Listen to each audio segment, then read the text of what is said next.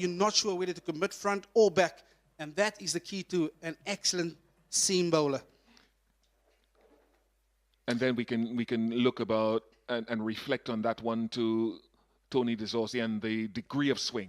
Yeah, and this is what I'm trying to highlight here, Bish. You can see the blue line, of course, that's the original line, but the red one is the one where he gets the ball to swing. But for me, the key again is the velocity at point of release. Like I said, from time to time, as bowlers, we look for a bit of swing, we get full, we offer up scoring opportunities, but for me, the length is key and the velocity at which he released that ball. I just want to ask Vernon about that velocity thing there, because for myself, as a former swing bowler, not in your category, obviously, but sometimes I felt when I went full, I floated it up there trying to get the ball and almost pulled it. So let's talk about seam now and give me your insight into this. Yeah, and that's exactly the point I'm trying to make, is when you go full, you almost go searching for it. This is, for me, the perfect example. You can see Aiden Markham. He is setting up for the ball, swinging away from him. But the seam jags back. And to me, as a point of potency, that is something that I want to see more and more seamers utilize. Because once the ball lip off the seam, as a batter, you've got absolutely no chance to react to that. You can see Aiden Markham, he got into a bit of a rhythm against Joseph there because he swung a couple away from him. So as a batter, you get into that rhythm of leaving. And if it jags back, you've got absolutely no chance. Yeah, good lessons there. Let's find out a little bit more about someone who's bowled and batted well. Kyle Verena talking to Nikhil earlier. Kyle, a really impressive half-century yesterday. What pleased you about the way you batted on that surface? I think probably just the intent that myself and Vesey showed. Yeah, I think before I got in there, it was quite a sort of slow wicket. It looked like the guys were struggling to score a little bit. So I think from my side and the partnership that we had, we scored at quite a good rate. So I think that, for me, was probably the most pleasing thing. Give us some insight, Kyle, into your thought process of still seizing scoring opportunities like you did yesterday. Yeah, I think, like I said, it was quite a slow-scoring wicket for most of the day. But yeah, when myself and Vesey sort of got to the wicket together, we had a decent enough lead. I think we're on about 140 odd or 150 odd or somewhere around about there. So I think it wasn't a case of trying to survive. It got to the point in the game where we needed runs. And yeah, I think just looking to score and being nice and positive was the way to go. And just tell us about your away form, and you've had some really good returns away from home.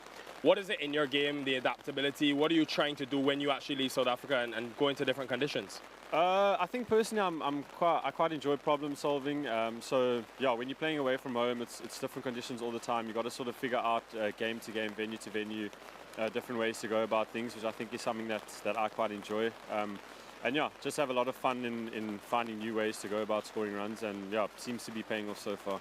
And just quickly, having some fun there with Jaden Seals. Describe that little battle between you guys. Oh yeah, we know each other quite well, so it's just a little bit of banter, to be honest. We chatted a bit at the end of the day's play. Yeah, just a lot of fun. Nothing to it. It probably looks a bit worse on TV, but yeah, just having a bit of fun and a bit of banter. Lovely. Go well today. Sweet, thank you. Big thanks to Nikhil and Kyle Verena. Well, the sun is breaking through. That's great news. The Water Hog has worked overtime, and things look very promising for an imminent start. We'll take a short break, and when we come back on the other side, we'll have much more for you.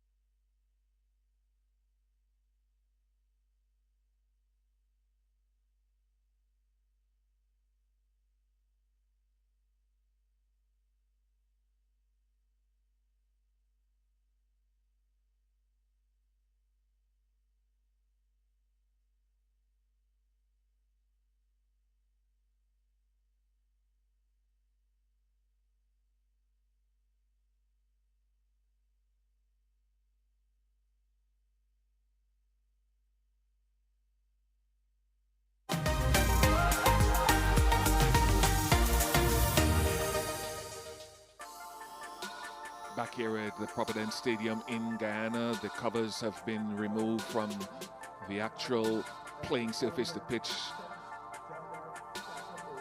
The motorized water hog is at work. And so once again, it looks very, very promising with those overhead conditions. Remember that South Africa lead by 239. They're 223 for 5 in their second innings, with Markram getting 50, Verena not out on 50. Vian Mulder is with him in a wonderful partnership they created yesterday evening.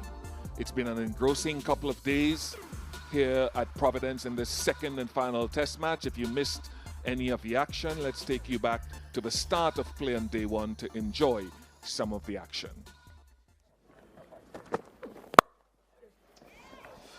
Caress through the covers. A relatively quick outfield. We'll see the first boundary to South Africa, and off the bat of Aiden Markram. Fine stroke.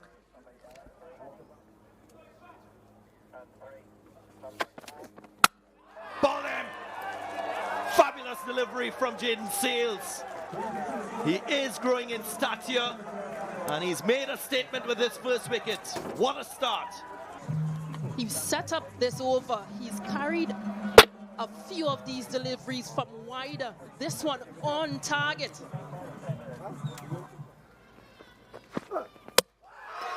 Top man, his first test match wicket at home here in Guyana, and it is a big one, and he has gone a touch fuller. Top of off is perfect. Can see he's beaten Aiden Markram, all ends up. It's that wobble seam, he's not sure which way it's going. It's nipping back, and that is what the coach asked for. Top of off. It goes up, 2 in the over for Shamar Joseph. Absolutely brilliant again, and it's that one nipping back at the right-hander. Timber Bavuma, the previous one, has gone straight on. And yeah, he's got his man. Yeah, flayed away. I'm back with a point. First boundary for Bedingham. Just a smidgen of width, but enough for him to free his arms.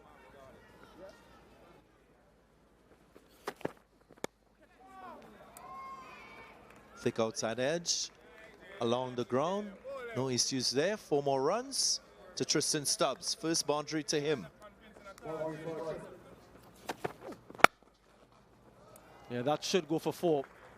Confidence oozing from Tristan Stubbs. Not a boundary off the bat there of Tristan Stubbs. Well played. And a misfield from the West Indies. It's happened a couple of times this morning. But he's growing in confidence, Tristan Stubbs.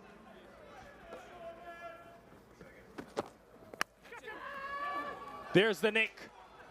Did it carry to Jamel Warrican? He's not always in the slip cordon, Warrican.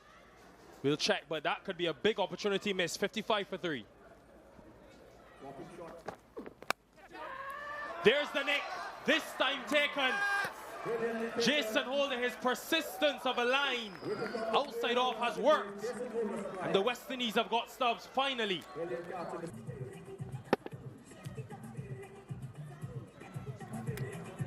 Yeah, what a catch from Hodge.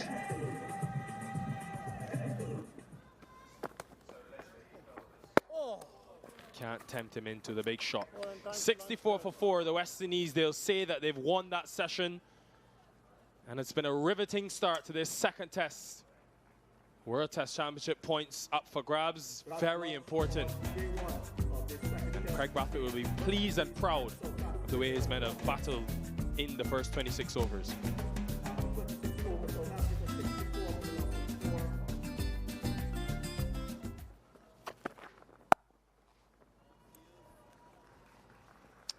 Very comfortable and just easy on the eye. First boundary after lunch.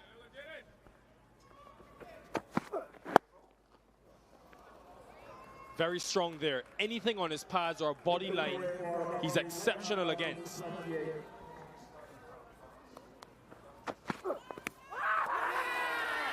Joseph has 3. What a start to his home test career. There is a little bit of movement still from the surface. The line perfect, just about 4th, 5th stump. That is top class. Really well executed from Kyle Verena. Indeed, and if I'm Jaden Seals, I wouldn't mind this. Goes again. Consecutive boundaries through that offside. Good comeback from South Africa.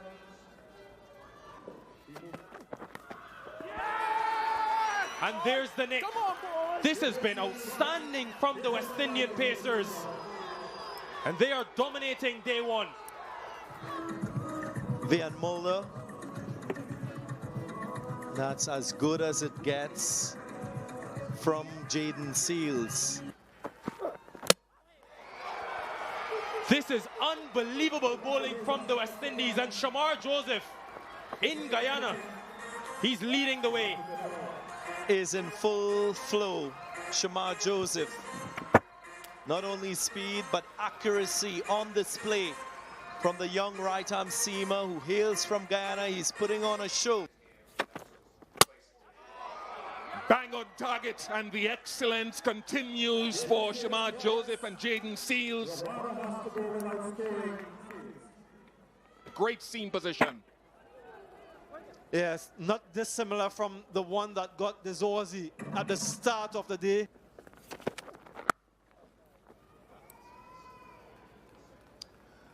Will be 4.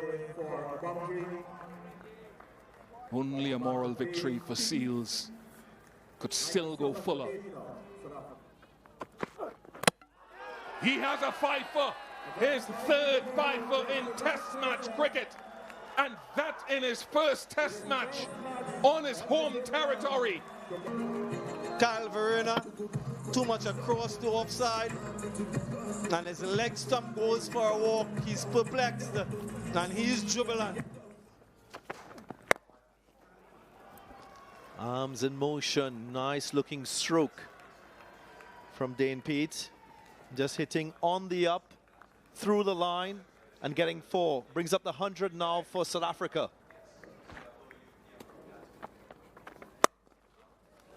Too short from Gudakesh Moti.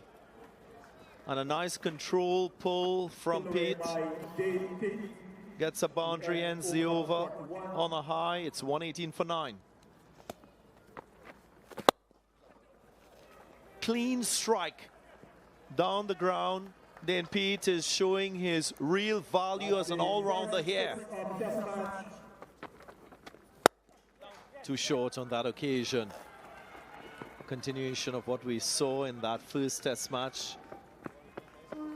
Not supreme control from the left-arm spinner. He pays a heavy price. What a shot. Absolutely glorious from Nandri Berger, and they surpass that 141-run mark with that boundary.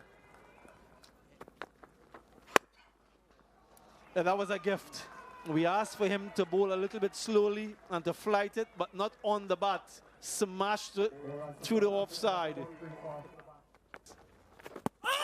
Huge shout. That must be given. Finger is up. Hassan Raza raises his hand, but understandably immediately reviewed.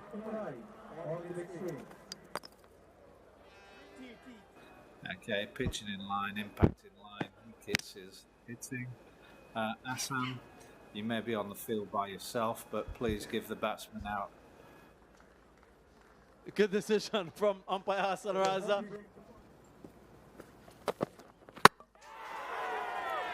What a delivery that is. And what a start for Nandri Berger. Yeah, South Africa, they need early wickets. And he set him up for this absolute peach of a delivery. There's absolutely nothing he can do.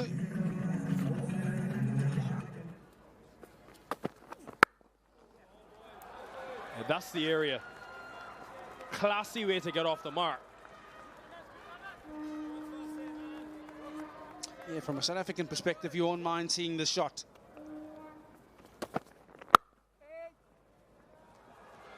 So good. Excellent timing. The sound of the bat told the full story.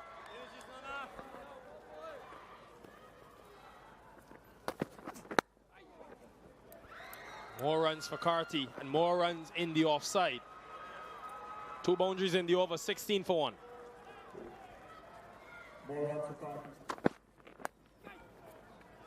Yeah, pounced upon again. This is good from Carty. He's taking advantage when they stray in line and length.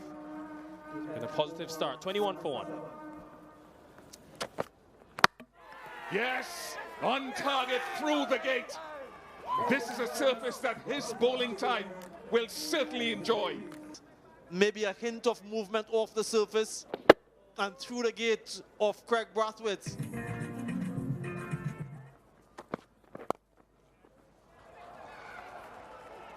Nice stylish shot from Casey Carty all the way with the wind for 6. Not that he may have needed the wind to get it down there. Stylishly played. Brilliantly taken from Pian Mulder. Outstanding reflex catch. He's veering away to his left initially and then has to go right. Look at that. Low down to his right as well. Yes, it's his favored side.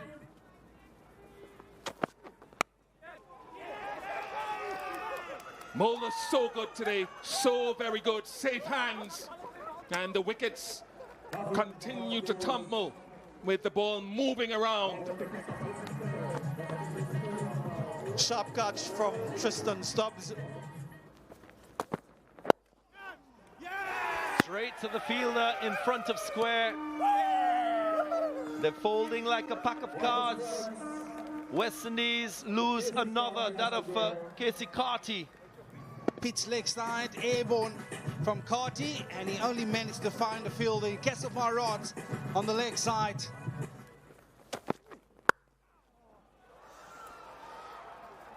Glorious from Jason Holder. His long arms, quite languid, in motion. Brings a little cheer to the West Indian fans at the ground.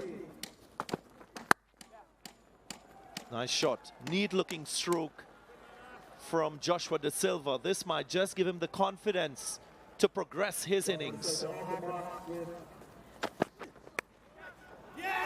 There is trouble once more. Beaten the previous delivery and now lured into that drive. Joshua De Silva. It's that inviting length. He feels he needs to drive at it. He throws the hands hard at it, only to find a thick outside edge and find the slips fieldsman.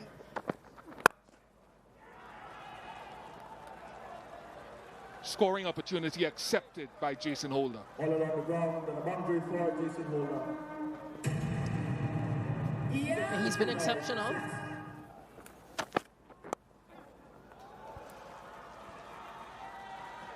Four more important runs for Jason Holder. Yeah, West Indies won't mind these poorly lined deliveries.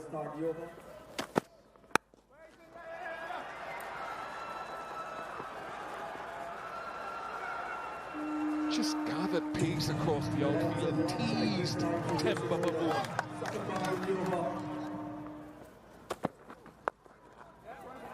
That should run away for 4. And again, Stacey and I'll say, important runs, each of them, for the West Indies.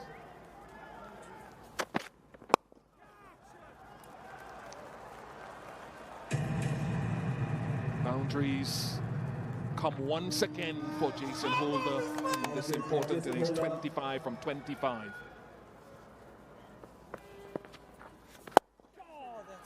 And there is that aggressive stroke. He's put it away for a while, Jason Holder, but he's still seizing his opportunity.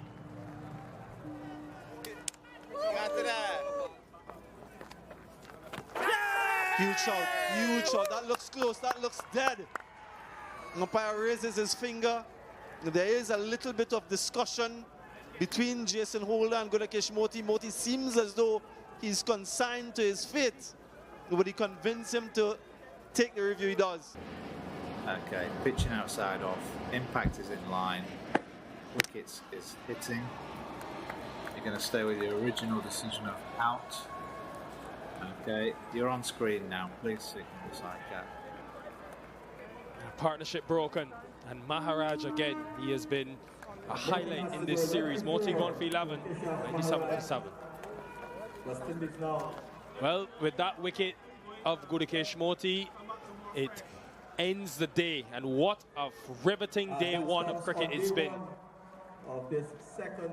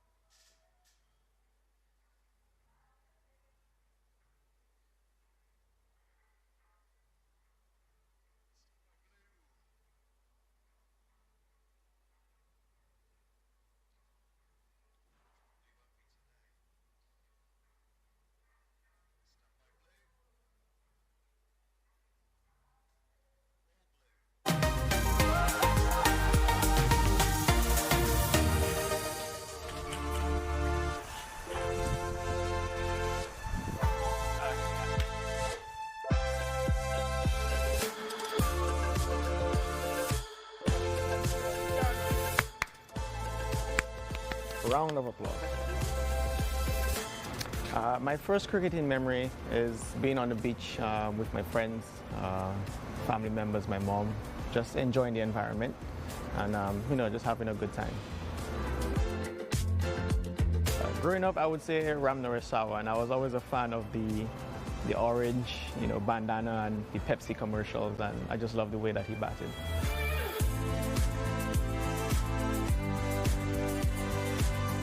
I love, the flowing cover drives and the pull shot.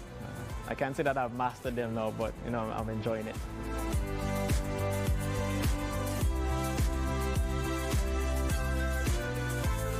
The first game I remember seeing on TV, I think it was West Indies versus Australia. I think Merv Dillon taking a 5-wicket haul or something like that. Yeah, but it was a long time ago. I was a young boy. The first cricket game I remember going to was my grandfather. He played cricket up in the village, so yeah.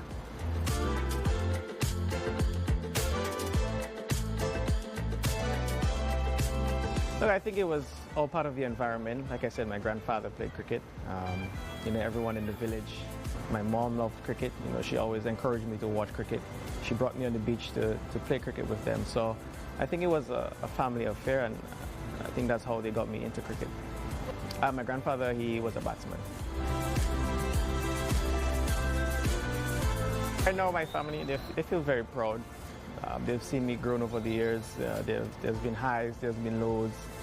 There's been moments where I almost had to stop to, you know, pursue an education, but thank God I didn't.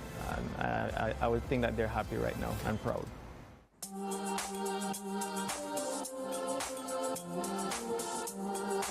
A lot of the decisions I had to make around education and cricket, I think it was when I was in fifth form. Obviously, that's where the bulk of the work started, CXC, and I think it was getting a little bit tough, and you know, they wanted me to kind of put it on the back burner and focus on the studies, but I still managed to sneak away and play cricket for my high school. So it worked out pretty well, and I think they're happy for that decision now.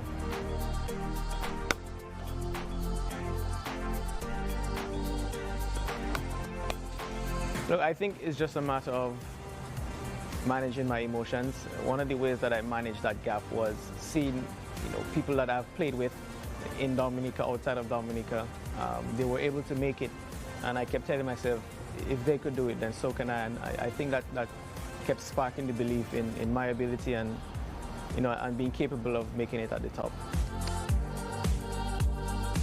There were times when it dipped a bit. You know, there were situations where I wasn't able to get into the team over and over. I probably went to best be best trials 6 times, and you know, every time I went, you know, there were situations where a selector or the coach would come and say, hey, we didn't select you because of this reason, or we're looking to move in that direction.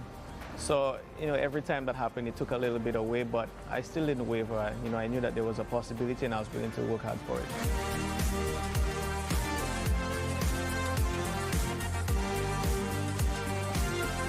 Yeah, it was tough. I think that's where family and close friends were important, you know, being grounded and knowing that it is possible, and it's important that I stick to the plan, stick to the goal ahead, and just try and stay focused on that goal.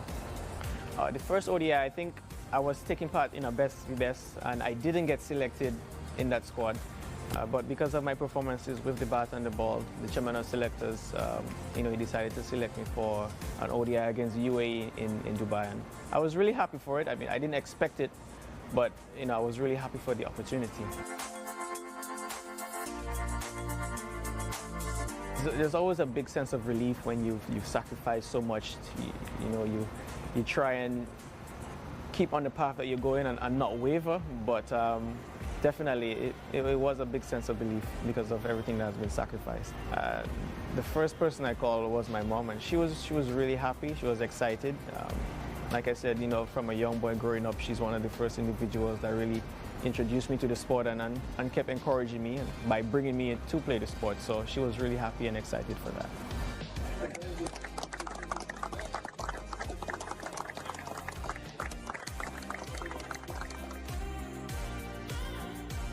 Playing your debut against Australia is never easy. It's kind of an intimidating place to play cricket, but also a beautiful place to play cricket. It has such rich history, and to make your debut there, you know, it's a dream come true. It was special. It was on the back of a South African 18 tour. I did pretty decent. I think there was a juggle between me and a couple of the guys, and I'm just grateful that, you know, I was selected, and then I was able to repay the good faith placed in me.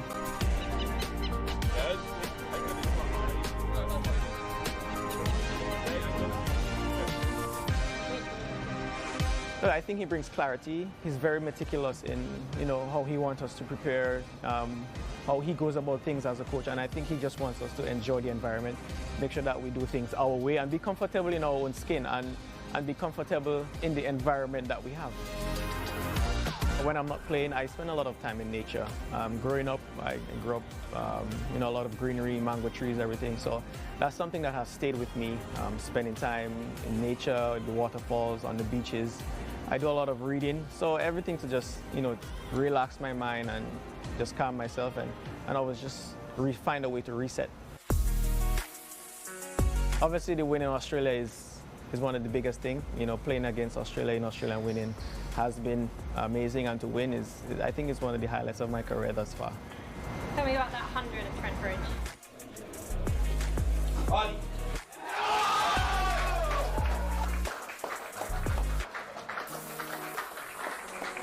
All right, it was amazing. I think fortunately, I got some good time in the middle in the warm-up game. I also got 100, and I think it was really important that spending time would be critical for myself and the team. And you know, I just keep taking it deep as possible. It was just really good to cross over that bridge. Many times I got close. In the previous story in Australia, I got out on 99 in the warm-up game and then 71 in the test match. So, you know, to really carry over and cross over that line for the team and myself, it was really satisfying.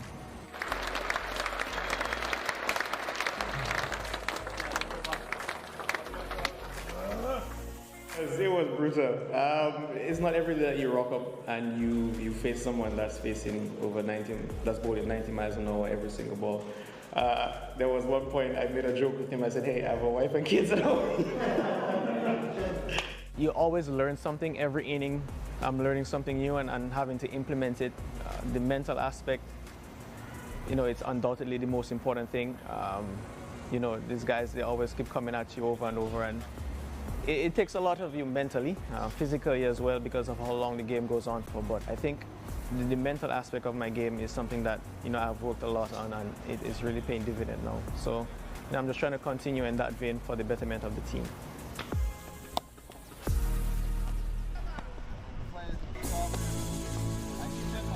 My friendship with Alec is pretty special. Obviously, you know, we've spent a lot of time off the field, living in Grenada. You know, so just the communication, everything that we do, it just happens so fluid. And, you know, the partnerships that we have is, you know, testimony to that. I think our relationship is based on how close we are. I think you could see it out in the middle. It's not just two batsmen batting out there. It's actually two friends, you know, and we communicate well together. And most of the times we don't even call when it's a single. It's like we speak through our eyes. He's just Kavem Hodge. And that is all I could say. Because, I mean, we back home sometimes we say he work a bit too hard. But, I mean, you could see it. That is why he's Kavem Hodge. A lot of us have played at the under-19 level for our senior team, for our country. So I think everybody knows each other well, and it's just a matter of continuing to build the bond that we already have.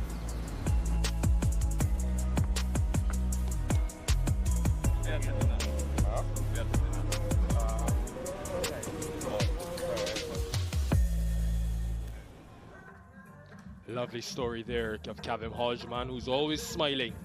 He and his team will be smiling now as they take their team photo, and first series of this group being together with Roach and Warwick in after Roach was injured. Obviously missed the England series, but they'll be hoping that they can really become and stay a unit today in what has been challenging conditions, and they will have to chase.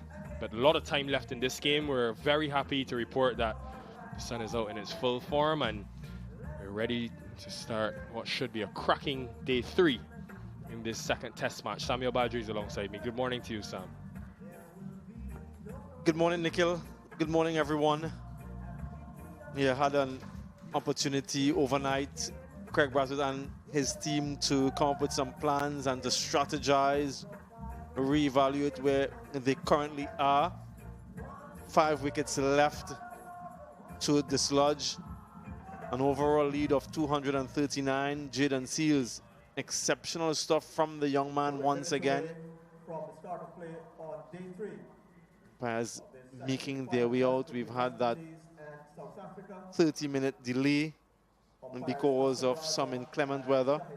Did have a smattering of rain overnight and early morning, but when we came to the venue, the weather was set fine. And then all of a sudden, it began to rain quite heavily. Fortunately, though, not for too long, and the delay itself, just 30 minutes. On 50 and Rian Mulder on 34, making their way to the middle, followed by the West Indies team. This will be a 2-hour session, and lunch will be taken at Ready to go on day 3. We've had 25 wickets fall in 2 days, but surface has flattened out. No real moisture in that surface. Here's where we stand. South Africa leading by 239 runs. They were in some trouble yesterday at 139 for 5. But Mulder and Kyle Verreynne have both stood up and have built a formidable partnership, which has put the West Indies a bit on the back foot. So they'll be hoping for early wickets today. We have 10 overs until that brand new ball is available.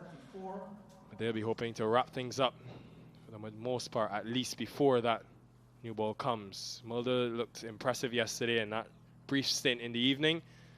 Played a few aggressive strokes against Moti and Kevin Hodge. He'll be looking to build.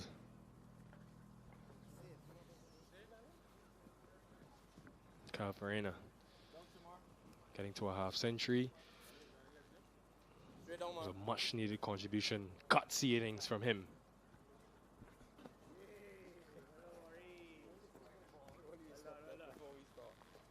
West Indian captain looking to employ spin to start things off, and we're going to have a look at the ball even before on delivery is bowled on day 3. That's a little bit surprising. But yeah, the ball gauge is out, and it seems as though folks, quite surprisingly, even before we start play on day 3, there is going to be a change in ball. So the ball should ideally go through those 2 rings unhindered, just to ensure that the shape is appropriate and suitable. Clearly it isn't, and so umpire Gregory Brathwaite will be called into action. Might be caught off guard. Here he is. Yep, early on day 3.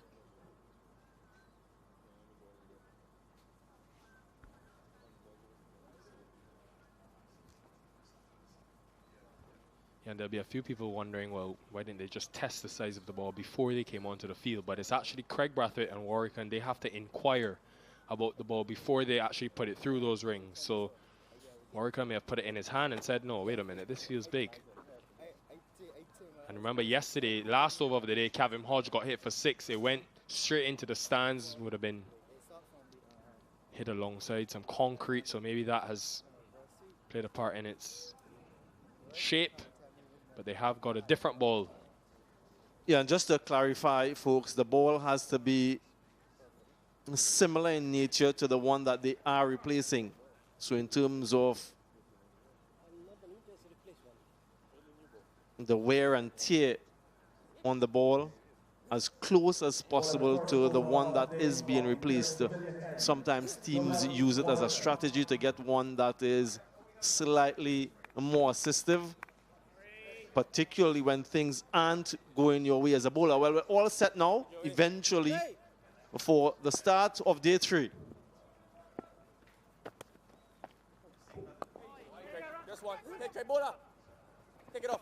Oh! Could have been close. Good start for South Africa. Just setting the tone of what they want to do when both long on and long off out, as well as a deep mid-wicket. Yeah, center. Really quick release from Craig Brathwaite. Saw a level of aggression late in the evening yesterday from these two as they continued to build that partnership. Wary legs from the West Indies just allowed them to score freely to the very end of play. Wonder what the approach will be this morning.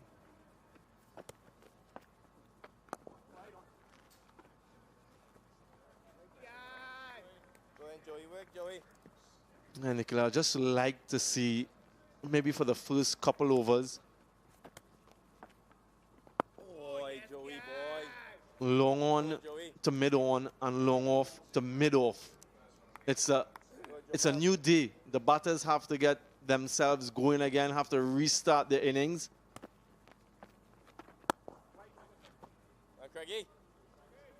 So there is a straight sort of short mid wicket that prevents that single. So it's an in-out field, really.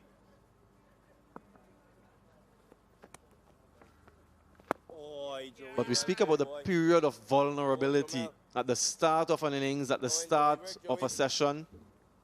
That's when batters are more likely to get dismissed or play a false stroke. I like to see more pressure being exerted. Just slides on. The West Indies have got their first in the very first over of day 3. And it's a first for Warrican. Yeah, no thought of even reviewing that. That was as plumb as it gets. No turn, just on with the arm.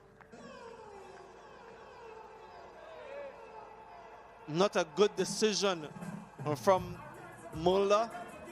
And once he misses, yep, that's as plumb as you can get. Elation for Warrican. West Indies strike in the very first over on day 3. The partnership of 85 comes to an end, 224 for 6.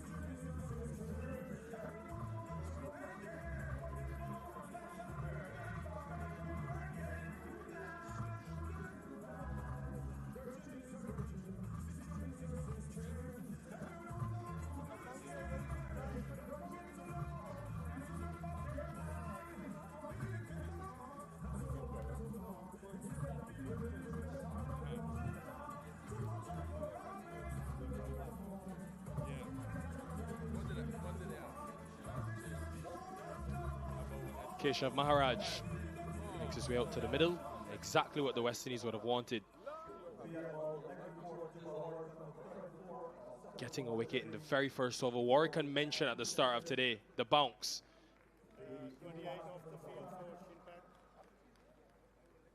Yeah, one playing on the back foot, 2 playing across the line.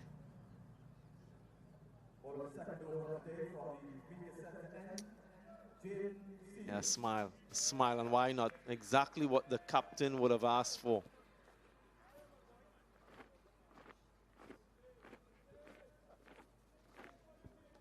Jaden Seals, who was responsible for a big comeback by the West Indies yesterday. Middle of day 2, he's now starting proceedings from this media end.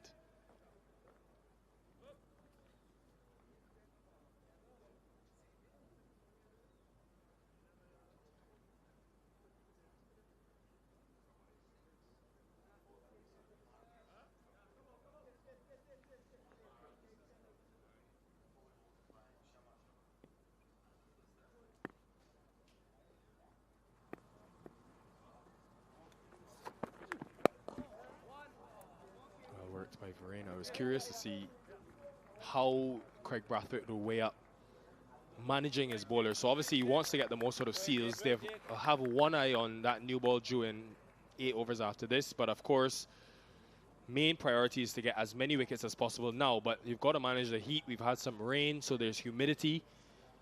And try to keep Seals fresh. He used Seals, Joseph Holder in rotation yesterday in 2 to 3 over spells. So potentially he could get a 2 overs now and then another burst with that brand new ball, but they'll be hoping to wrap it up before then.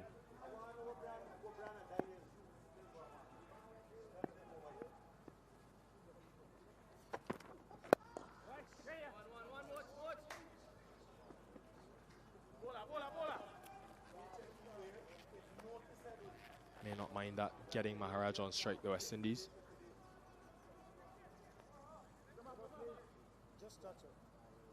There's some talk from Jaden Seals, but he was able to back that up for the second time, getting the wicket off the Zorzi. And just that probing line and length and the pace and movement from the surface.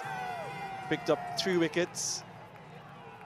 Had a 4th, but unfortunately reviewed and had to be overturned.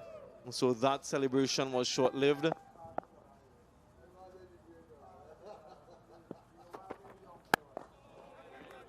And I just wonder if that wicket of Mulder changed the plans of Craig Brathwaite to get Jaden Seals in, or if that was always the plan. You mentioned that the second new ball being due in 8 overs after this. But now that you have Keshav Maharaj, who across the 2 tests so far, has only faced 3 deliveries. He's been dismissed twice without scoring.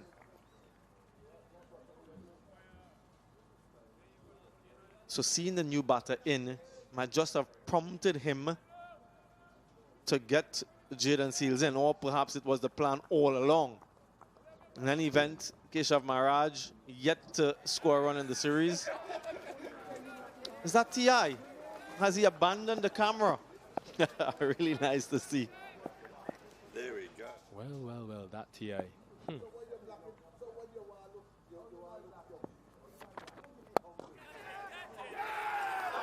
West Indies have got another duck for Maharaj. What a start to the day. That's a hat-trick of ducks for Keshav Maharaj. Just 5 deliveries he's faced across 3 test match innings. Gudakesh Moti completes an easy catch, a 4-for finally for Jaden Seals, and they strike in the first and second over on day 3. 227 for 7.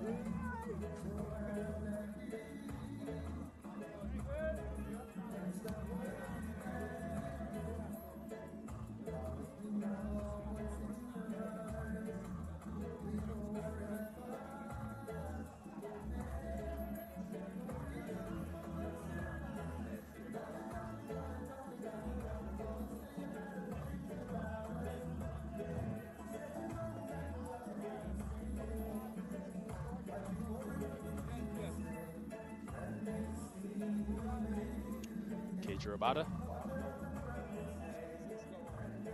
definitely has potential with bat in hand. Showed it at the T20 World Cup. Be looking to just support Kyle Verena.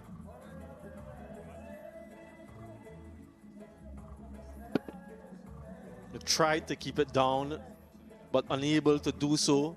Another soft dismissal, you'll have to say, before Keshav Maharaj chipped one back to Jamal Warrican in the first test. Another chip and dismissal for him. And we see that hug and that sincere appreciation from Shamar Joseph for his teammate. So good to see, refreshing.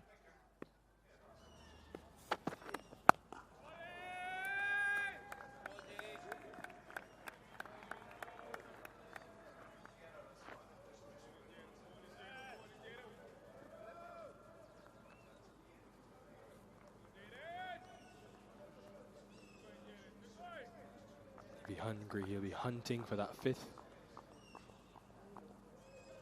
What a year he's having. 23 test wickets in 5 matches. Most in his test career in 1 calendar year so far.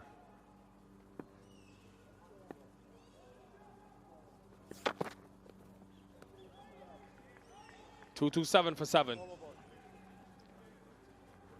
Yeah, Warrican mentioned earlier today he felt the bounce could keep his spinners in the game.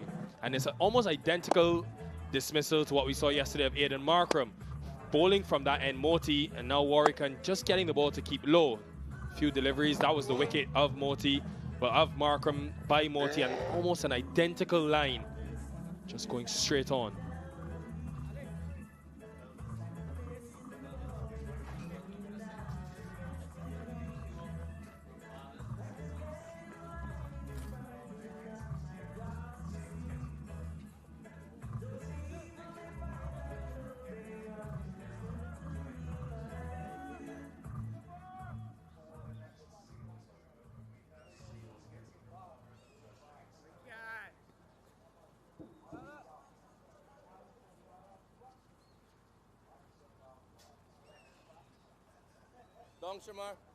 You can understand now the field being back to give the more established batter in Verena the single and bowl to Rabada.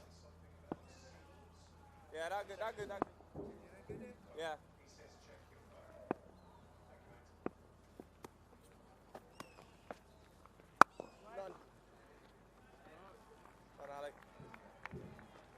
An ideal start for the West Indies. Couldn't get that partnership broken yesterday, but they've gotten two quite quickly today. And we saw their travails in the first innings. Couldn't break that last wicket partnership. And they'll be quite cognizant of that. They'll want to finish things off as quickly as they can. Jaden Seals, when I spoke to him after the first day, he said that they dropped the intensity just a touch when they got the 9th wicket, perhaps thinking that it would end shortly thereafter, but it didn't. And that's why you have to keep that intensity up all the way. It's not over until it's over.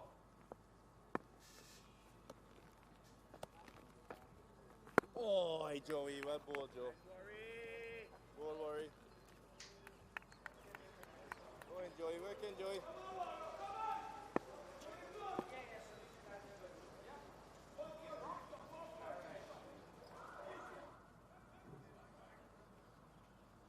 Yeah, good. Really good. Batter, fielder rather, close in just to have him thinking about playing that defensive prod. Have something on the back of his mind, something to think about.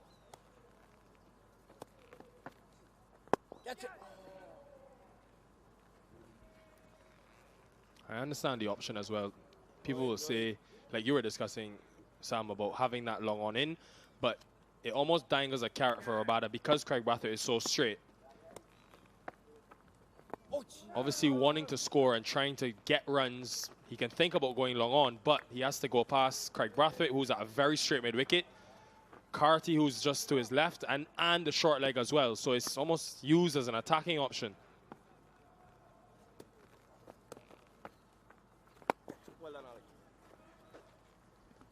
Just tries to float one up. 228 for 7. A single from the over, South Africa, 228 for 7.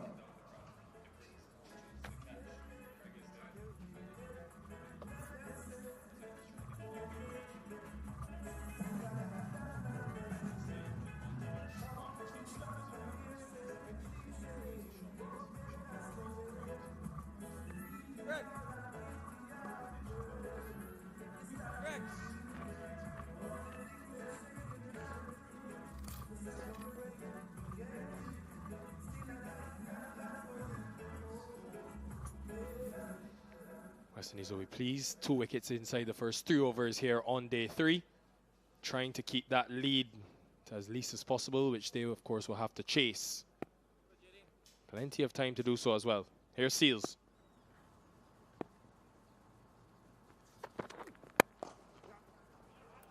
Really good from Verena. So much balance and exactly what South Africa require this morning. That's the boundary off the back of Kyle Vereen. Yeah, there's so many things that are good about this shot. His balance, but the way he's been able to thread the gap, a very small gap between mid-off and cover, and all along the carpet. A fusion of timing and placement from Verena.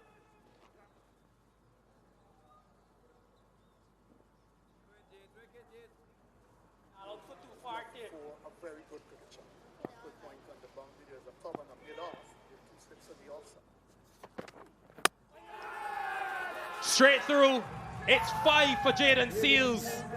What a bowling display this has been. His second in his young Test career. A future star. Forget future star, he's a current star. Nikhil, look at this delivery. Just that inward movement again, and breaches the defense of Verena, who is on 59, remember.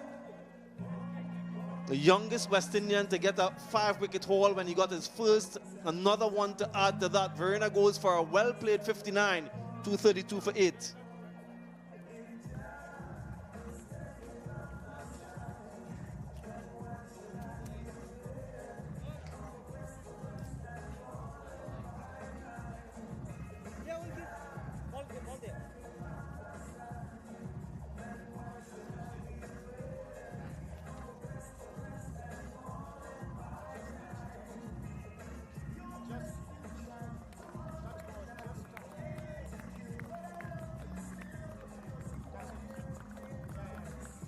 Dane peaked.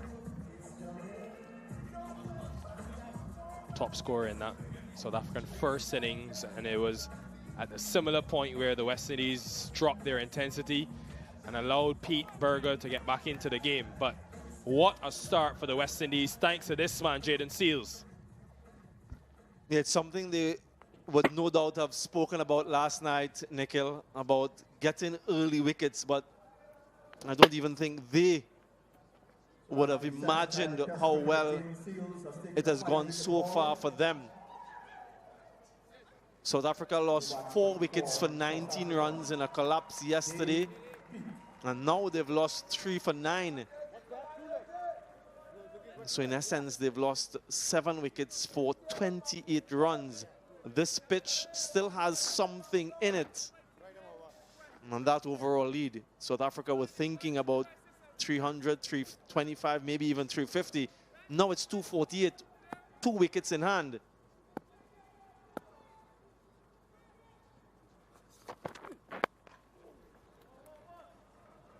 Off the mark straight away is Pete. All the injuries, the shoulder, the knee, the tears. Mentioned all the time of that Australia series. Missing it was one of the toughest things for him to go through in his career. But days like today and days like yesterday as well. Remember, folks, he started in an expensive manner. They were attacking him. Had to change his mindset, battle back on day 2. Brought the West Indies back into the game. For him to get 5. Excellent achievement. Just his second in that Test career, but he is far from finished.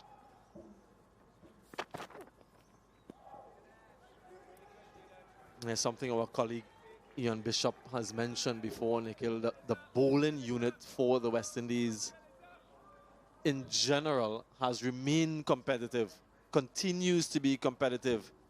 It's the batting, it's the other half of the equation that has been problematic. 51 for Markram, 59 for Verena. Not much else. 39 Dezorzi. And Mulder with 34.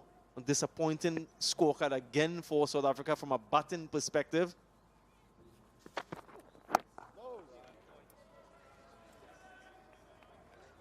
Yeah, Jaden Seals did dismiss Rabada in the first innings. Again, from round the wicket, he has this ability to swing that ball back in. Beaten all ends up. And there's a battle between these two as well. We saw it in the first test. Exchange of words.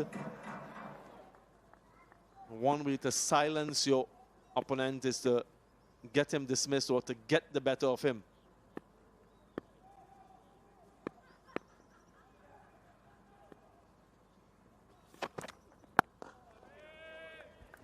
Exceptional stuff from Jaden Seals. 2-3-3 for 8. And it was successful over for Seals and West Indies. South Africa 233 for 8.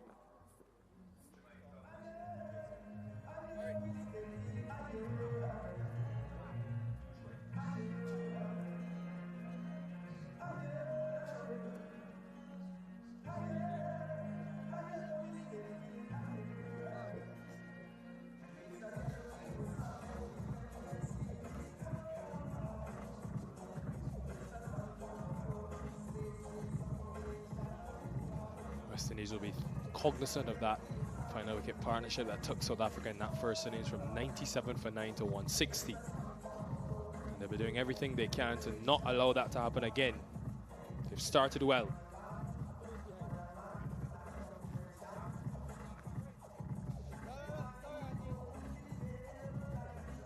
Sean Tate, the bowling coach for the West Indies, will be very pleased with what he's seen this morning and for many parts of this Test series, really.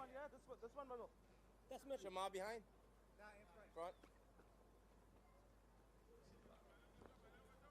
Yo, Joey.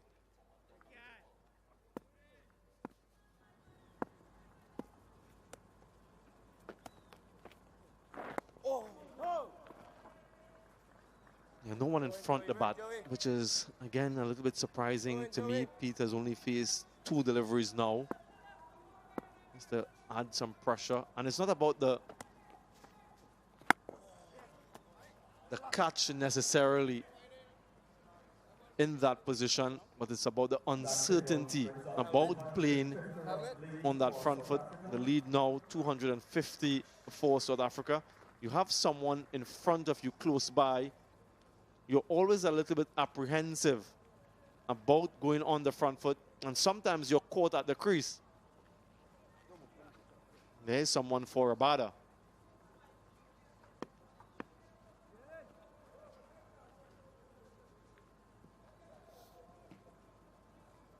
Go ahead, boys. Work in there, boys.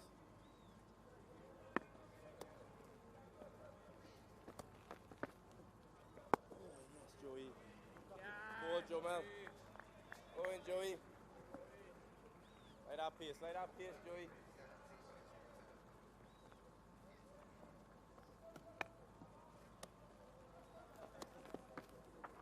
Oh, Joey boy, well ball. Go on, Jomel. Keep going, Jomel. Work here, boys. See yourself? You see yourself, bro? Where? Oh, yeah. Yeah, well disguised temptation from Warwick and just floated it up. They've got deep mid-wicket and long on, so if he wants to take it on, they do have catchers, but it is hitting with the wind. So Rabada will feel he can take that on. They've also pushed deep backward square now onto the boundary. Oh, Joey Once boy. again, 2, 3, 4 for 8.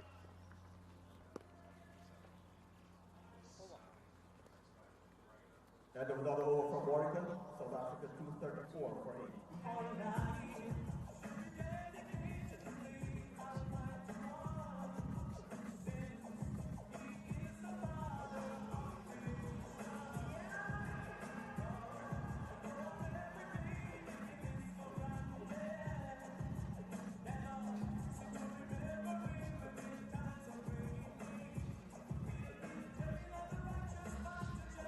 Yeah, the 6 options used.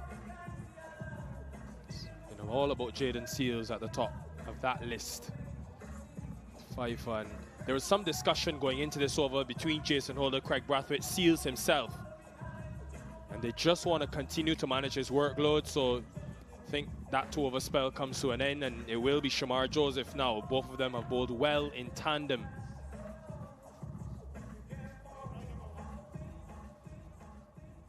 And this change is because of that impending new ball.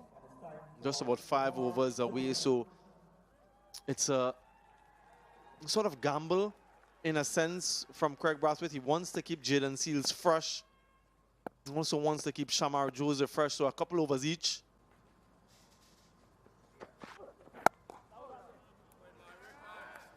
And if Shamar Joseph can get the wicket with this old ball, it will be sort of a bonus. But he does have that new ball, and the fact that it's only 4 overs away after this one on the back of his mind.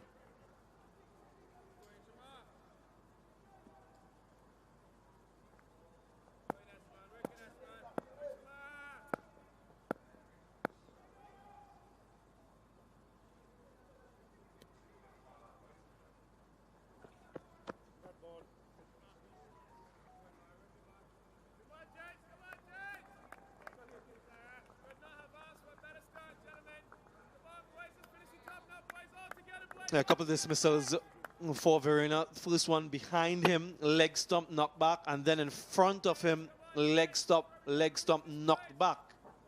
So seems to be a little bit of uncertainty when he's playing those types of stroke.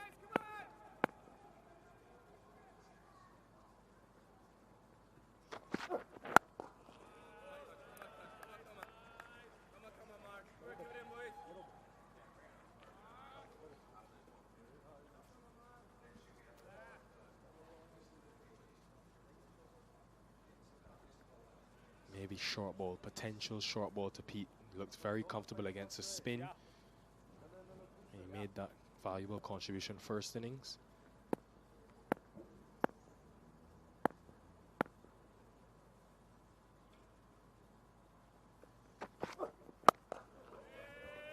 Sean Tate, Andre Coley will be imploring Jaden Seals, Shamar Joseph to keep a test match like this in the back of their minds. This is what they've done in 2024, and it's been excellent to see the way they've both developed and grown in the test format.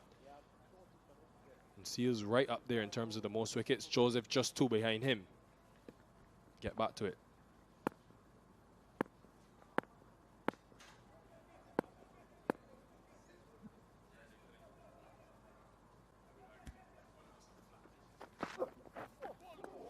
Just may have stayed a bit low. The reason I'm saying that, though, I think this test match was a real ceiling or a real highlight of what the potential could be. You look at the first 10 overs between Seals and Joseph, the way they started yesterday, both of them agreed that they weren't up to scratch, but the way that they were able to come back in the game, fight their way back in. And on day one, it was Shamar Joseph who got 5 and was well supported by the pressure building of Jaden Seals from the other end. And here, 2 days later, Joseph hasn't picked up any wickets, but he supported Seals after that initial spell. Both of them have built pressure fantastically well throughout this second innings, and this is why the West Indies find themselves in this position.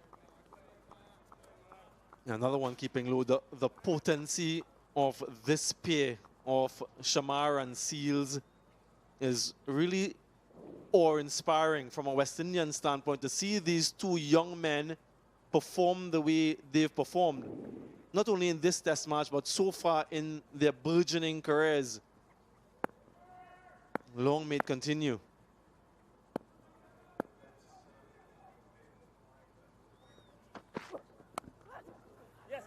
Falls short again. We've seen this a number of times throughout the test match. Ball's not carrying to slip. 2-3-4, 2-3-5 correction for 8.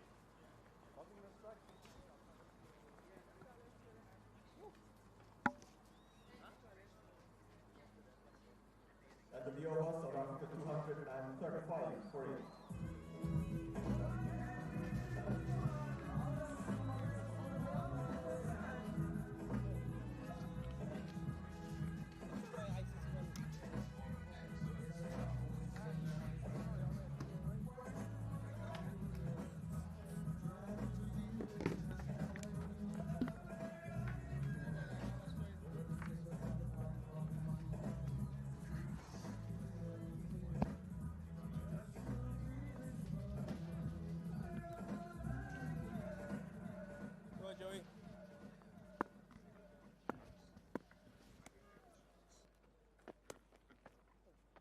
Oh! Go on, Joe. Go on, Joey. Work, Joey.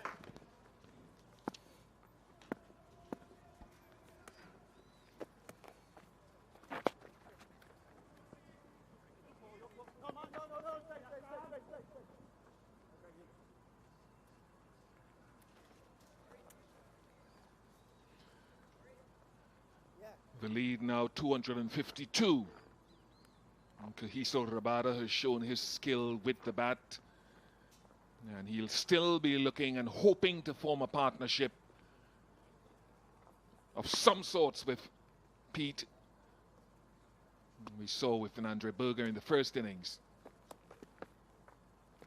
Down, Jaden. And that's another indication there.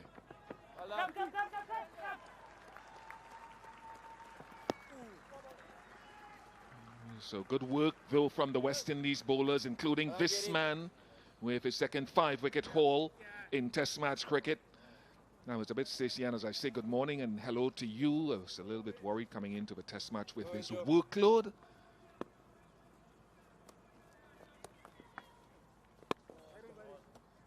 Mentioned it to him, and he said, I'm giving it one last big push today.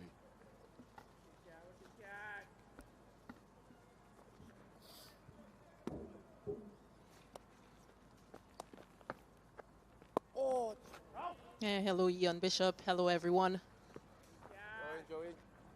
Yeah, we had this discussion on day one. Jaden Seals haven't played in that previous test against England and into this test about his workload. But he's been excellent for West Indies. 238 for 8. South Africa 238 for the loss of 8. Shamar Joseph continues from the media center end.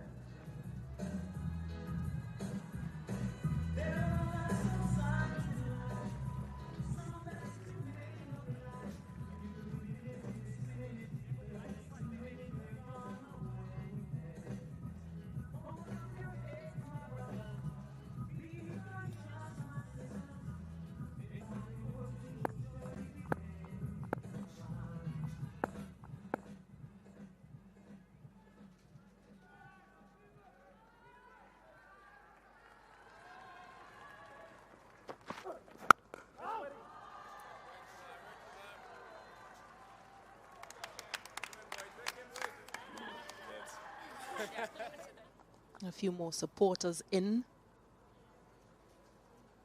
the 3 of this test, anticipating a few more wickets.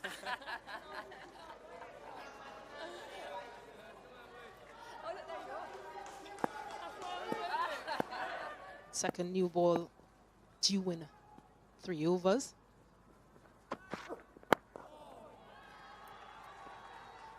But this has been excellent from West Indies.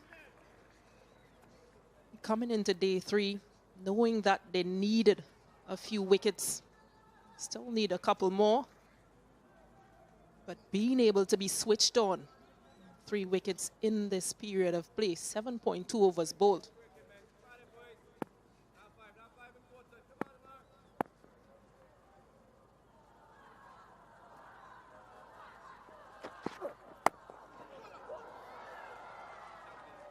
Excellent. From Shamar Joseph. He's been asking a lot of questions. He's been bowling in that channel. Oh, that was for Craig, sorry. Forcing no order to play.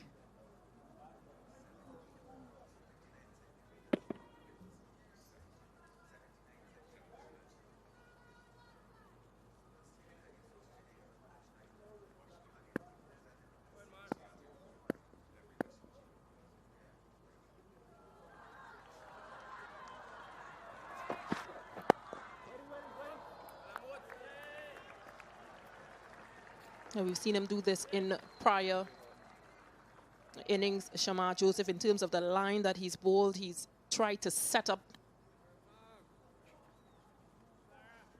the opportunity to achieve or to gain a wicket.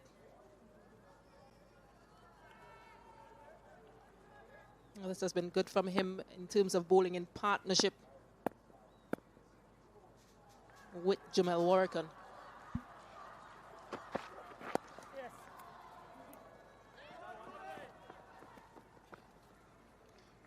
And the key will be for him not to get too greedy in stump hunting too often, because I think that's the temptation with the bowling against the low order, and Dane Pete can bat. We've talked about his first last 100. Don't try to get too greedy. Sometimes it's good to see a couple of deliveries, in my mind, Stacey, and just go through to the keeper off a good length. Just a couple going through to the keeper and keeping that one that attacks the stump as a little bit more of a surprise.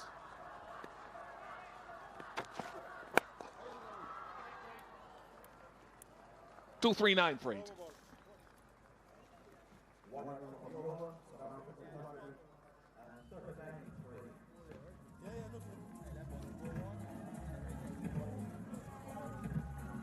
Six bowlers used for West Indies. Hodge with just the 1 over, as we saw yesterday evening before the end of play. Jaden Seals standing out with 5 for 60. Some support from Moti, and 2 for 61.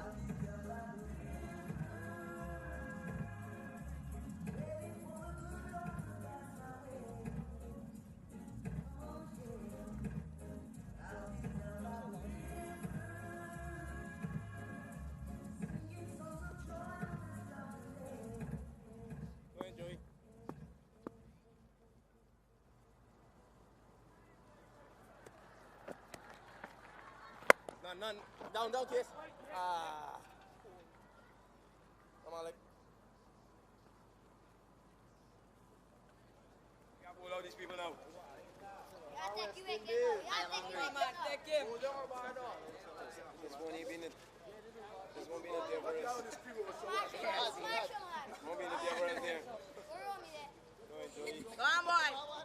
Saturday morning, instead of having coaching camp, the coach possibly deciding to bring the children out, anticipating a result.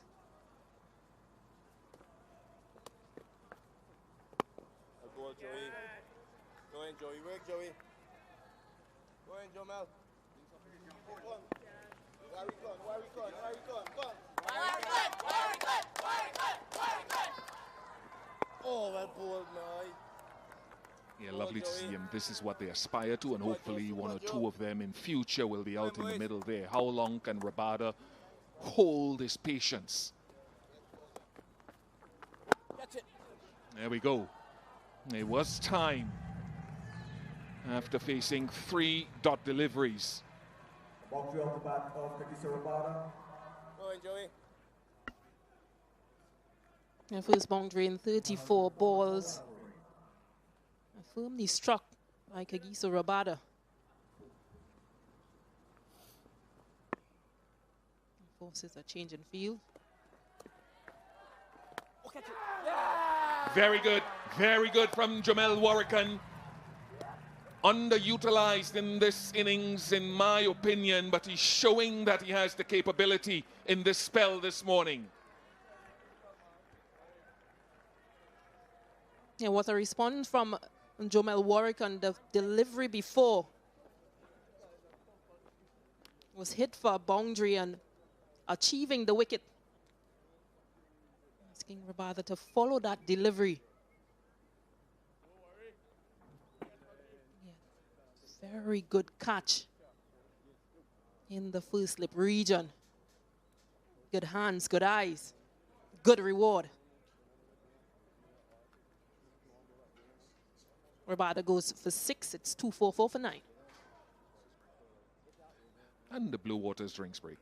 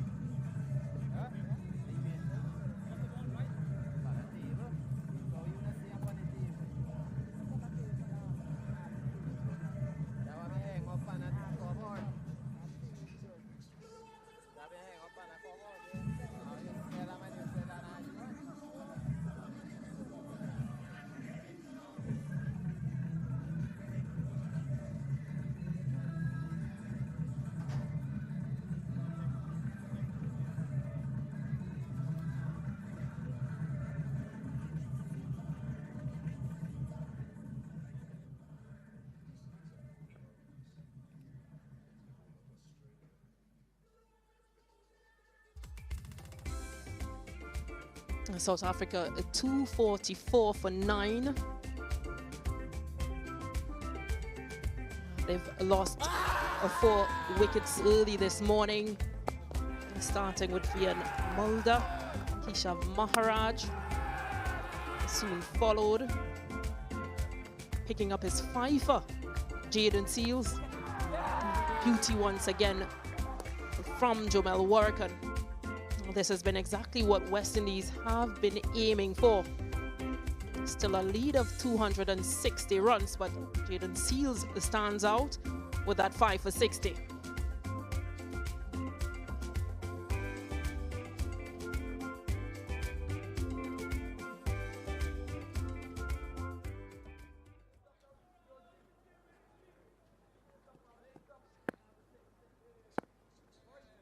Andre Burger.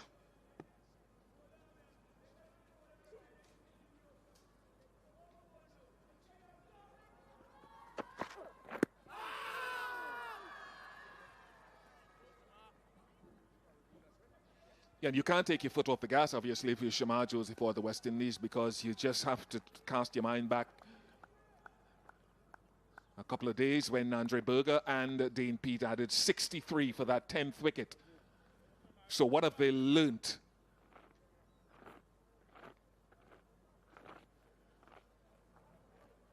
Shamar Joseph himself was involved in that 40-run partnership with Jason Holder for the 10th wicket.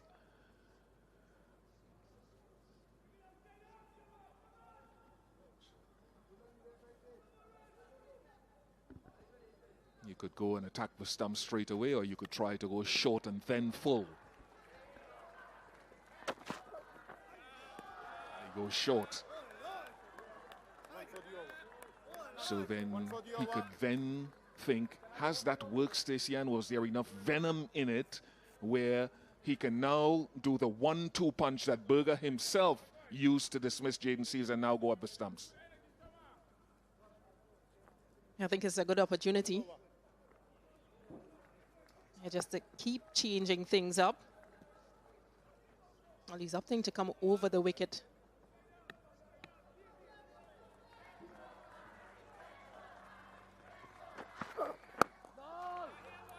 Yeah, that angle going across the left-handed batter does have 3 slips.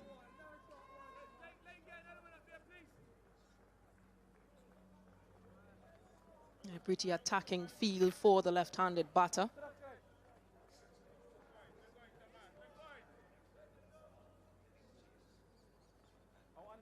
Might just be setting up this wicket the way he wants to take it, carry a few deliveries across him, then bring back that surprise delivery.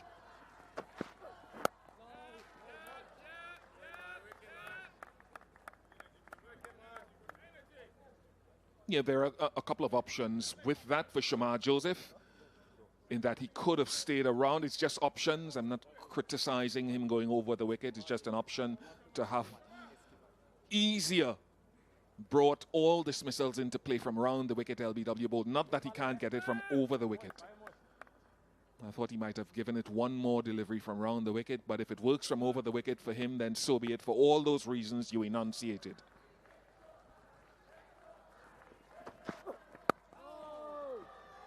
Yeah, that right there. As a left-handed batter, sometimes you tend to come forward and go across a bit more, expecting that angle, expecting the ball to continue through that channel. So you're forced to do this once it's a straighter delivery. And just maybe that head might fall over a bit more, which is what Shamar Joseph is probably trying to get Berger to do. He's changed again.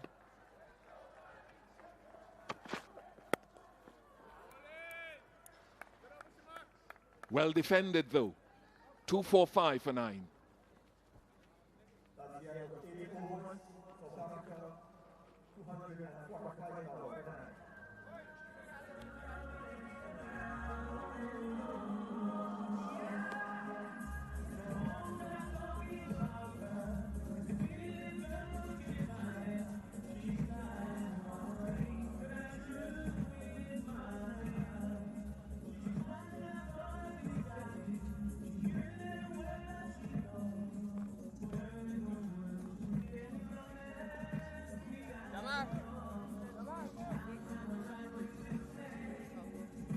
Second new ball taken.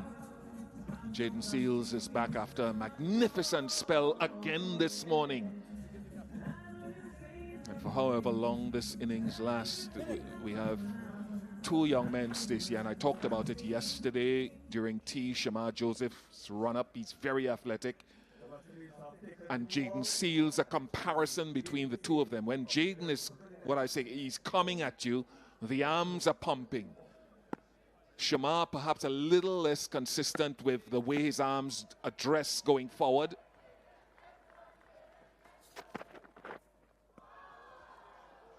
And that's something that, Stacey Ann, for me, I would like to see in the next uptick of Shamar Joseph, is to get the arms driving forward, because I can sit here and I can tell when he's really pushing in his run-up, which is about 60–70% correlation to ball speed.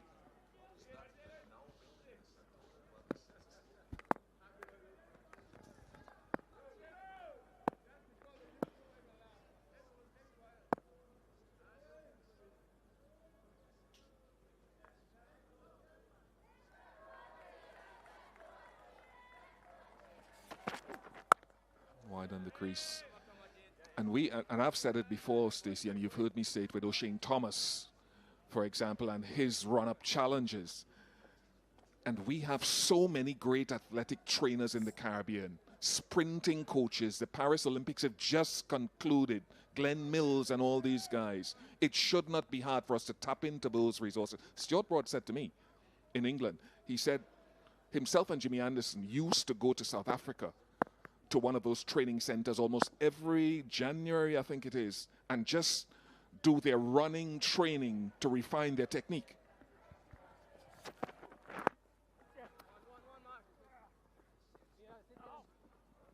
And so when we get these little things, I'm a strong believer that we have to tap into the athletic excellence that we have in the Caribbean. The hands driving forward, and he could even do more work with it. They're not cutting across the body as Shamar sometimes does. And it drives you forward to your optimum pace, whatever that is for when you're bowling. Sometimes he jumps wide, but his alignment is good.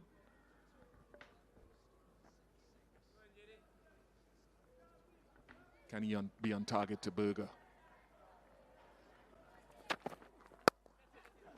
Taken it. What a brilliant catch. He has his revenge on Nandre Berger from the first time he batted in the match. That is a snatch of excellent performance from Jaden Seals. 6 wickets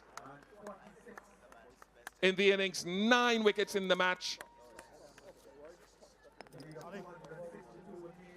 I think it's his best innings performance following the 5-wicket haul against Pakistan in 2021. Yeah, just the awareness in your follow-through. This is not easy to do. And landed in that right hand, saved hands. The excellence from the youngster. Appreciation from the team. 6 for 61. Just throw the ball, Gregory. I ain't keeping it. I ain't keeping it. And take a bow, Jaden Seals. Really good effort. We talk so much about his workload, but there he is, ball in hand. 6 for 61. Yeah, he said, I'm going to give it a last push today with the ball. And boy, hasn't he ended his bowling workload in the last 6 weeks with brilliance. This West Indies bowling group has a lot of potential. South Africa, 246 for 10. This has been excellent from the West Indies in the latter half.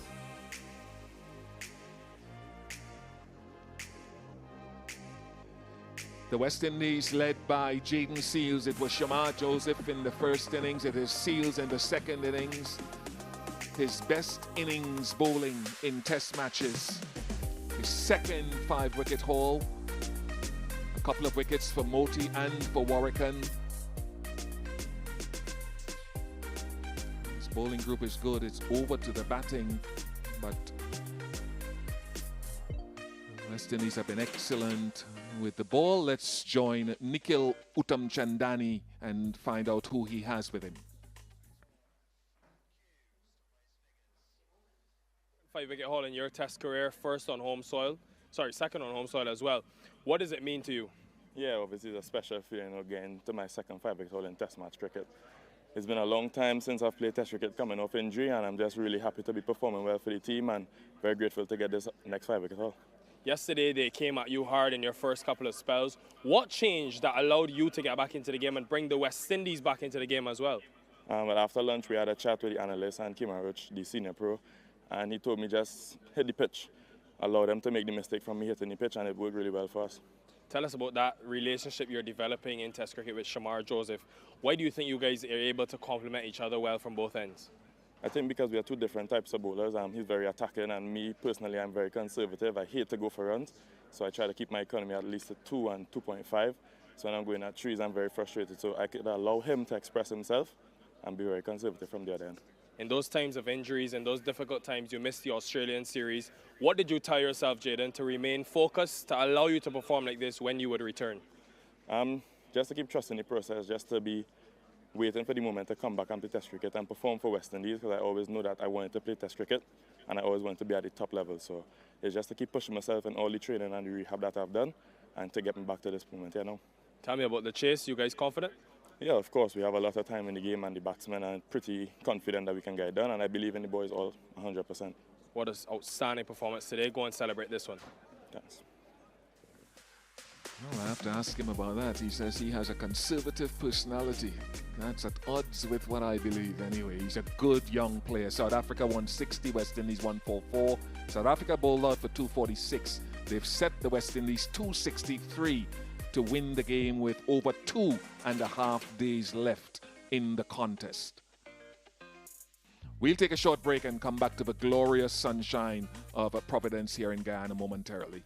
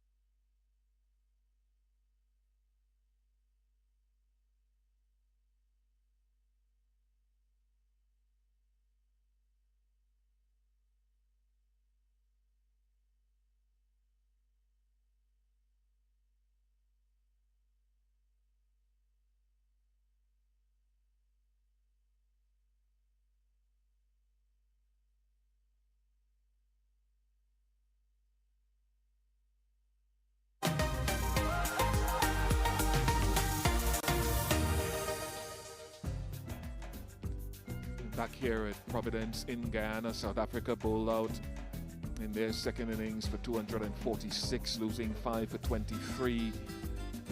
This morning, the West Indies were brilliant, 51 to Markram, 59 for Verena. Very important innings in partnership with Vian Mulder. The wickets that fell this morning, Stacey Ann King still alongside me, Vian Mulder, the first to go. Yeah, breaking that 85-run partnership between himself and Verena. Yeah, Mulder, LBW by Warwickon. Then it was Jaden Seals who struck, courtesy a brilliant catch from Moti. Yeah, they knew that wickets, they needed wickets, and they continued to pick up. Another beautiful delivery by Jaden Seals, getting the top scorer, Kyle Verena. He raised his hands for that fifer. Jamal Warwickon eventually got the wicket of Kagiso Rabada after being hit for 4 the delivery before. An excellent catch from Kavim Hodge in slip, able to get 2 hands to that. There it was to seal things off for Seals.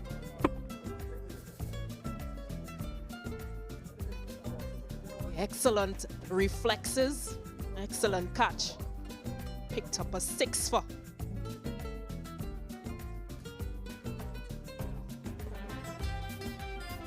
Very well deserved for an ever-improving young fast bowler. 6 for 61 for Jaden Seals. A couple of wickets for the spinners, Moti and Warwickon. But this is the acid test again. It has been this way for some time for West Indies batting units, requiring 263. Overs and time remaining, not an issue. But if you're real, it is as fragile a batting unit as they have had. And Craig Brathwaite needs a score.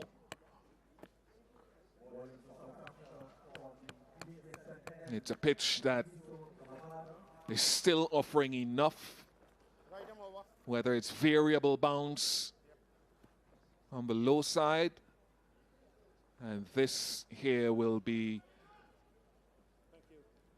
a testing period for another young man trying to make his way in the game, Mikhail Louis, 23 years of age. When does he get there? When does he get there? Soham or analyst? You analyze most things. When will he get to 300? No idea. Our analyst is throwing his arms in the air.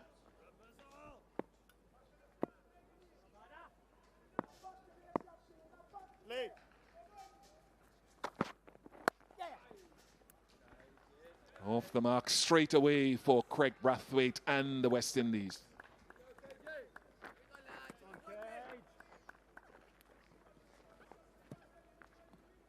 Yeah, a chance to make amends, just as South Africa has done in terms of that first innings into the second innings, 3rd day of play,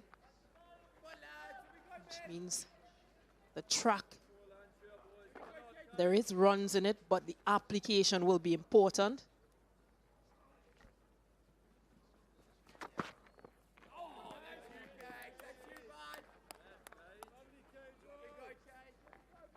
But it's always going to be a challenge once Rabada has that new ball in hand. We also saw Nandre Burger pick up 3 wickets in that innings as well. So challenge for West Indies.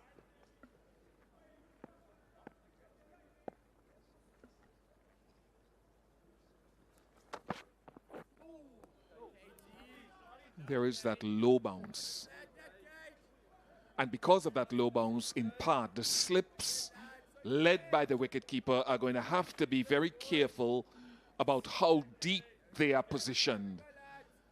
Because you want to be in the dance and prefer to be too close and have it fly at you than not to have purchased a ticket and have it dropping in front of you.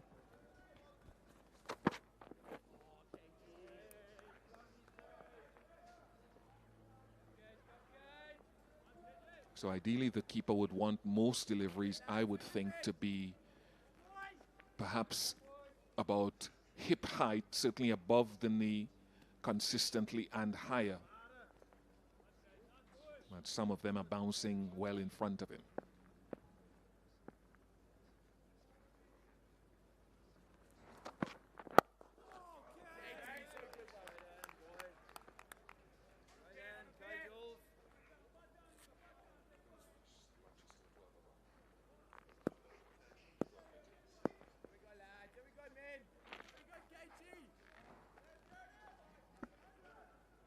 Yeah, those are the deliveries that Mikel Louis and the West Indian batters will have to be aware of.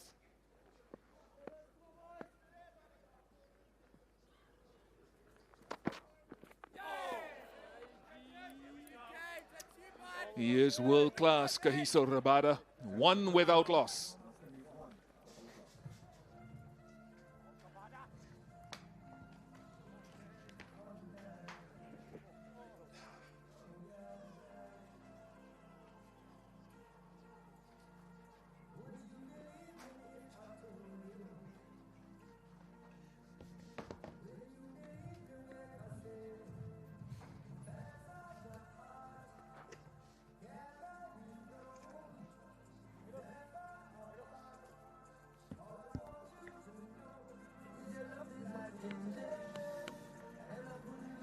The intrigue of Test match cricket continues in this second test between the West Indies and South Africa.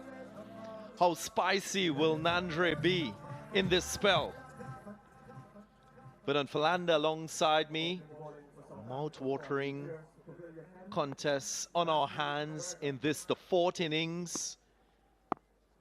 Is the game hanging on the balance?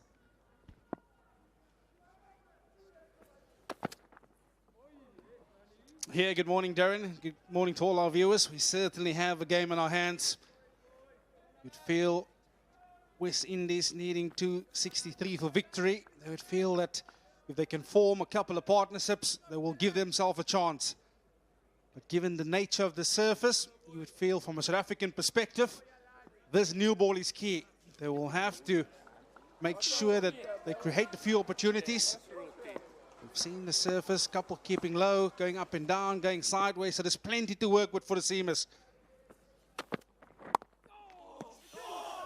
Just nearly. Darren Ganga did just touch the stump on the way back. Yeah, that man, Craig Brathwaite, he needs a bit of fortune. I tell you what, guys. Side-on angle will show how close. A whisker away from that leg stump.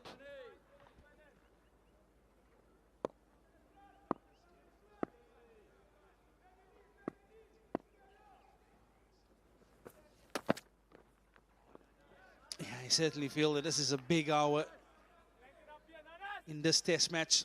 South Africa, they need early wickets with this new ball. We've seen Berger in the first innings bowl a couple across the right-hander, quite wide initially. And then he managed to find his line in length. Knocked over Louis, that was.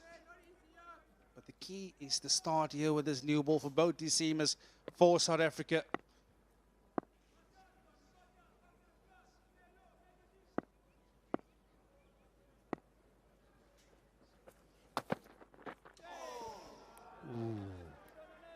Just flirting with the outside edge. Nandre Berger. Yeah, you can see he's intentional of trying to get that ball across the right-hander. And as a batter, you would know that extra pace, you almost start feeling it on instinct.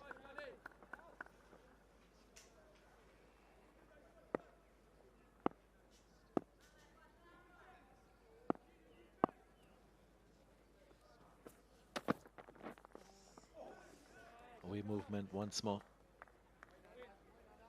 Now Vernon Philander views how much of a guide is historical data. South Africa since 2020 defending totals in test match cricket of 250 plus.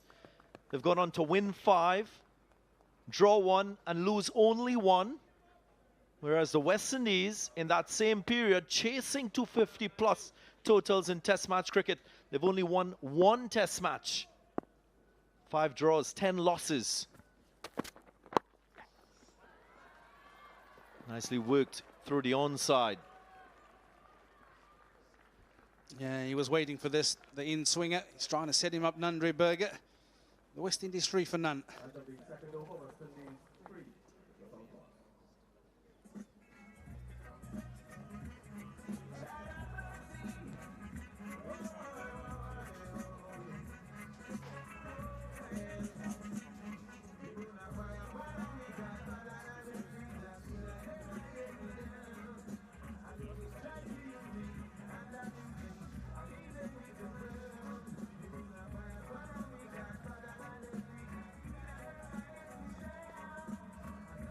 West Indians and Craig Brathwaite will say those are only numbers. Yeah, they will be numbers that will be sitting in the back of your mind, Darren Ganga, if you're out there in the middle. From a South African perspective, they will draw great courage and confidence from those numbers. Yeah, having had a chat to KJ Rabada, I feel he's been brilliant with that new ball, but perhaps it's the length.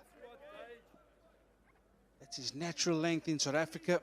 It's going over the stumps here. South Africa defending 250 plus scores. That's exactly what I'm talking about, Darren Ganga. 7 matches, they've gone on to win 5. So the odds? Only numbers. Just rushed Mikel Louis on that occasion. He's working up a fair amount of pace here. Kagiso Rabada has that sense of occasion. That is what I admire about him. Knows exactly when to take the ante up, bring his best to the table. He can sense that this is a critical moment with this new ball in this 4th innings. Yeah, and he's put a great emphasis on the energy that he brings to the party. Yes, he hasn't been as successful in the wickets column, but he understands the work that he needs to do. He needs to set the tone for the rest of these bowlers to follow. And it's not always about getting the rewards. He's done an excellent job in the 1st innings. Yes, he's gone past the outside heads on numerous occasions, like we've just seen. But it allowed bowlers like Mulder, Berger to pick up the wickets.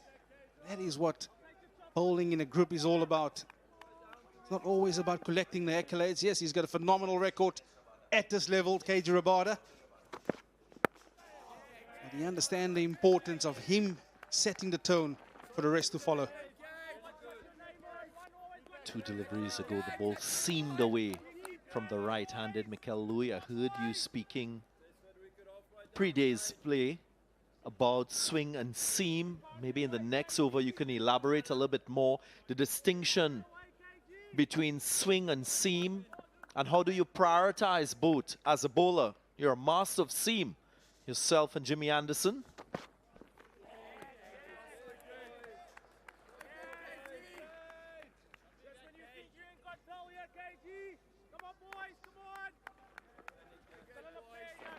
I often distinguish swing and seam from the point of view of release to when it makes contact with the pitch. You assess the swing in the air, and then seam from point of contact on the pitch towards the batter or to the wicketkeeper, and how it moves laterally. That seam. End of the 3rd, 3 without loss.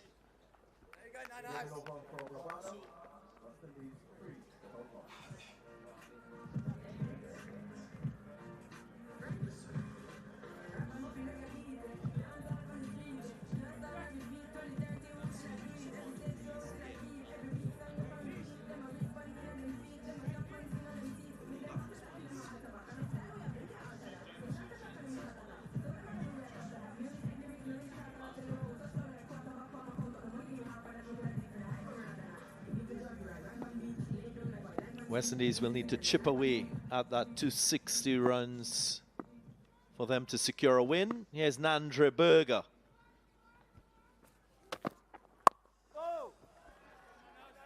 So Vernon, maybe you can elaborate a little bit more on swing and what the requirements are? Is it a case of skill matched with atmospheric conditions? Yeah, I think very often you would work with the element that is at your disposal. Of course, there has been a bit of swing on offer, and that is beautifully bowled by Jaden Seals. The one thing that stands out for me is the velocity at which he released the ball with. You can see that wrist position was firmly behind the ball, and he's not looking for swing. I can guarantee you that. He's looking to hit the surface, and that's why you see that ball exaggerate off the surface. We'll come back to it. Beautiful stroke from Craig Brathwaite. He looks a batter with great intent. Got himself into a very good position to punch this off the back foot. Yeah, and you certainly feel that they will have to have a bit of a fight here. You can see he's looking, like you said, he's getting himself into a wonderful position on top of the bounce. The mindset is key. He's looking to score. We've seen him in previous innings, perhaps a little bit on the defensive side.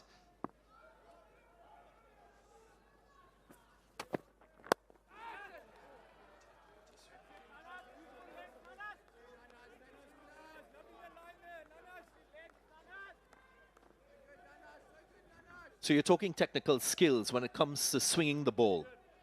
Yeah, I think they can both be effective. But as a bowler, you don't have to go searching for it. You can see he's almost trying to zip this off the surface. Yes, you talk about the elements. There has been a bit of swing on offer. And just look at where the original trajectory would have taken him, the blue line. But because he gets the zip off the surface, it zipped back sharply, leaving De Zorzi with absolutely no chance of getting the bat down in time. I will give you an example of the ball seaming as well. Perhaps the next delivery. And then there is the physics behind the ball swinging. Of course, conventional swing. Ball following the rough side. That's why you tend to find bowlers, fielders shining one side of the ball to create that physics for the ball to swing. Managing the ball, so critical and crucial for you to extract swing as a bowler. We've seen a little bit of swing from Nandre Berger so far.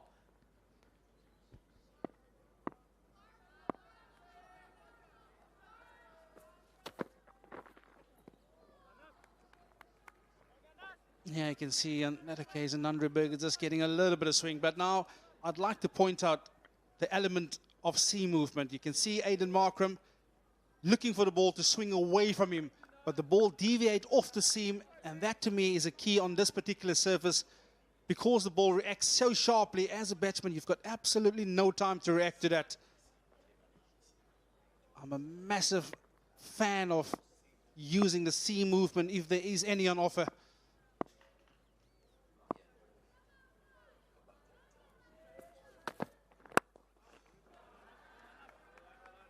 Four runs from the over, 7 without loss.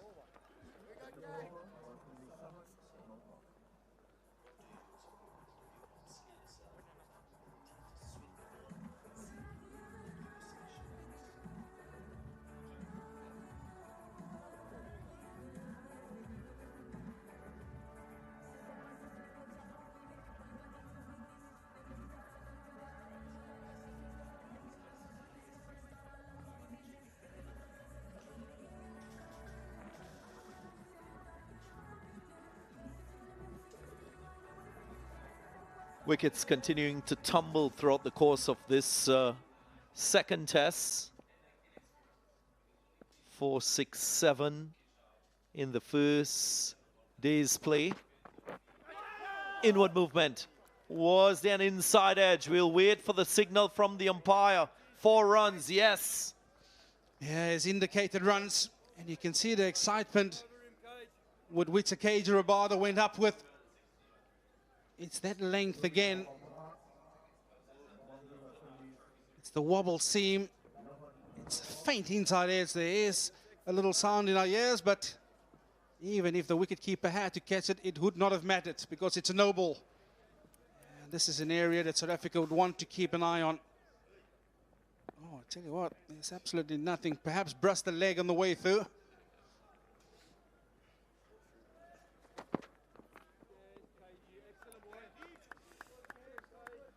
He got off the mark. He'll be grateful that he opened his account.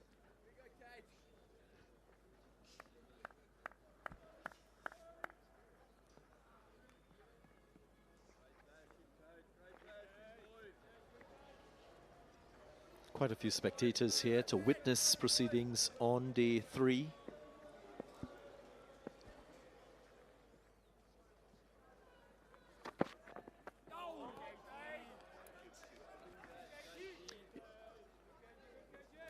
They're showing some aggression. Kagiso Rabada. Yeah, we're talking about Keiji Rabada bringing the heat, setting the tone. He's just saying to Mika Louis, you're not going to have it easy. You've seen the ball jagging around off the seam. Perhaps Keiji Rabada just want to get it a touch fuller. You don't want to get carried away with what the surface has to offer. Utilize what will make you effective on the surface. So Vernon, just continuing that conversation on swing and seam, as a fast bowler, do you upskill yourself with the technical capabilities for both aspects? Having that ability to swing the ball and seam the ball, or do you specialize?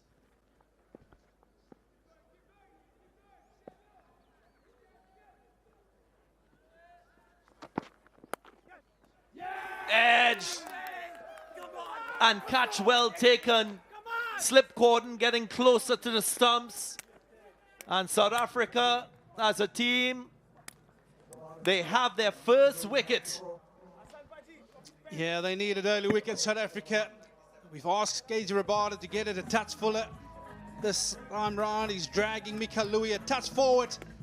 And an excellent catch by Vian Mulder. Yeah, that's what it means to the South Africa's premier fast bowler, Keiji Rabada. He strikes first, Louis goes for 4. The West Indies 12 for 1.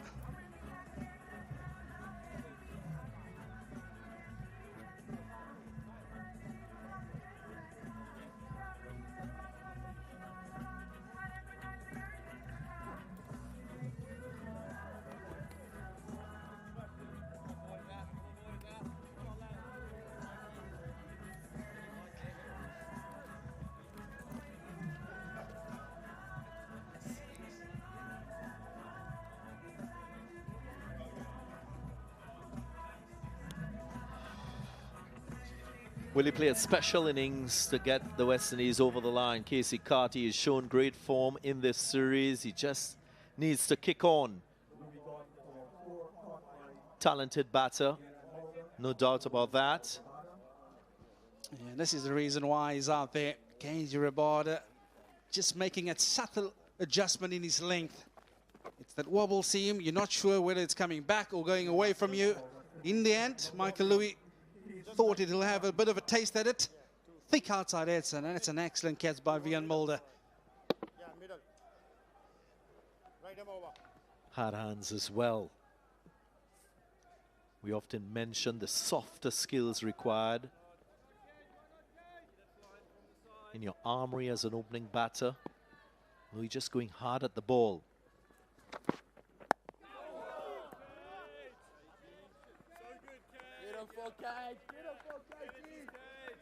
It's getting real exciting out here. South Africa, they know they need wickets early. Good intensity, good tone set here by Keiji Rabada. He's utilized that bouncer earlier against Michael Louis, just to push him back a little bit. Are we going to see a similar ball to follow? To me, it's always key is the following a ball. Yeah, you see deep square going back, so perhaps playing in the mind of a Casey Carty right now. Nice piece, nice response from Carty. Still not off the mark, 12 for 1.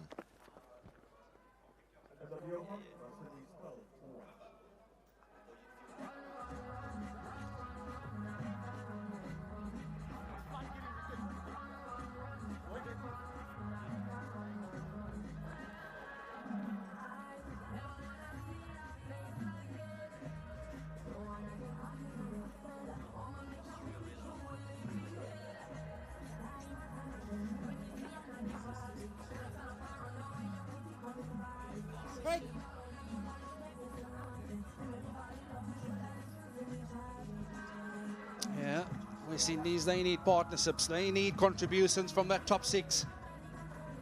lost one already. I feel that this is going to be a key session just before lunch for either team. New ball, it will be key for South Africa. See, a change in attack for Nandri Berger is coming around the wicket.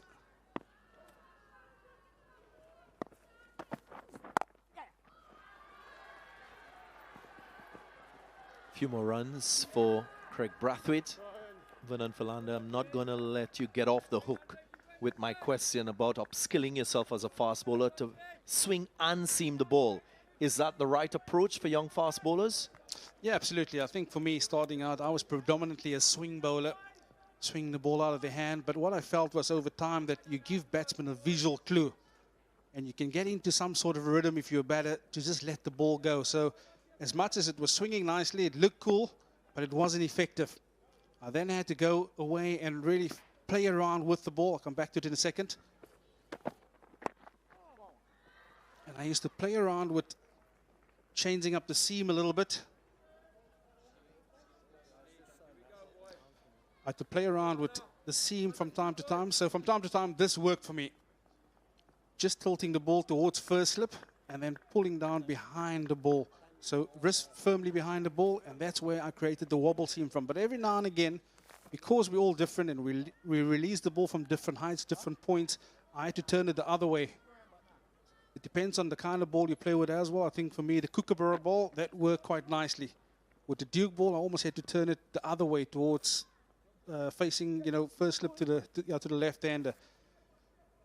For me, as a bowler, that is something that you'll have to find it for yourself. You have to play around with it in the nets, see what works. Because like I just said, we all have different release points. But it is a massive weapon that you can utilize in your favor. And especially if there's a bit of swing on offer. I think you don't want to go away from that swinging element, because if that works on the day, you want to make sure that you utilize it to the best of your disposal. But what I do feel, you want to plant the seed of element of doubt in the batsman's mind. So if you get one to nip back, you then start playing at balls that you don't want to be playing at outside that corridor of uncertainty. Yeah, masterclass in bowling there from Vernon Philander.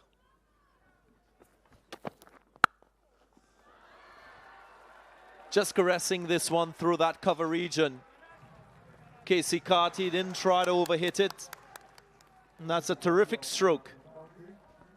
Yeah, I just get a sense that Nandri Berger just struggling with his rhythm here a little bit. Again, he's looking for that ball angling across the right-hander, but he gets himself into a wonderful position. Casey Carty not looking to overhit it. He's fully in control of that shot. Utilizing the pace and offer from Nandri Berger. Excellent shot.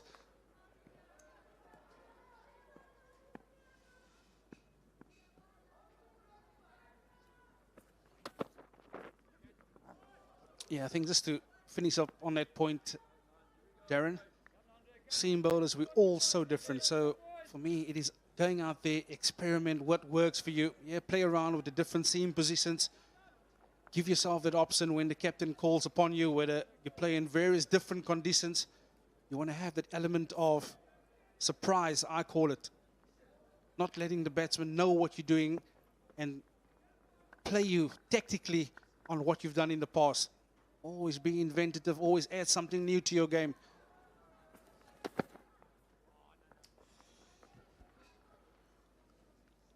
A little too wide on that occasion from Nandri Berger. 19 for 1.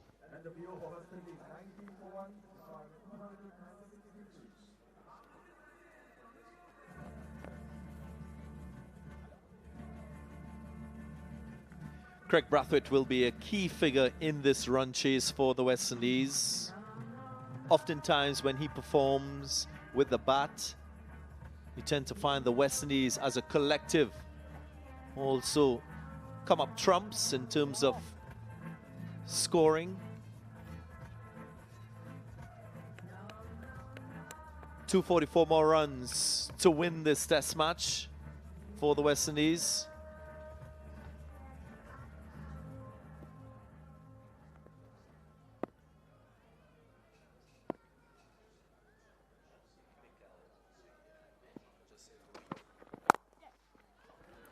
Nicely played again. Greg Brathwaite, he's been scoring quite a few runs with this stroke in this innings.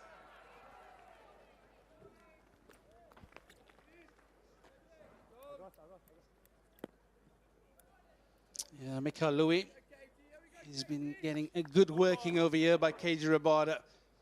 But you can see how these balls intensely nipping back at Mikhail Louis. He's trying to set him up with the one going away. The length perhaps a touch too short, but the one that he knocked his man over, he got it up there, drawn him forward into the shot. And successful KG Rabada in South Africa. Last ball was a no ball. This is an area that South Africa would want to be watchful in, the discipline. Oh, that length again, Darren Ganga.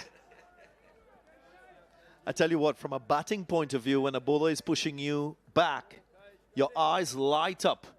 When the length comes a little bit fuller, you feel there is an opportunity for you to score, to get even with the bowler. That lure, that pull, oftentimes challenge batters when they're in that sort of situation. That's why you often hear coaches and commentators talk about being disciplined, being focused when you're at the crease. Ensure that your mind is clear.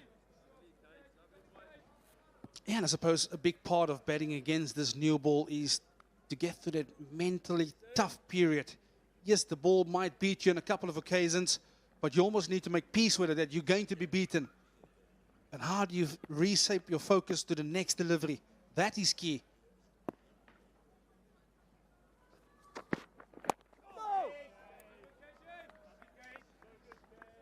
Yeah, so ironic that we were talking about swing and seam.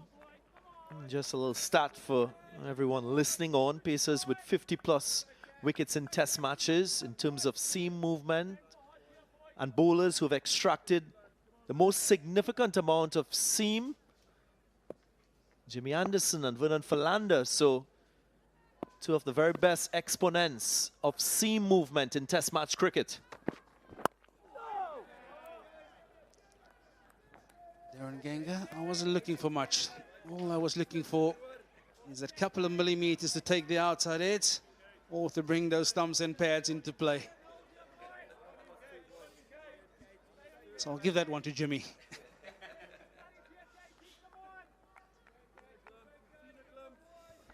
What we've seen, of course, here at Providence is a decline in seam and the degree of seam as this test match has unfolded. Again, just highlighting the fact that the conditions also play a crucial role in the degree of seam. There was a fair amount of moisture on day one. Now that has dried off significantly. Yeah, and I suppose as we move ahead in this test match, there's other elements that comes into play. We've seen a couple squatting, keeping low. So perhaps from bowler's perspective, you might just have to drag the length back a bit and use that ball squatting on the batsman.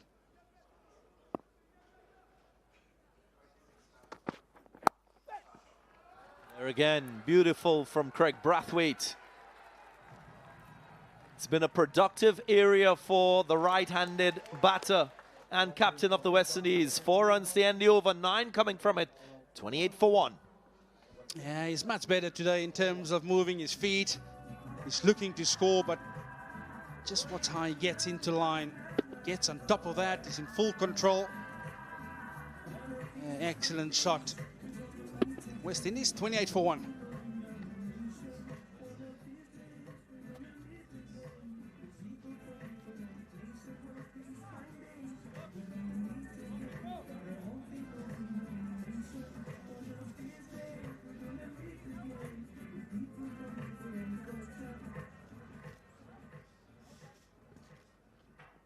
Bowling from the players pavilion end. Landry Burger is off. It's time for Vian Mulder.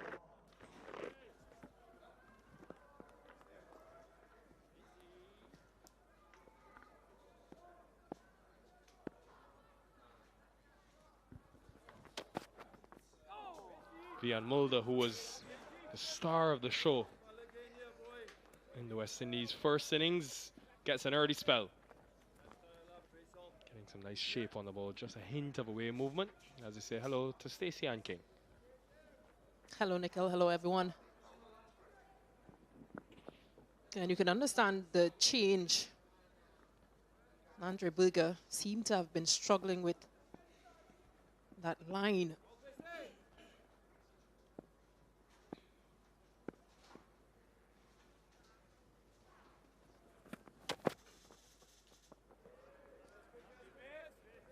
It didn't quite look very comfortable in the 3 overs that he bowled.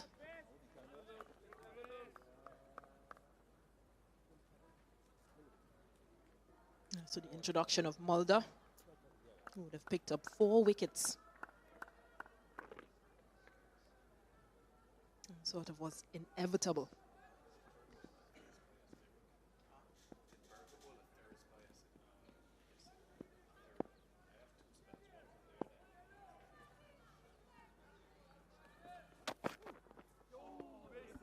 I wonder if it's a comfort thing as well, Steve. Similar thing happened in the first innings where Berger started from that player's pavilion end, obviously picked up an early wicket, then changed and bowled a longer spell from this media centre end. So maybe after Rabada, you keep him fresh and allow him to continue bowling. I'm also thinking for the right hand as well, with that breeze coming from the east. Would help the ball to go back into the right hander bowling from here, where Rabada's operating now.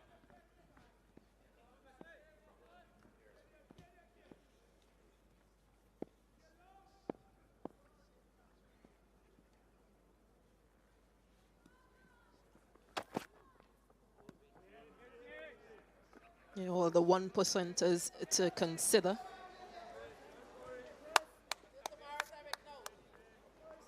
Because West Indies will know that they need 235 runs to win one. South Africa will be thinking to themselves, we need 9 wickets. We just need to keep picking up wickets at crucial times.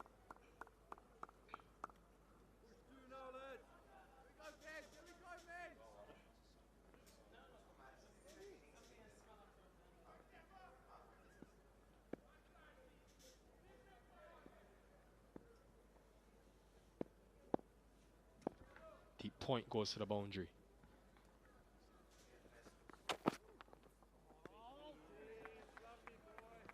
But this has been a really positive start from West Indies. 16 the partnership.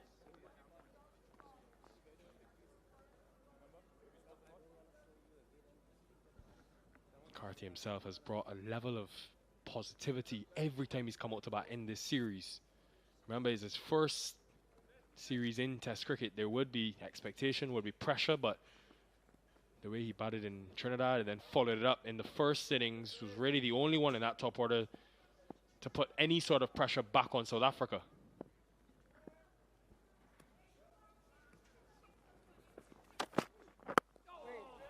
Good start from Mulder. Maiden, 28 for 1.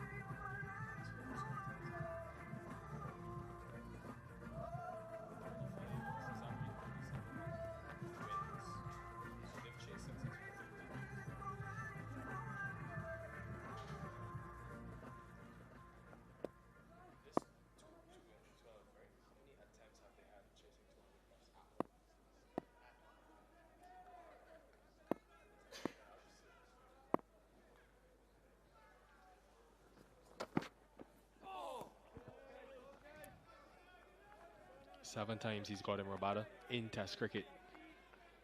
And still challenging that outside edge, which he beat a number of times in the first innings.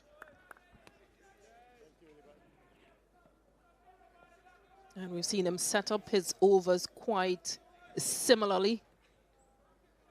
A few deliveries going away from the right-handed batter, luring him into the shot.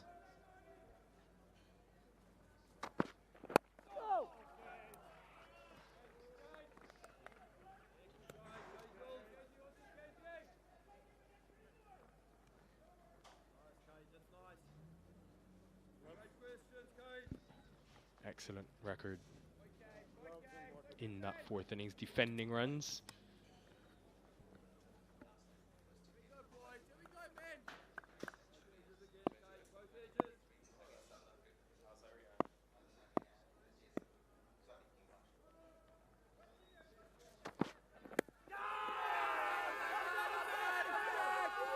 Oh, very late. That finger goes up. He has sent it upstairs, Brathwaite. It came very late. Big moment. TV director, we have a play from LBW. Original on-field decision is out. Check the feet placement. It's a fair delivery. You can have a look at front on.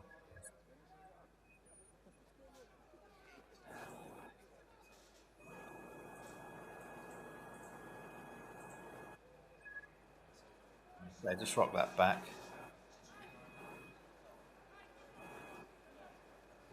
Appears quite close to the inside edge. Can we have a look at ultra edge, please?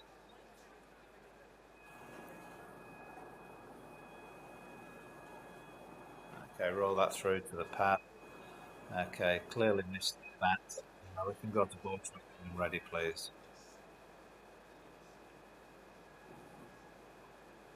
Okay, impact is outside off. Okay, we'll go back to Hassan off to reverse his decision to not out. Hassan, you're on screen now, please. Yeah, decision overturned. Impact outside the line.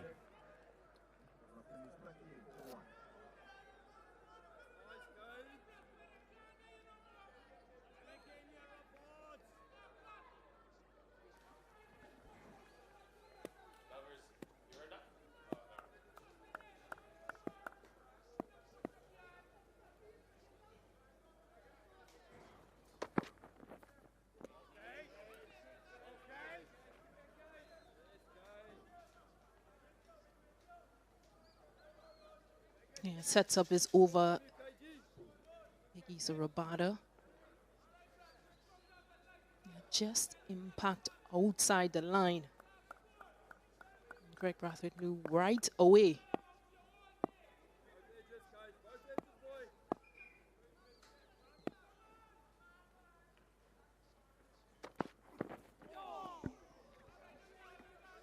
Excellent. Just so good. Rabada, you ask batters around the world, you ask the West Indians, what makes Rabada so good? They say he always comes at you, and it's what's allowed him to be so good in a variety of conditions around the world. Interested in this seam position, though. Seen a few different deliveries in this over.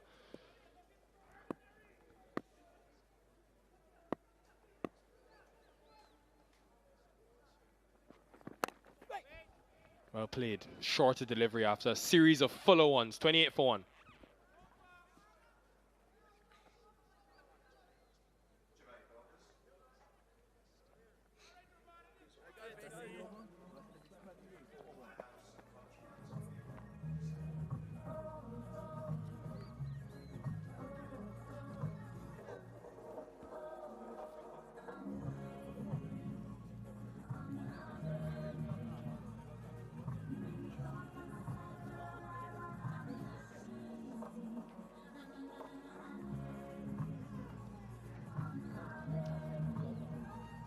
For 1, the West Indies. You've seen these two. You've seen Maharaj Dane Pete, the off spinner. We've seen him with the bat. We have not seen him bowl a single ball in this game. West Indies, we're hoping that will change because it will mean that they would be getting deeper and closer to that 263. Mulder.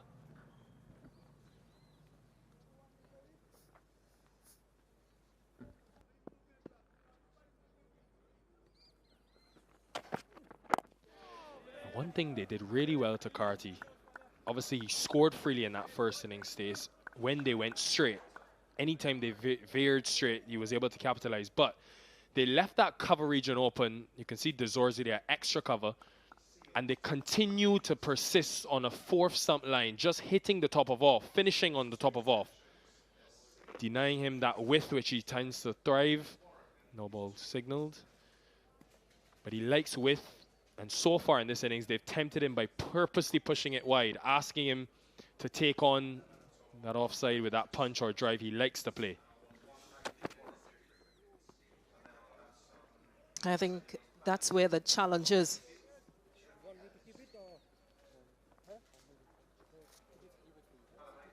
Okay, how do you leave those deliveries? How do you work out which ones to play at?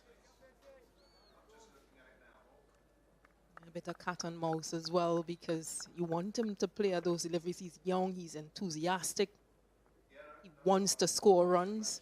You mentioned that fielder, that's deep point. Okay, he won't get a boundary, but he'll pick up possibly a single or two. So that in itself restricting his scoring. There's another tactic that South Africa is trying to employ.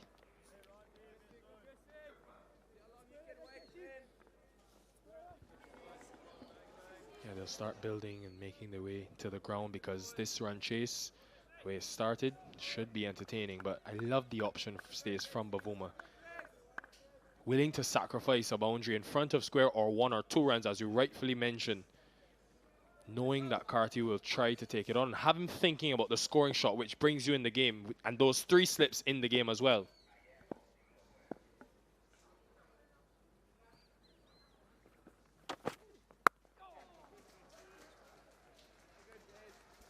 Yeah, that's a challenge for West Indies. Not thinking about scoring the boundaries, but just being able to spend time. Lunches in a few. 16 minutes before the lunch interval. How do they continue with this partnership? It's only 18 runs old. Not lose a wicket going into that interval. Possibly just batting in sessions after that.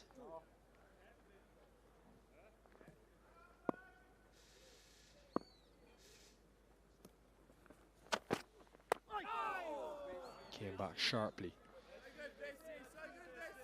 Was it off the pitch or did it swing in?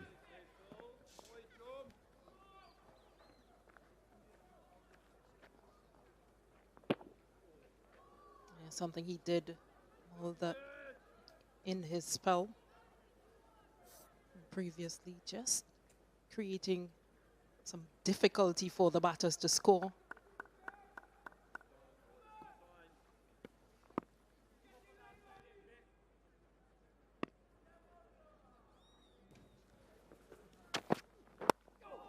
Yeah, there's certainly something in this surface. I know we're into day 3 stays, but if you look at the surface closely, there are a few green shoots coming out of it early this morning. It's definitely a lot greener than it was, say, yesterday. And the green grass, as you can tell by the square, it tends to grow here at Providence quite frequently, the amount of rain that they have. So the grass, the green grass that is, was rolled in before the test match, but it's just beginning to appear very small shoots. And I just wonder if that could, with this hard new ball, impact any sideways movements or maybe a bit of seam.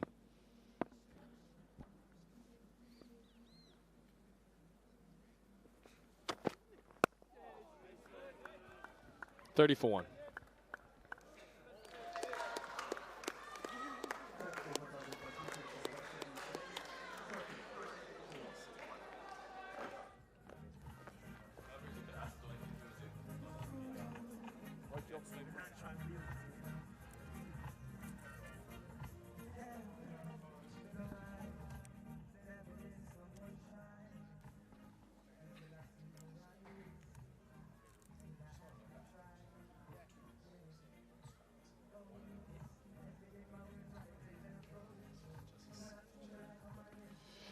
$30 for 1. The West Indies in need of 263. The Caribbean, the region, will have their eyes peeled to their televisions. Don't have a great record chasing 200 plus totals, the West Indies, especially at home, but records are meant to be broken.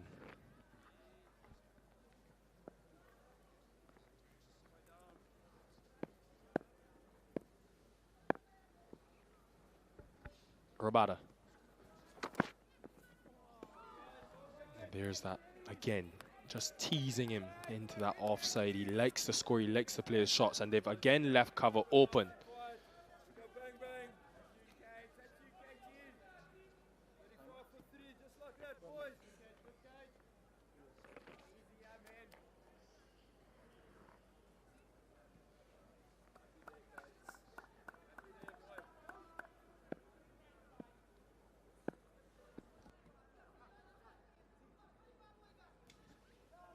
He wants the Zorzi square at point, left of screen. Look at the gap, the acreage between Bavuma extra cover and the Zorzi at point. And that's exactly where he scores in. Good from Carty. And what's been really good, Stace, is just the subtle variations. I'm still trying to learn from Vern, from Bish about the scramble seam a lot, but I've just been observing it. And you look at this first delivery of the last over to Brathwaite from Rabada. It hits the scramble seam and goes away from him. Very next delivery, the one that hits the pad, it looks to me like it's another scramble seam, but this time hits the deck, goes in. It's just small variations.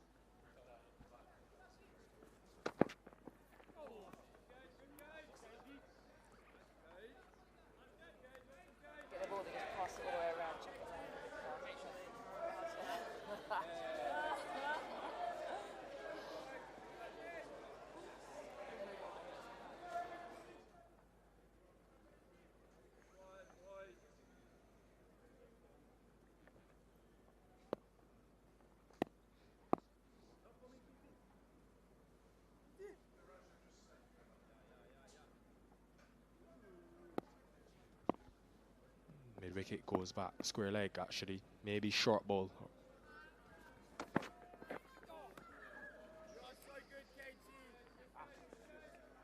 He knows exactly what he wants to deliver. Rabada. He knows the areas in which he's trying to get Brathwaite to play.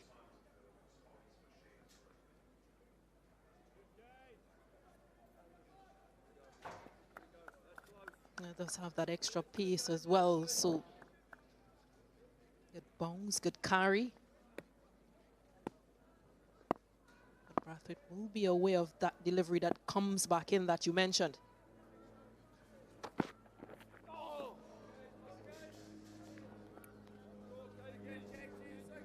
This is some spell of test match bowling. That's why he's one of the greatest, if not the greatest in the world.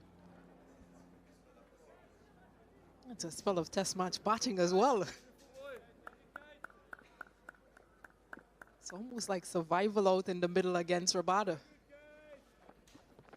He wants him desperately. He's fired up Rabada. It's his quickest spell of the series.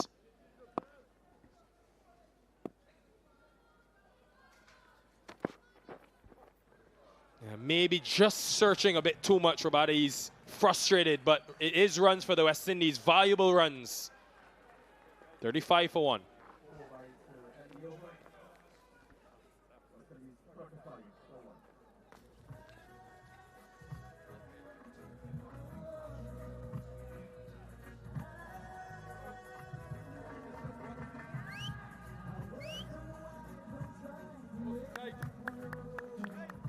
Yeah, today's Hodge holder, the silver still to come. Not necessarily in that order.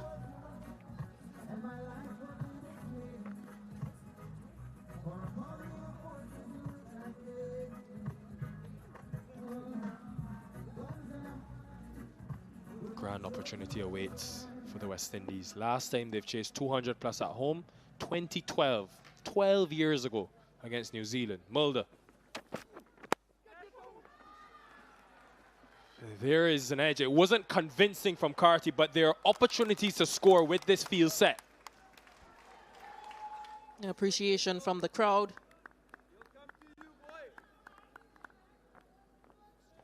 You're using the angle. Ball just going away from the right hand and using the angled bat. It gets the edge and it runs away. He's bringing point into the circle. And Stubbs, who's at gully, is going to come a lot wider now.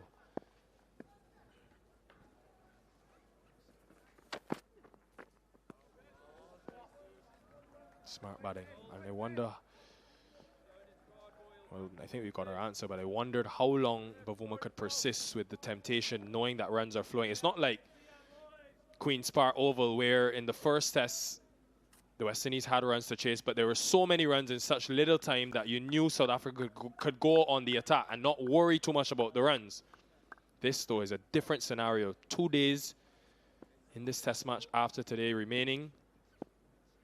And they've only got 224 runs to play with. Maharaj, you think he will be very important at some stage?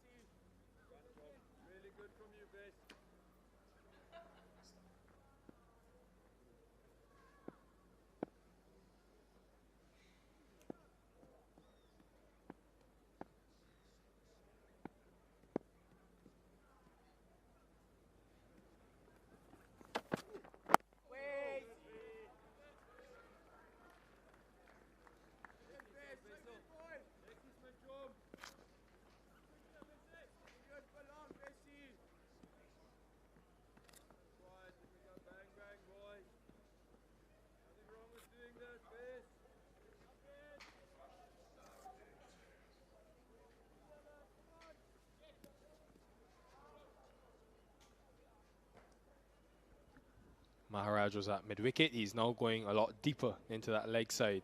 And Karati sees and observes. Again, just playing on his mind. Changed the field a lot, Bavuma.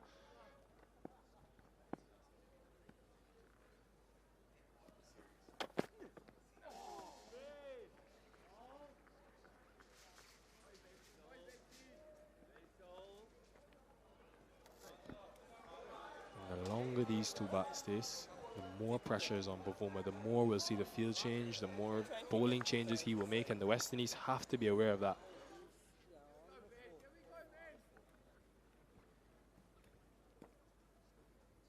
Yeah, we saw some really important partnerships for South Africa. This one is on the verge, 27 from 45.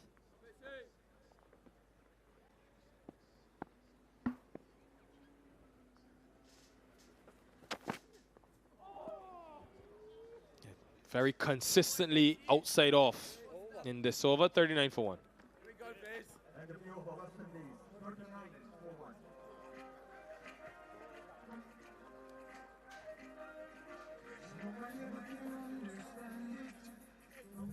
Much closer than we actually thought or Karti might have expected.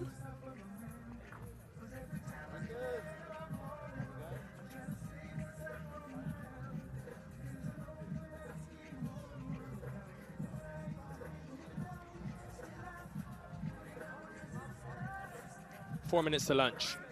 Tampa Bavuma rolls the dice. It is a brand new ball, but a short spell for Rabada. Just, oh, sorry, not short at all. 6 overs. What are you doing, Nick? Yeah, he's bowled the 6 over spells throughout the series, but going to Maharaj now. And the West Indies have to be careful. They've lost the wicket last over before lunch a few times in this series.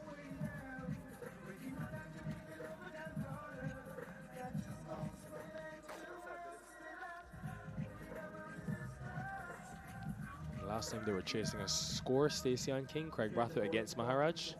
First over of the innings, Brathwaite came down the trap and was caught at cover. Don't think we'll see a similar shot, but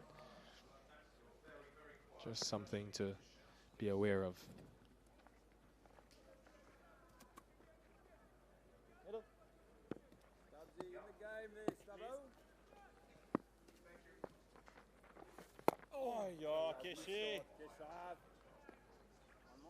Yeah, I think he's aware of that as well.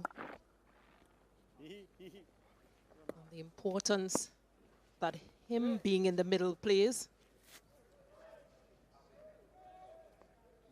Luckily he's got a white cap on, eh?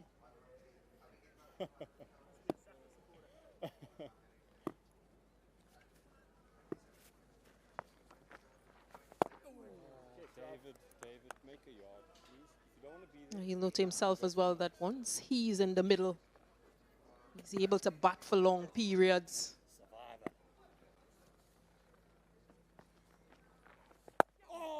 The team's chances of chasing down that 224 is much higher once he's in the middle.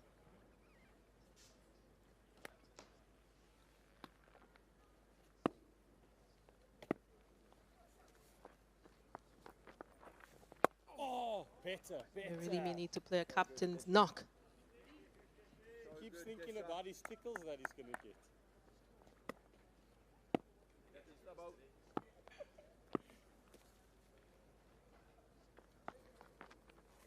Oh, Bitters. But it has been much more positive from him. He's 17 from 38. The first innings, he only scored 3 from 19. Catch it. All right, final delivery for Brathwaite, the West Indies, to get through. South Africa looking to pounce. Oh, how they would want and love to go into lunch with a second. Pavoma goes to a catching point. There's a second slip in place as well. Well negotiated. This is Test cricket, folks. An enterprising first 13 overs. Wicket taken. Oh, wait, we have one more. 39 for 1. Thank God.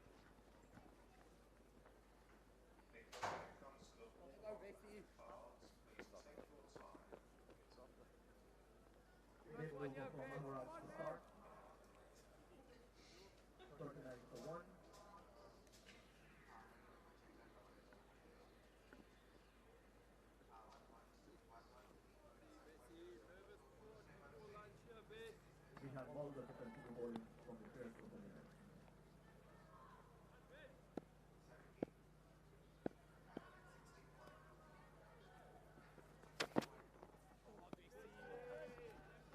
I know we've spoken earlier in previous states about how disappointing the West Indies record has been when they've chased 250 plus, but the couple of times that they've done it successfully, Bangladesh a couple of years ago, Leeds in England, Brathwaite was involved in both of those games. Captain in Bangladesh, got 95 in the game at Leeds. So he, as you rightfully said in the last over, his presence at the crease, because of that determination, the grit that he's shown for a decade in his Test career,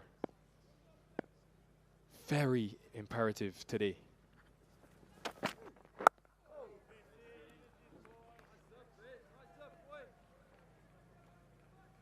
And just as the leader of this group, you've got young players, you've got a number of young players coming through the ranks, inexperienced. So your experience out in the middle, just being able to converse with them.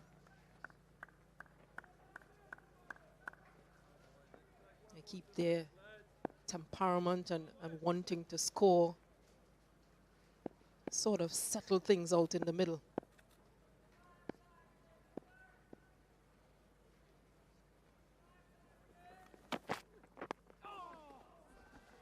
Well played again. Anytime they've gone straight in this series to Casey Carty, he's been able to find the boundary and score.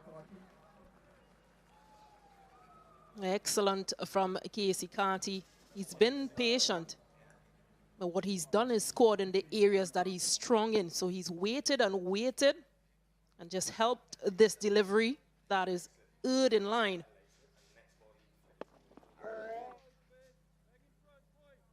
Easy pickings.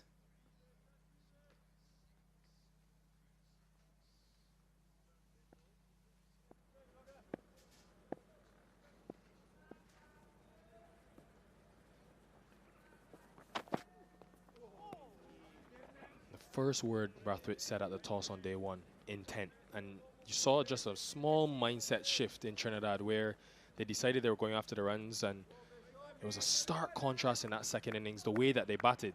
Yes, probably there was less pressure on, but you could say batting conditions were a bit more challenging as well. But it got to 125 and some overs. But it's been smart today in these first 14 overs. There has been intent. They've gotten to 43. But they've waited and been patient, much like they've done with the ball the last 2 days.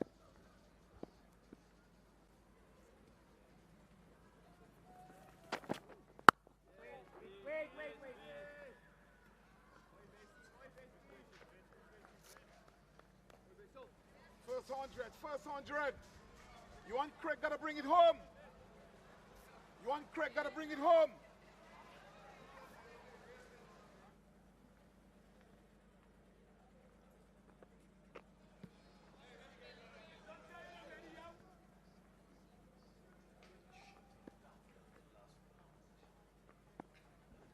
will be the final delivery of the session.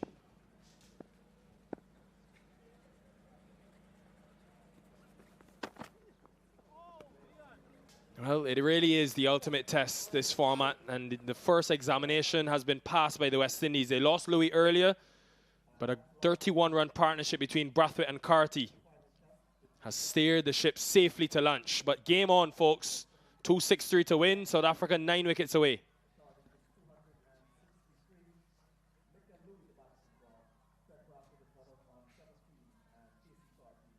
Yeah, 6 wickets to fall in the first session. 24 overs bowled.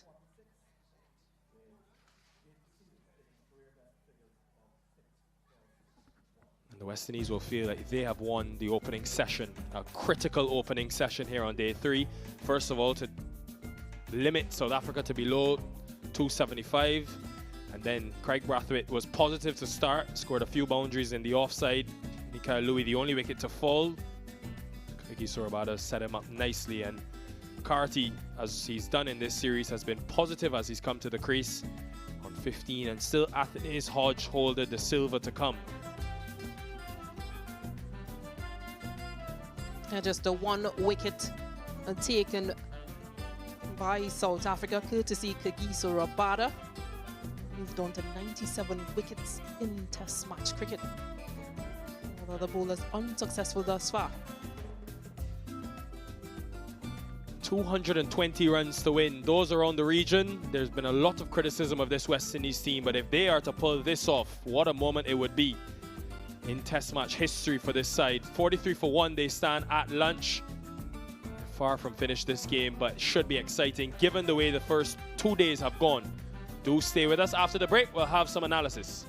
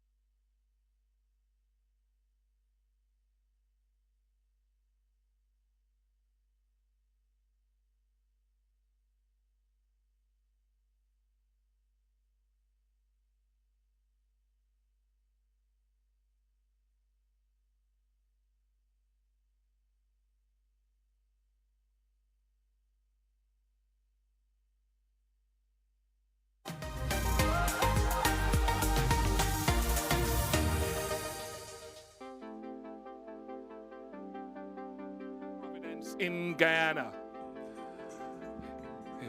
Here at Providence in Guyana, we have lunch on day 3, with the West Indies needing a further 220 to win after bowling out South Africa for 246. Jaden Seals finishing with 6 for 61. His best figures in an innings and his best match figures as well. 9 wickets in the match. In response, the West Indies are 43 for 1 with Craig Brathwaite, the captain, still at the crease with Casey Carty.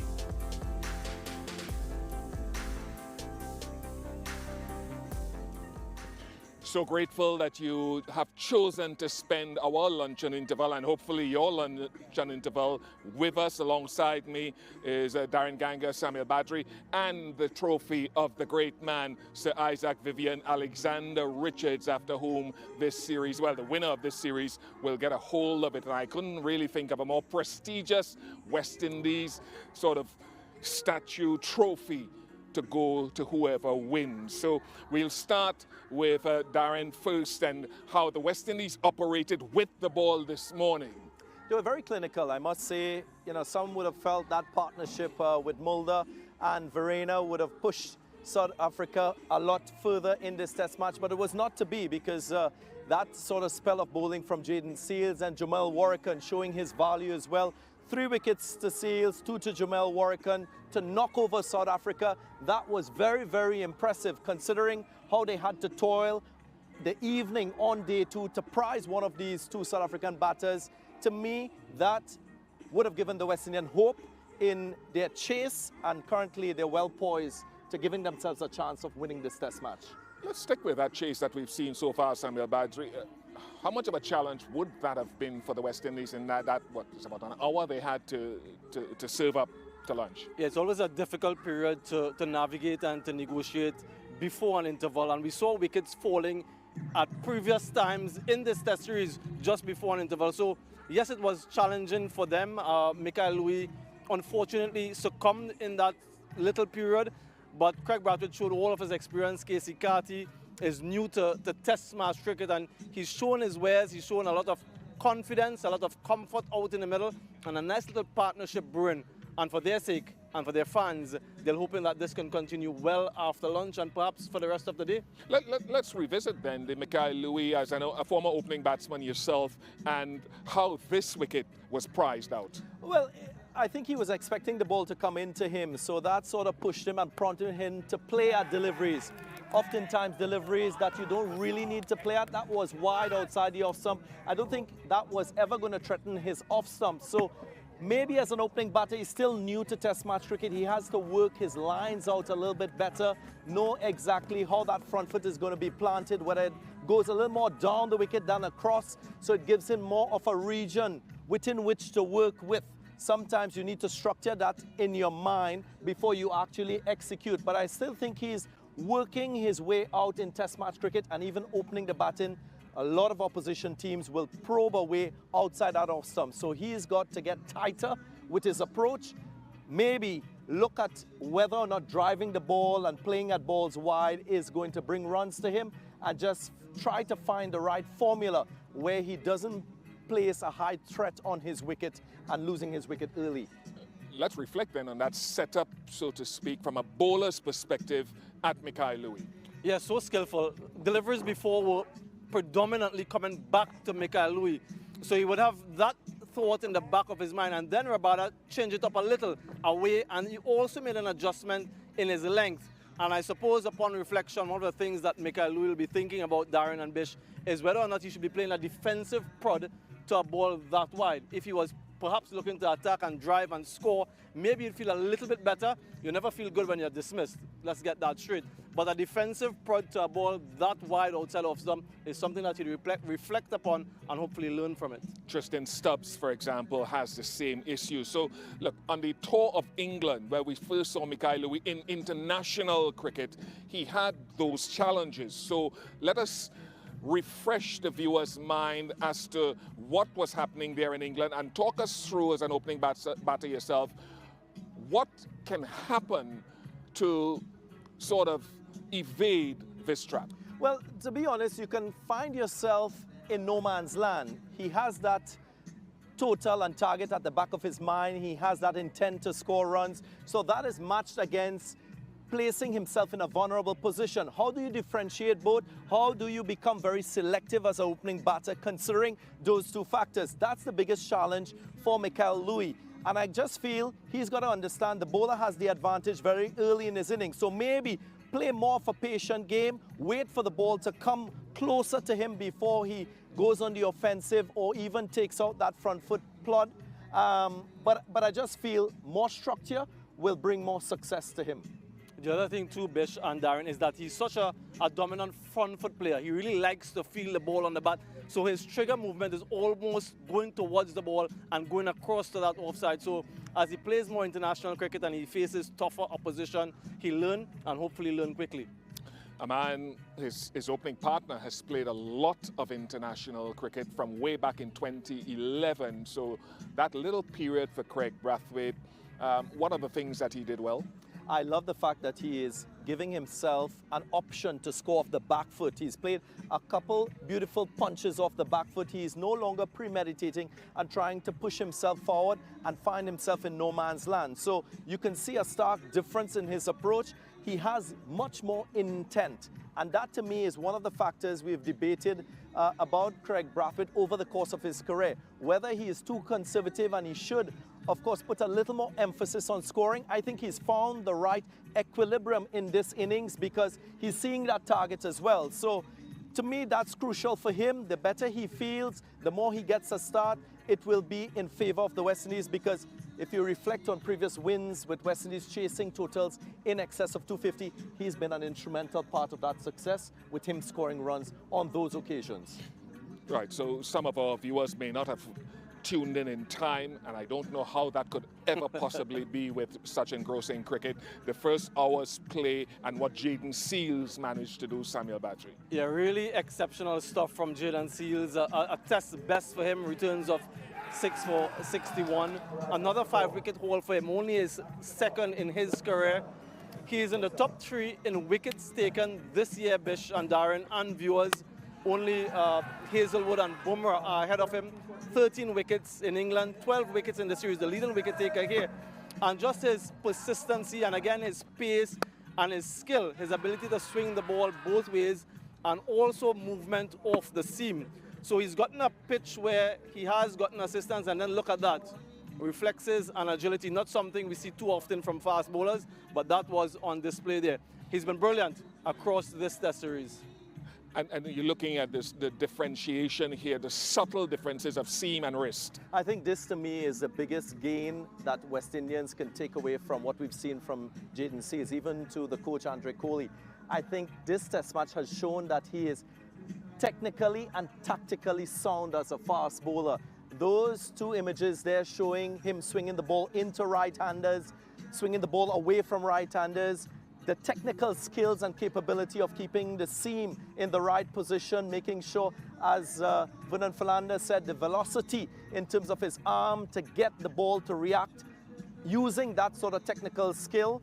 Impressive, very impressive. And you match that with his control, his strength and conditioning, his longevity. Yesterday he bowled 4 spells, and that to me shows that he is in the right place physically and mentally, and we didn't see a drop in his pace, Ian Bishop. So again, positive signs from a fast bowling point of view for the West Indies. Where would he stand now, given his skill set, given his fitness, given the bowling group that the West Indies have with those who are playing, those who are not playing? Who's the leader of this pack? Oh, that's a very good question. Alzarri Joseph, of course, is rested. He was the vice-captain in that England series. So I still think that he is the leader of the pack whenever he's on the park and he's in the playing 11. But Jaden Seals will feel as though he's right up there as well. And then Shamar Joseph, who is up and coming. So when we talk about this West Indian fast bowling unit, there's a lot to like about them. Those 3 in particular, a few youngsters coming through as well. They have the experience of someone like a Jason Holder, someone like a Kemar Roach. But in terms of X factor and wicket taking, certainly Alzarri Joseph, Jaden Seals and Shamar Joseph, those are the 3 names that come to mind. And if we can have them playing in the same 11 consistently, you've mentioned it before, Bish, that the competitiveness of the bowling group is there. We've seen that time and time again against different opposition. It's just the other half, the other component, the batting, that really needs to support that. But yeah, exciting prospects ahead from this fast bowling unit. Just to remind our viewers as well about some of that seam movement, some of that swing.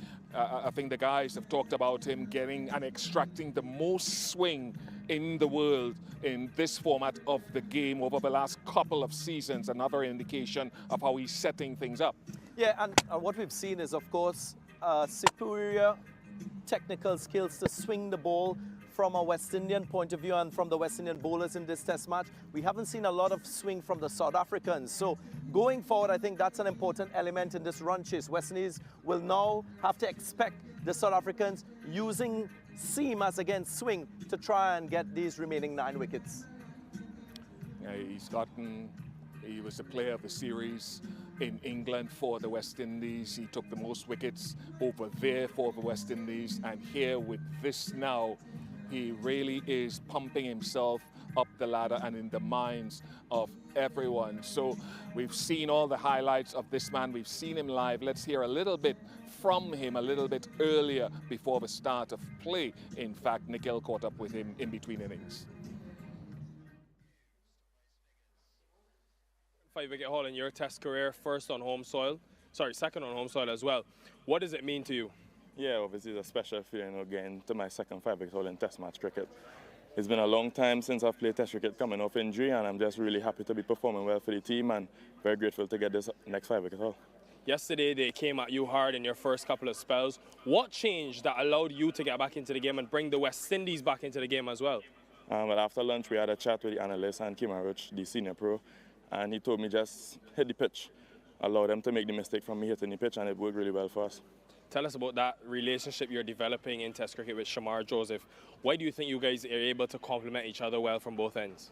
I think because we are two different types of bowlers. He's very attacking, and me personally, I'm very conservative. I hate to go for runs, so I try to keep my economy at least at 2 and 2.5. So when I'm going at 3s, I'm very frustrated. So I could allow him to express himself and be very conservative from the other end. In those times of injuries and those difficult times, you missed the Australian series. What did you tell yourself, Jaden, to remain focused, to allow you to perform like this when you would return? Just to keep trusting the process, just to be waiting for the moment to come back and play Test cricket and perform for West Indies, because I always know that I wanted to play Test cricket and I always wanted to be at the top level. So it's just to keep pushing myself in all the training and the rehab that I've done and to get me back to this moment here now. Tell me about the chase. You guys confident? Yeah, of course. We have a lot of time in the game and the batsmen are pretty confident that we can get it done, and I believe in the boys all 100%. What an outstanding performance today. Go and celebrate this one. Thanks. I know I confused you just as much as he confused some of the South African batsmen. It was before the West Indies innings, in between the innings, the conclusion of South Africa and the West Indies. Samuel and Darren still here. Sammy as a spinner, Darren touched on it. Jomel Warrican this morning, I personally felt he has been underutilized in the innings, perhaps in the match. What was good about him today? Yeah, I concur with that sentiment. Firstly, that he was underutilized. Just the 8 overs in the first innings. In the second innings, Gudakesh Moti had 21 overs and 2 spells before he was introduced. I guess his consistency, his change of pace here, a little bit quicker through the air, and the length and the accuracy to get Vian Mola in the very first over and set the tone of what was to come. Playing for some turn here, Kagi Surabada outside edge, and a very sharp catch at slip. And again, he's mentioned it before time and time again when he's interviewed that he's sort of a conservative type bowler, one who is playing that holding job for the others to try to attack. And you want someone like that in your team, someone who can be economical from one end and allow the captain to be a little bit more attacking on the other end. But he's reaped rewards as well. 6 wickets in that first test in Trinidad and Tobago, and then a couple of wickets here. Just cast it forward to me in a sentence and what's important for the West Indies after lunch. Well, to ensure that they start each session without losing wickets, they continue to build partnerships, maybe take the pressure off individual batters, set themselves small targets, and small targets not only and necessarily in terms of runs, but in terms of time as well. If they bat time, they're going at about 3 runs per over. They bat time, they'll find themselves in positions that they want to be. Again, if you look at this target, they need really 2 batters to have big half centuries to achieve this target. So it looks far-fetched, but you got to break it down and ensure that you achieve those small targets and think process towards achieving this win. Thank you very much, Darren. Thank you very much for Samuel Badri's thoughts on what has gone on so far in the game and in today's play. Much more to come, of course, in the middle session of the day. One guy we shouldn't forget about because he caused havoc in the first innings of the West Indies bowling effort, Shamar Joseph. He is from here. His Test career is on the ascendancy. After the short break, we'll find out a little bit more about the man himself, if there's anything we don't know about him. Stay tuned.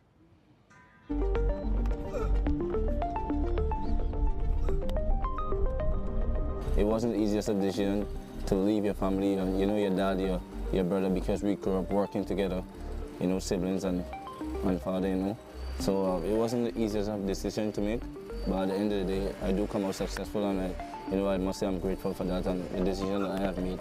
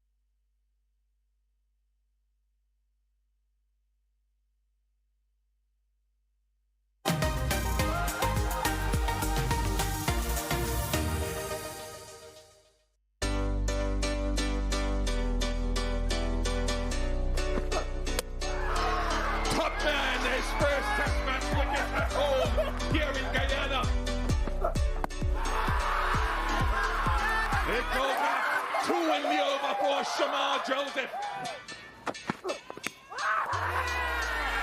Joseph has 3. This is unbelievable bowling from the West Indies, and Shamar Joseph.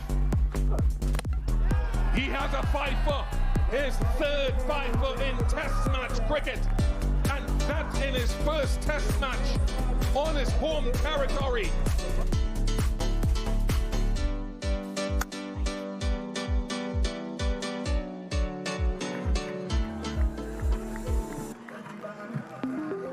I came from a small village named Barakara, Country Creek, where, it all started for me. About all struggle, hard life, something comes easy, something comes hard. And, getting where I am today is just the greatest feelings. Knowing that where you came from and where you're at now is totally a great change of life for me.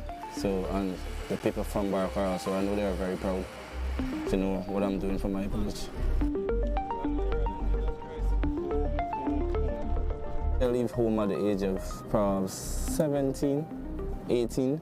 Yeah, I had to, just move off my own and, make ends clear for myself, because as a man, you want to be the best version of yourself. And to improve that, you have to work hard. It wasn't the easiest decision to leave your family and, your dad, your brother, because we grew up working together, siblings and father, So it wasn't the easiest decision to make, but at the end of the day, I do come out successful, and I must say I'm grateful for that and the decision that I have made. Tell me a bit about your family and the influence they had on you. I wouldn't say all was great words of advice. Some was harsh on my decision making, but at the end of the day, you will hear those things from your family, and now everybody is happy and rejoicing and being proud of me. What was it like moving to the big city? Oh, it wasn't the greater feelings of it, because I didn't have the understanding of what life is like out here. So it's much different from what I'm accustomed to. And clearly moving to Georgetown, you have to know what struggle is like. You have to do everything off your own. You have a few friends that was around, assisting what way they could and all of that. So at the end of the day, I'm grateful. I always loved cricket, but taking cricket seriously, I started playing at 2021 when I moved to town, actually. But before, I played first division cricket at the age of 15 for Tugboat Park. I only played like one game and then left, and that was it. I went back to Barakar and then come back and started playing like 2021.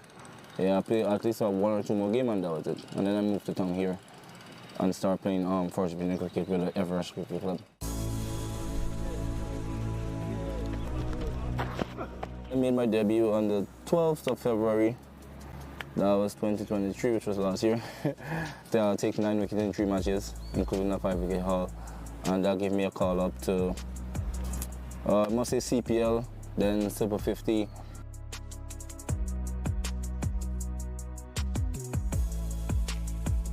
Then West Indies 8 team, which I take 13 wickets in South Africa in 3 matches, 2 matches in fact. And then straight to Australia, I get 13 wickets in 2 test matches.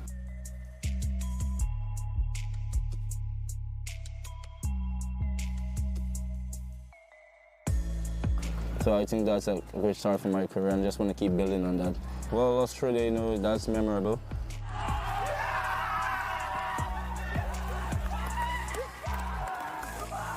To be fair, it's something that is hard to get over. Just don't want to keep living in it, just want to keep moving forward and to continue doing great things like what I did in Australia.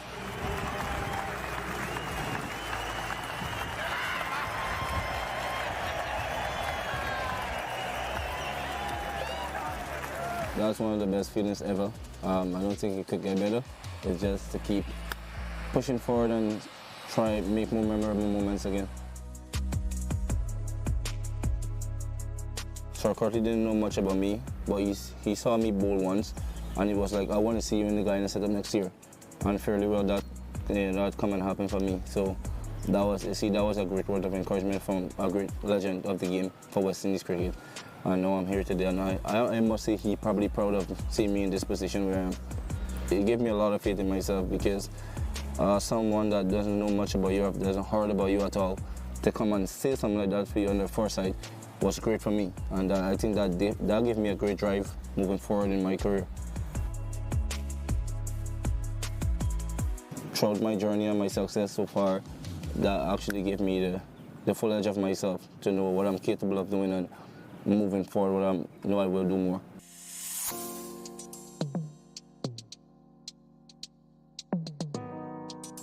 that South Africa series? Because like the conditions must have been so different from anything you faced. Yeah, it's lovely for fast bowling. I mean, South Africa is great for fast bowling. You know, you get enough, the ball do just enough for you, and as a fast bowler, you know, you love those kind of conditions where you could be able to get to run in and bowl as fast as possible, and you know, just keep taking wickets. It was great. I mean, having Sean with us, Sean Tate is a great fast bowler for Australia, and having him there with us is one of the greatest feelings. Having a legend, another legend with you there, just to share, brace shoulder and shoulder with you every single day, giving you great word of advice on what you should work on, what you should do. And he's very cool, humble, and you know, one of the greatest I've ever, you know, come across so far. Going into IPL was so great. I learned so much meeting all the great players, Virat, KL, you know, all the great ones, MS Dhoni, you know, bracing shoulder with them, having small conversation as much as I could, and then, you know, it was a great experience for me. So I just wish to continue to brace shoulder with them moving forward in my career and learn more from them.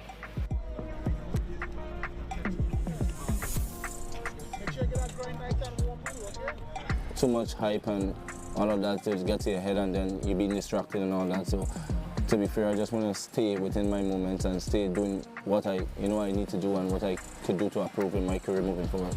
At one point it was getting to me, you know, all the attention and, you know, all of that. But at the end of the day, I mean, it's cricket, something what I love doing. So I do not want to put too much pressure on myself and think too much about it. I just want to go there and express myself and my skills and my ability.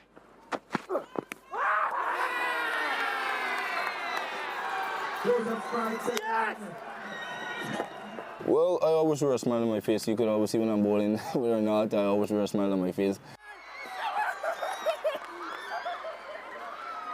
I just stay humble. I don't, you know, take on much. At one point, you do get put under pressure. Wickets not coming away. I mean, I think the best way for me, I always stay positive. Always keep a smile on my face. Always have a clap in the field. Always try to motivate myself and the teammates around me and all that. So, and they also do the same, you know. So that's how I go about myself. What do you think fans should know about you that they might not know? I don't think there's much. I just want to know that. I just want the fans to know that I want to come home here at my home ground and do my best for them. I know that we're coming out in numbers to support us and, you know, look out for faces and all that. Shamar Joseph, one of the great faces in Guyana. So they will come out and look for me to do my best here.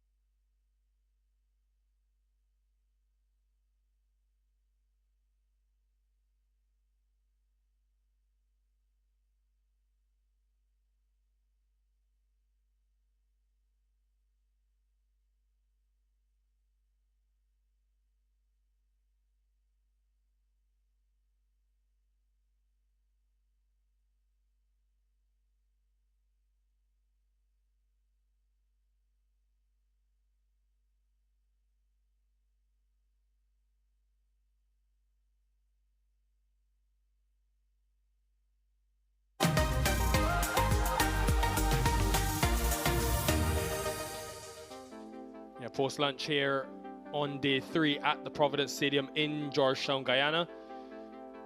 It's produced a real thrilling test match in its return to Guyana. It's been about 13 years since we've had test cricket here, and just a look at some of the wickets that have fallen today. Vernon Philander. Yeah, it was important for the West Indies to pick up early wickets. First to fall was that of Bjorn Mulder. Then Keshav Maharaj chipping one, and no one could keep that man out of the action. Jaden Seals, yeah, he's been rewarded for some excellent spells throughout this series of the 2 test matches. Jamal Warrigan for a second time this morning in the action, picking up the wicket of KG Rabada. How was that for a caught and bowl? Jaden Seals in his follow-through, sharp reactions. It was only fitting that he picked up the last wickets of the South African innings. Of course, the first to fall for the West Indies was that of Mikael Louis to the potent KG Rabada. Yeah, this is a massive session in the context of this match. South Africans in the huddle, they would have revisited how to maintain and obtain success on this surface. Initially with a new ball, they were looking to bowl a couple of wicket-taking deliveries, but while taken advantage of by those 2 men looking to score, positive intent.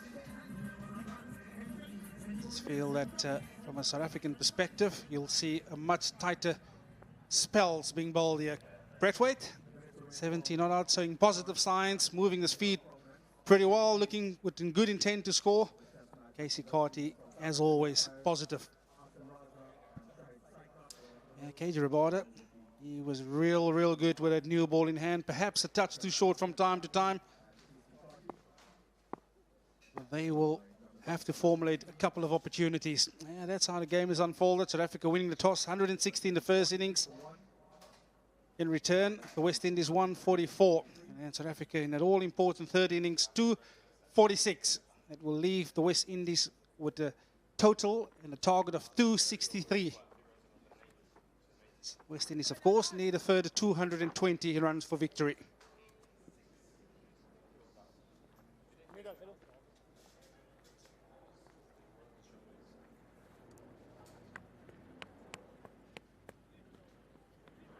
"31 wickets fell in 7 sessions in this test match.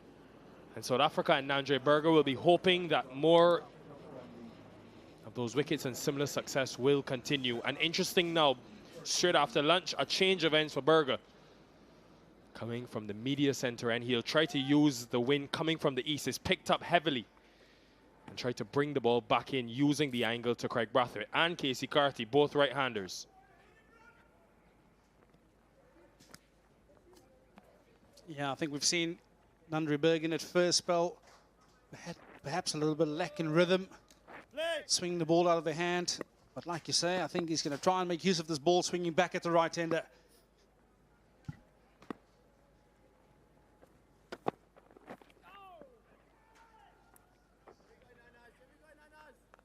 Just the average runs per session tends to be in the region of 86, 90, sometimes if you have a really good session, 100. So by the end of this 2-hour spell, we'll have a good indication of where this game is heading. If it's the West Indies and they can sustain wickets but continue to score at that 3 or 3.5 runs per over, they'll be in charge. If South Africa can take 2 or 3 or even 4 wickets, they will have a real advantage. Yeah, I'm a big fan and I really love low-scoring test matches because both teams is always in with a chance of winning. South Africa will feel that 263 runs on this surface is a lot of runs. But they will have to go back to what has been working from a bowling perspective. Stringing together a couple of good overs, a couple of tight overs. And you almost feel the opportunities will arise from that. That man in picture, he will know the importance of getting through this new ball, or new is ball. It's 14 overs old.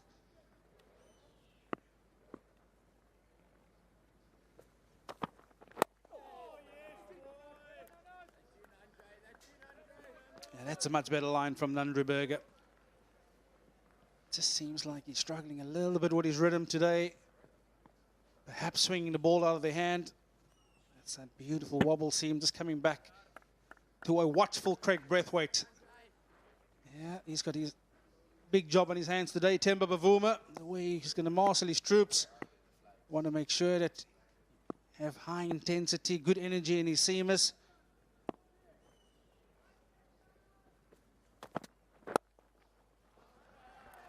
Very well played.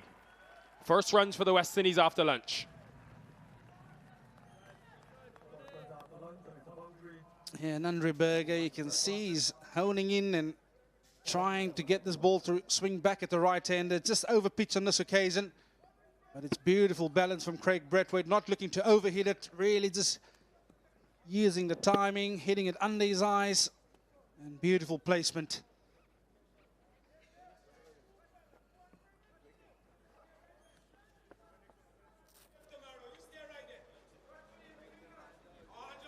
Quiet as I've seen Norman. You can tell even he's nervous.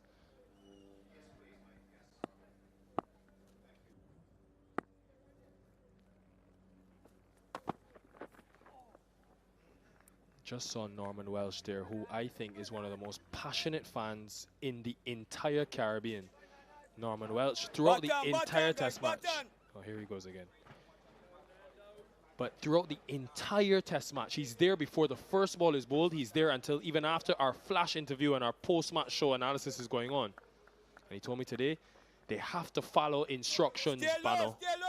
In Guyanese terms, they have to follow instructions. Keep the head still. Well, they've done it with the ball, Norman. Let's see if they can do it with the bat. Pick up the line.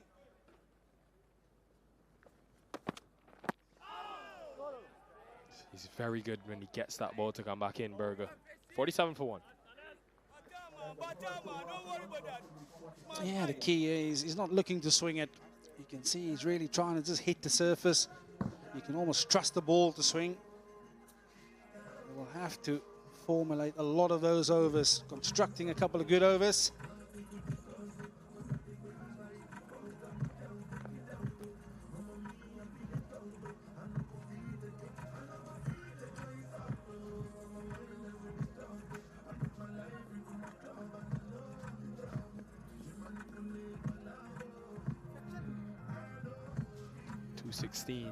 West Indies away. South Africa 9 wickets. Mulder, good 4 over stint before lunch, continuing from the same end. Keep an eye on this battle. Mulder to Carty. He teased him outside off throughout that first session. Carty was disciplined.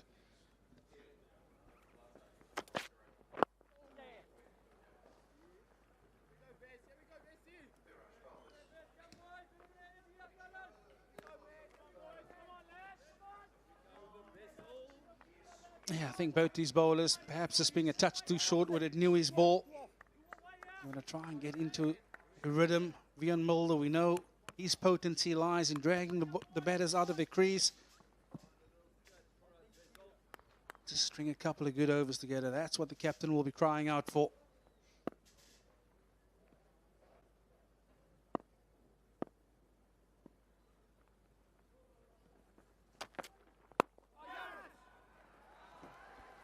Was just uppish when it left the bat. Will be a couple of runs. Brathwaite, you want 3 as well. He'll get them. 50s come up for the West Indies. Yeah, you just get a sense, perhaps looking for a bit of swing there, Vian Mulder. Touch too full. But it's beautiful balance once again from Craig Brathwaite. He'll know the importance of playing a massive innings here for his team. Quiet series so far for the captain, Craig Brathwaite.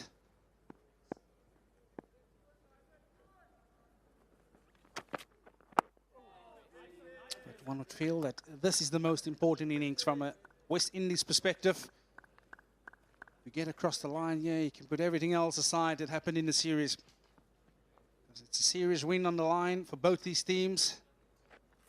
The West Indies are to get across the line. It will be an historic moment.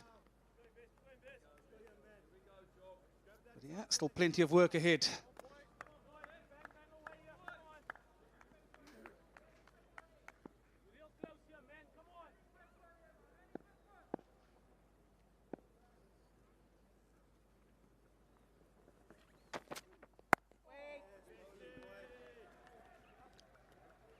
Something I often think about Vern, and I think we've heard it a couple of times in the test series earlier today with Seals speaking about the influence of Roach, talking to him.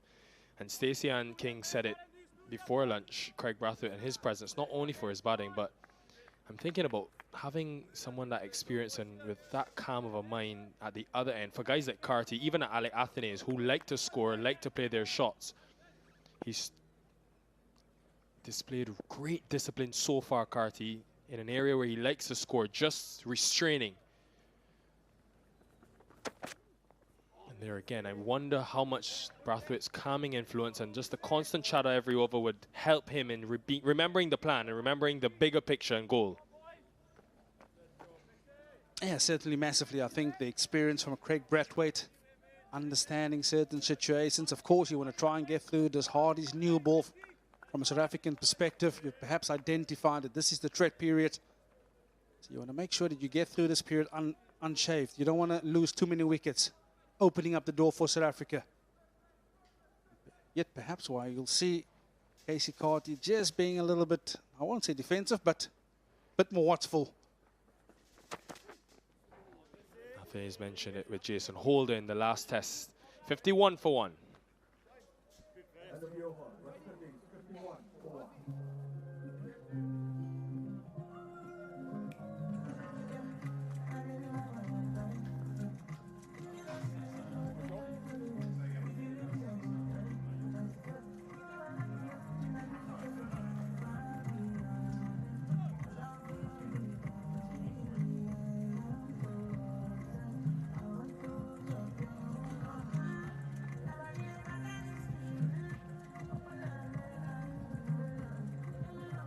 Yeah, good start for Craig Brathwaite, 24 not out. I feel that he's done a good job in getting this ball to over number 16 together with Casey Carty. This is the partnership you want to both got a start so far. And whilst you're in, you want to make it count. South Africa, of course, they want to try and open a door. They want to get a wicket here. Andre Berger, you can see he's honing on, trying to get that LBW bowled into play, the swinging ball.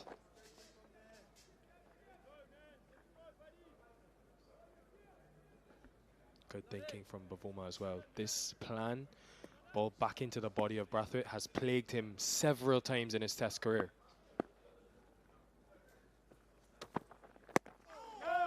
Maybe even worth thinking about a leg slip as well. He's fended a lot in his career to leg slip.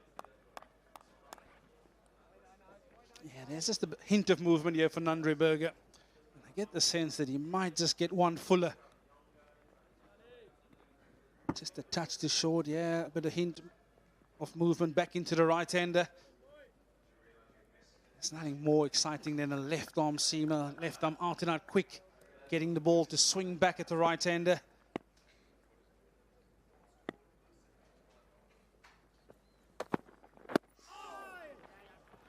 Just started that one a touch wider.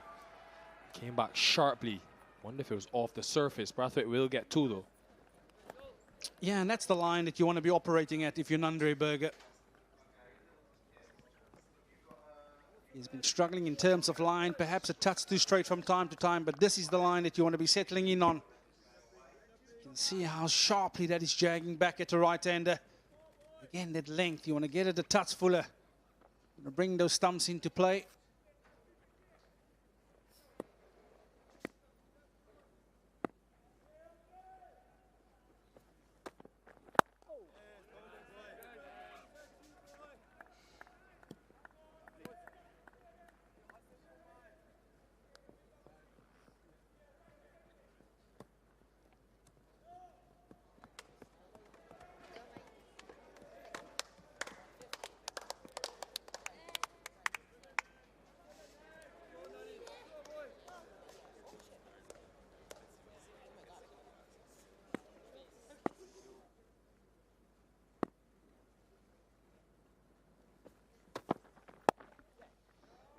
Negotiated.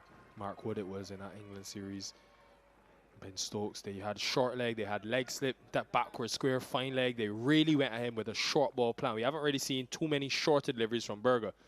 But with that angle and the way he's getting the ball to jag back off the surface, could potentially be a surprise option. Yeah, it's such a good point you make there. Perhaps try and push the batters back.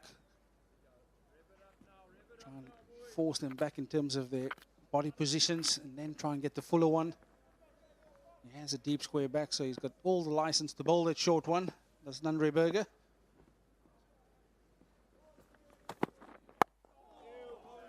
Very entertaining over, 54 for 1.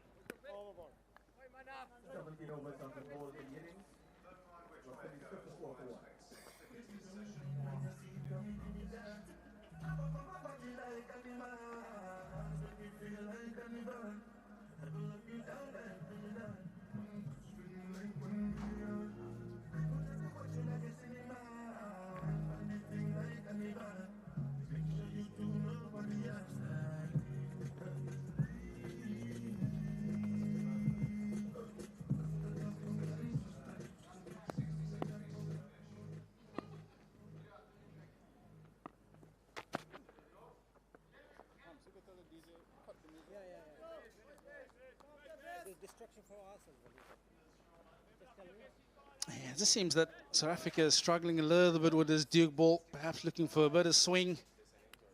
This partnership, a healthy one so far, 42 of 77 balls.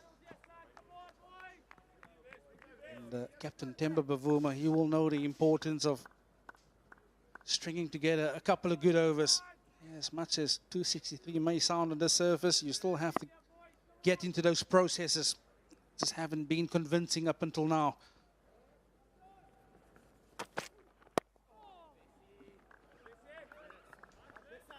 Given the struggles Brathwaite had against Rabada before lunch, what is Temba Bavuma thinking in terms of when he goes back to him? Probably want him to bowl with this slightly newer ball as well, Vern. Yeah, I suppose you also need to look at the management of energy. Rabada bowling at 6 over spell just before lunch. So it might have been a tough ask of him to come back straight away after lunch, but I think we do and we will see him not too long from now. Perhaps give him a little bit of a breather still.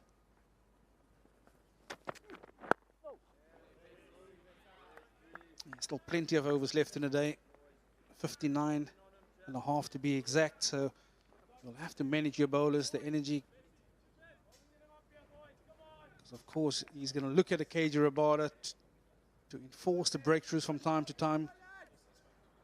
But today, that man with his captain's hat, he's going to have to be an important cog in the wheel for South Africa in the way that he's marshalling his troops.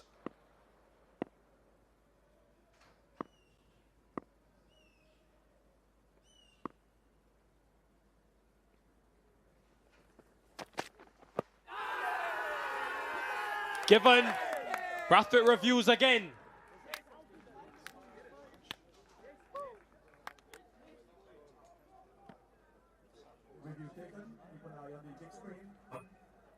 TV umpire to direct for LBW. The original decision on field is out. I've checked the feet placement and it's a fair delivery. You can have a look at.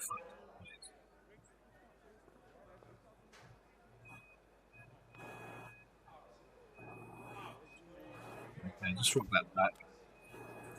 Let's go nice and slowly into the pad, please.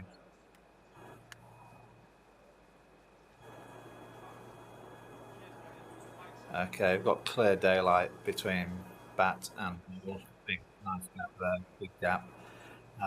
Let's just confirm that with Ultra.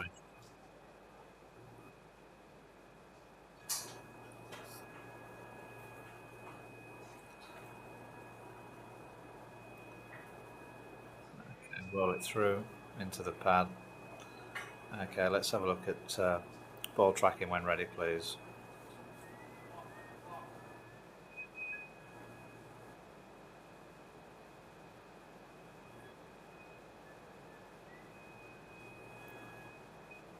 Okay, pitching outside off, impacting line, it's hitting. Go back to side field. His original decision of out. You're on screen now. So. Good decision. And the West Indies lose their captain. Big wicket for South Africa and Mulder. Brathwaite gone for 25, 54 for 2. West Indies 54 now for 2.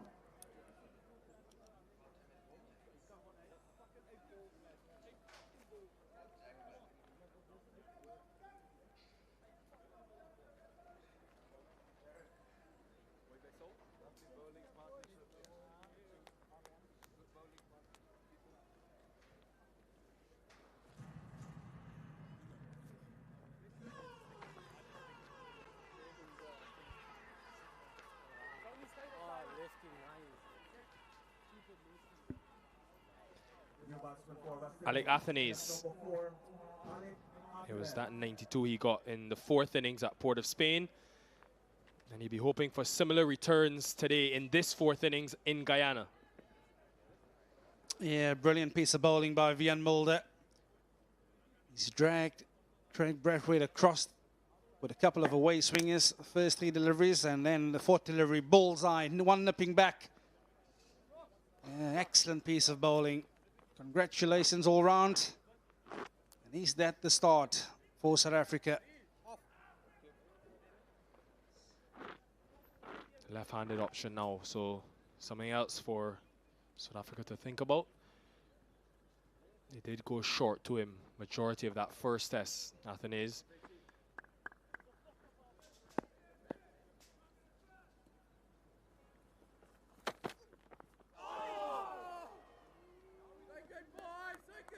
Yeah, you just get a feeling that Vian Mulder perhaps perfectly suited for this kind of surface. Very first ball from around the wicket. You can see he's trying to create an angle, just leaving him in the last second. That's a big shot for a man who have just come to the crease. And South Africa, they won't mind seeing that. You know, that was awfully close. Can they go bang, bang?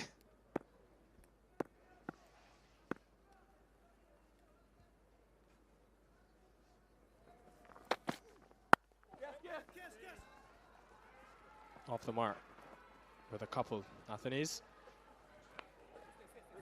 This field doesn't cost any extra runs. Wicket in the over, crucially, 56 for 2. And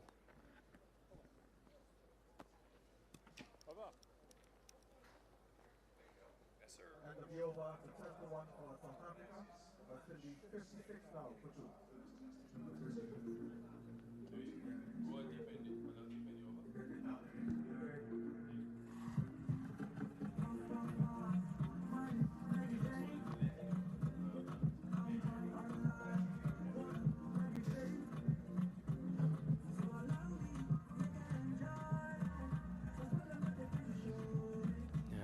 On 2 young players now, both very new into their test careers. Athenaeus obviously playing more than Casey Carty.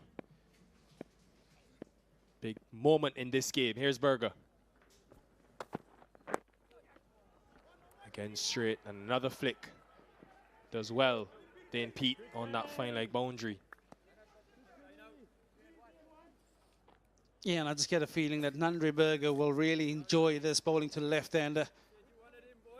Just seem to be struggling against the right-handers, getting it into the body, but that kind of line will be effective to Casey Carty.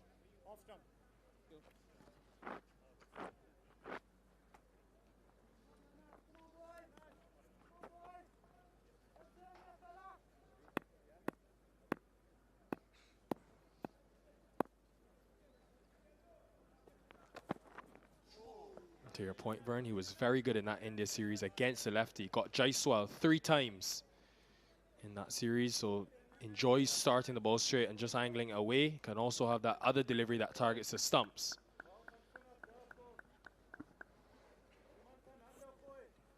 Yeah, I think the only time he gets himself into real danger from time to time, Nandri Berger, is when he's looking to swing it. You make mention of the fact that he bowls well against left-handers, but that's when he's looking to nip it at pace.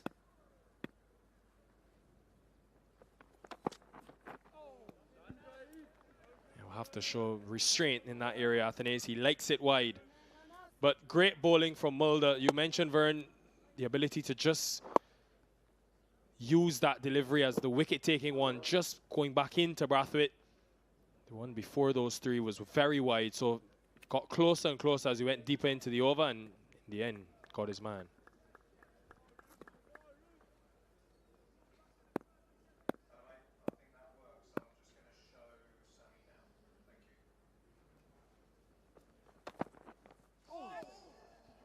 that is the reason why he loves bowling to left-handers.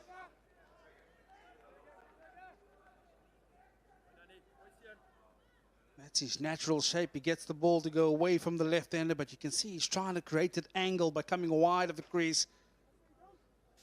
As a batter, you feel like you have to play it because of that angle he's creating. Yeah, new to the crease case, Alec Athenais. You feel that this is a key period for both these teams. Perhaps a window of opportunity for South Africa.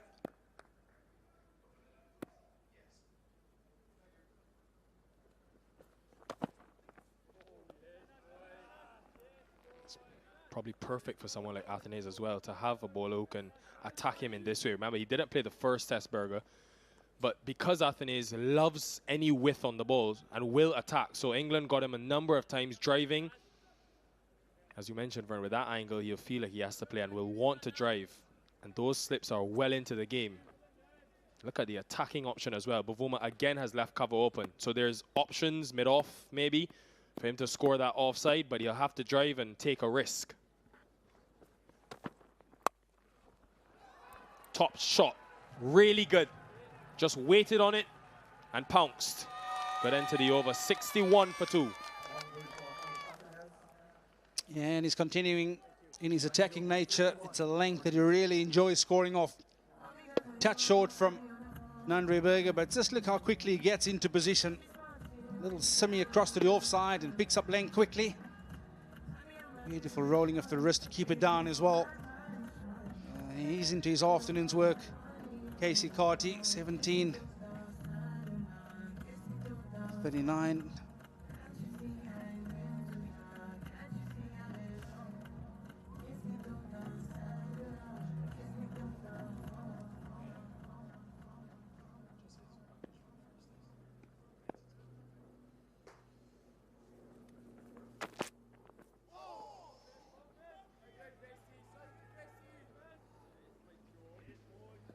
This is what makes Vian Mulder so dangerous.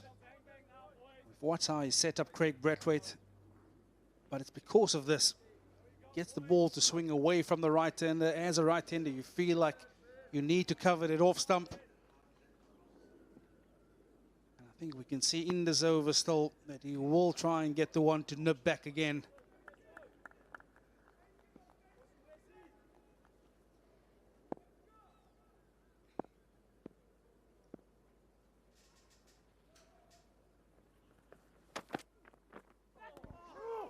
Continuing to probe. You can see the frustration from Carty. He wants to put that shot away.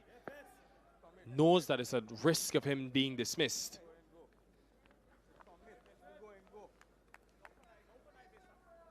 In many ways, we talk about the threats on the surface. I've identified that the new ball is a danger period. It's perhaps a shot you want to put away for now. Later on, when the bowlers are a little bit more tired, the ball's a bit softer, by all means. South Africa, they won't mind seeing him playing those shots away from his body.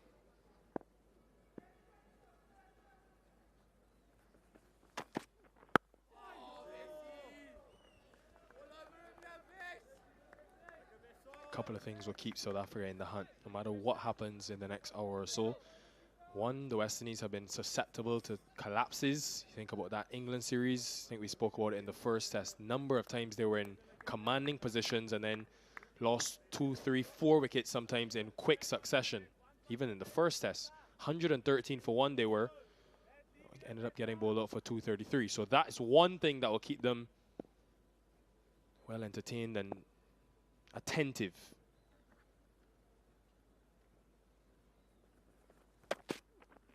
And the other thing is that they've been very good as a bowling unit when they've been able to take 5 wickets at wrapping up the tail and being very clinical. They're the best team in the world, actually, since the start of last year, at conceding the least runs for those last 5. So if Bavuma and his team can continue to break through this top order, they'll feel like no matter what, they've got a great chance to win this game. Yeah, there's one bowler missing on there, Dane Pitt, the off spinner. I think he's going to play a big role in this innings as well. We've seen a couple of signs of turn from Kesef Maharaj. Again, Great planning from South Africa. Wide to Casey Carty, and finally he gives in. The West Indies lose 2 quickly. Oh no, I talked about discipline earlier. They've checked the front foot and it's a no ball. Wow, wow, wow. Vian Mulder. How big is this in the context of this game? Casey Carty being afforded another life through the ill discipline of a front foot from Vian Mulder. Yeah, there's confirmation. Yeah, it's well over. Moments in a test match, that is a big one. Now, Casey Carty has been given a life. He knows what they will try to do against him.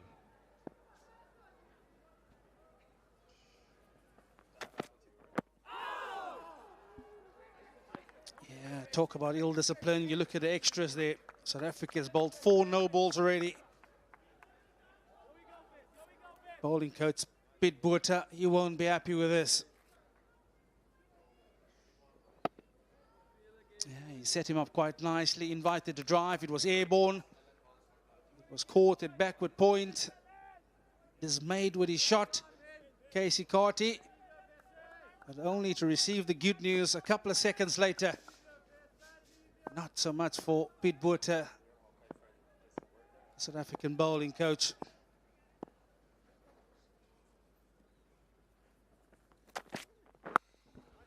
How can you not love Test cricket? 62 for 2.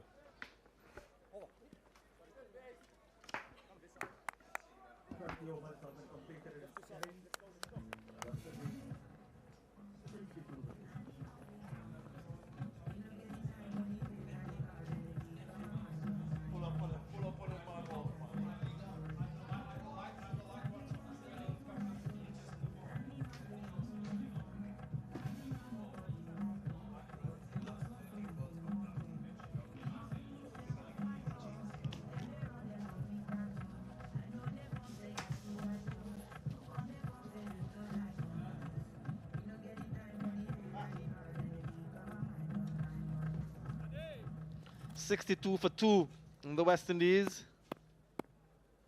201 runs still required. Huge shot, really huge from behind the wicket as well as from in front, unmoved. Umpire Hassan Raza, so there will be that decision for Temba Bavuma. He's considering it closely and goes for it.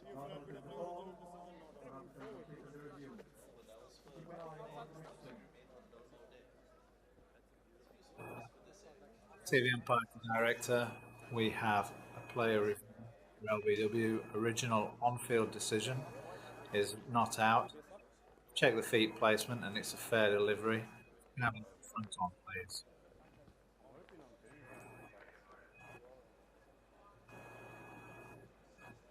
Just rock that back. Roll through nice and slowly. Okay, appears to be no inside edge, but can we confirm that with please?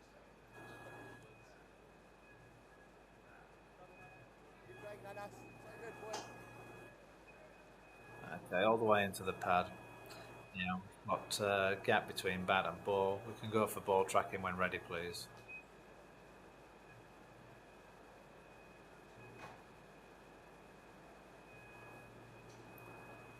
Okay, pitching outside off, impact outside the line. We'll go back to Hassan on the field. His original decision of not out. On screen now, Hassan, please. Yeah, decision upheld. Good decision from the umpire.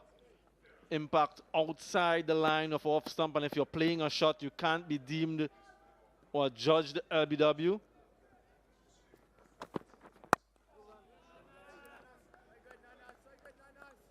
Really good sustained pressure here from South Africa.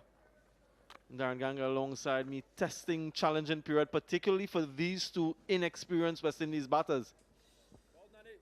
Yeah, you can look at it from a number of different ways. Of course, it's up to the players to execute out in the middle, but also the brain thrust of both sides, their planning will be critical. The process of going about one of these two teams winning this test match. That will be a real test for those in charge of either teams.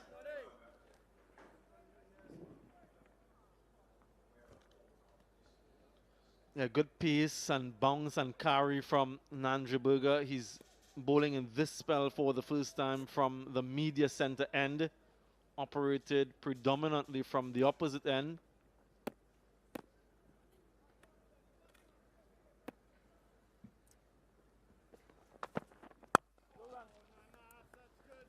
And just changing, I suppose, his tactic, his strategy as he bowls from either end when he's operating from the player's pavilion, and because of the wind factor, predominantly away from the right-hander. And then when he's changed ends, it's into the right-hander. Predominantly, he does have the one that goes the other way as well, as we saw a couple deliveries ago to Alec Athanaze. Different challenge being posed every time. And it goes to what I did mention. I was listening to that interview that Jaden Seals did earlier today. He spoke about the influence of Kemar Roach and the guidance that he provided him with just after that post-launch spell on day 2. Jaden Seals, he was trying to swing the ball, and he was guided by Kemar Roach to hit the deck, try to extract as much lateral movement and seam as possible as against trying to swing the ball. Quite a few of those. 62 for 2.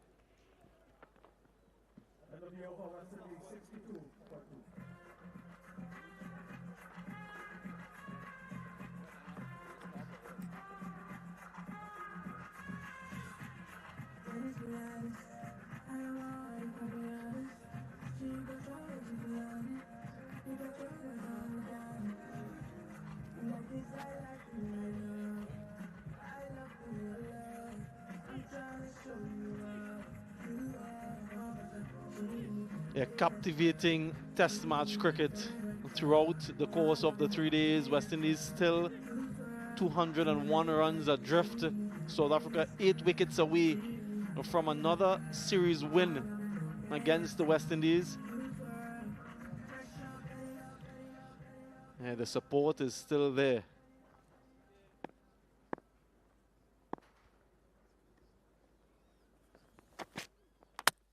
Clean them up, inside edge. 1 run in 13 deliveries prior to that. And you could just have sensed the anxiousness from Casey Carty, and eventually that impatience leads to his demise. Inexperience showing here for Casey Carty. Yep, just getting things wrong on that occasion, playing away from his body, taking too high a risk. Ball coming off the inside edge, ricocheting onto the stumps. Carty, after getting a reprieve, he departs now for 17, 62 for 3.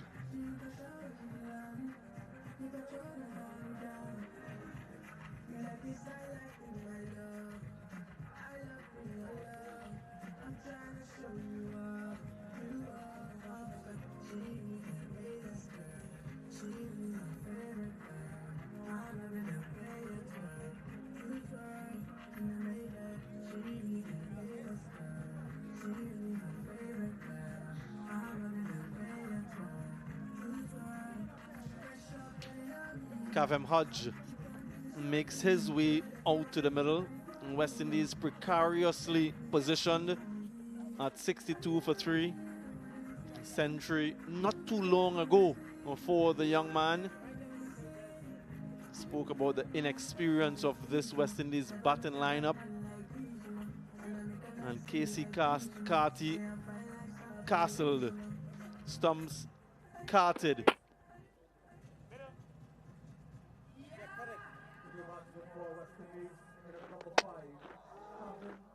Wasn't a half volley, was trying to hit that ball on the up. Not ideal in these conditions here at the National Stadium in Providence, Guyana. Seen so many batters get bowled, LBW, even caught behind the stumps because of the lateral movement. So it's always going to be high risk when you're not to the pitch of the ball, you can't cover the line, and you're unsure as to which direction it's seaming. Always say when you have conditions like these and what we're experiencing, as a batter, you must create structure in your mind and commit to those structures.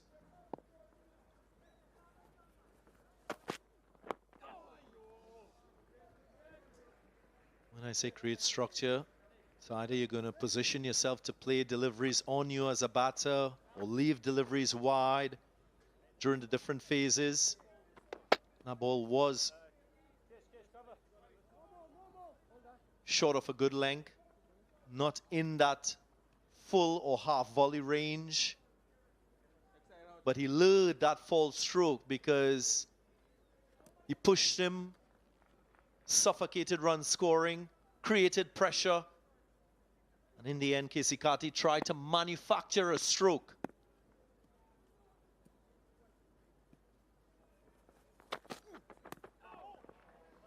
Got a hand hit, so will result in 1. Yeah, we keep mentioning the strong correlation from bowling economy and wicket taking. 13 deliveries without scoring a run before. As you mentioned, Darren, he tried to manufacture something that wasn't there. 6 from 14, and it's just part of the learning curve, I guess. Just his second test match, he learned quickly about the ebbs and flows and the periods in which you just have to give it to the bowler and bide your time until you get set.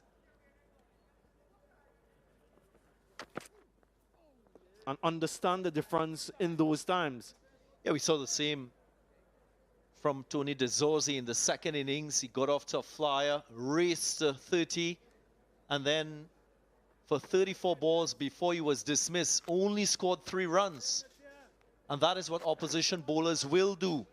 There's a process to wicket taking that they often use. And as a batter, you got to recognize that. What's your counter? Is it to turn the strike over and watch from the other end? Is it to get tighter with your defense? Or is it to go on the offensive? And how should you go on the offensive where you minimize the risk of you losing your wicket? That's the type of structure and thinking and application required.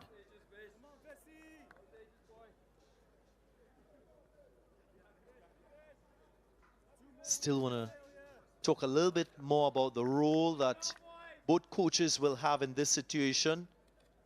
Andre Kohli of the West Indies, Sukri Conrad, coach of South Africa.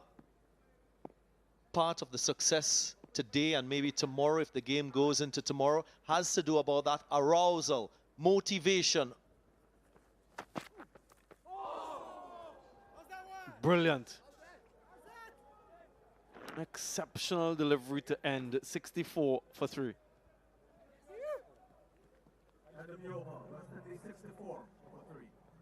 Just going a little bit fuller, little bit wider.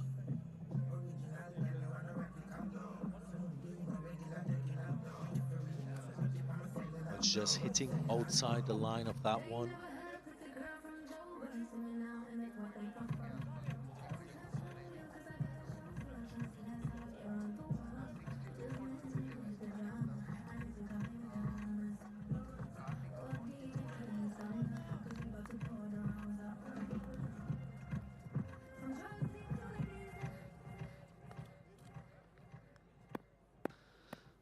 West Indies need under 200 now, but just under 199.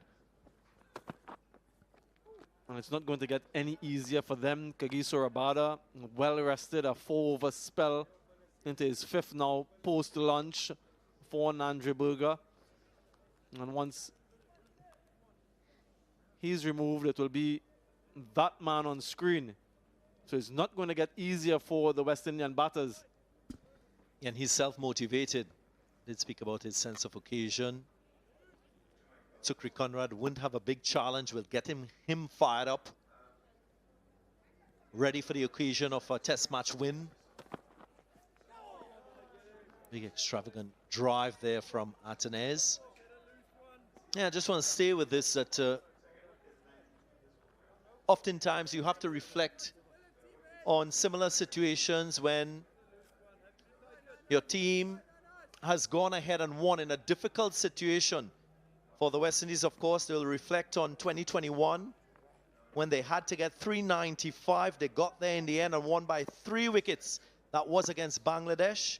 The heroics of Carl Mayers and his unbeaten double century. And posing some problems here, Nandre Berger.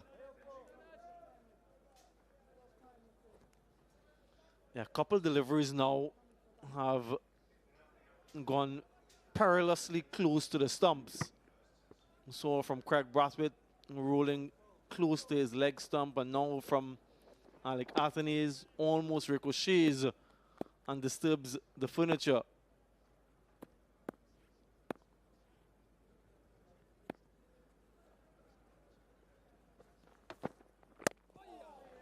That one keeping a little bit low. He would have good memories though, Alec Athanaze, of that second test, second innings. And Darren, very impressive stuff. Yeah, he batted on phase. He didn't allow the conditions to get the better of him and the situation either. Came in when the West Indies needed to bat time to draw the test match, that first test, and he did exactly that. Unfortunate for him, wasn't able to secure 3 figures, but he did a fabulous job with the bat.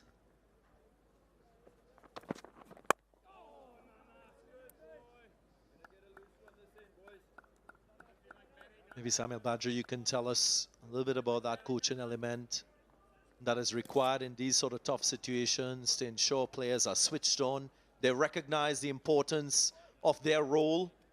Did mention that win against Bangladesh when the West Indies, they were chasing a target in the 4th innings. There was another test match against England in 2017 that they won.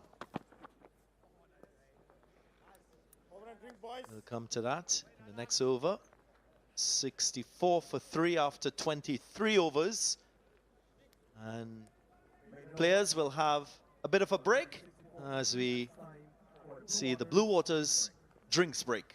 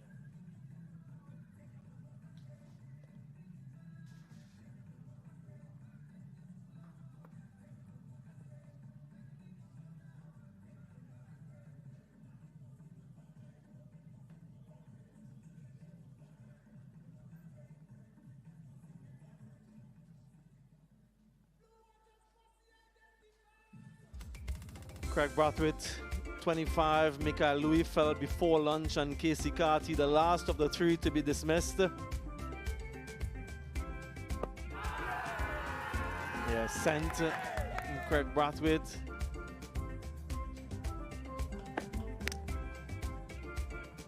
Difficult delivery to play, and then this from Casey Carty, one that was wide. Remember, he was given a reprieve not too long before that quarter point off a no ball. He doesn't make them pay, and Ryan Mulder eventually gets his reward. Yeah, it's been an eventful 3 days so far here at the National Stadium in Ghana. The West Indies still require 199, and South Africa 7 wickets. Which way will it go? Mulder continues.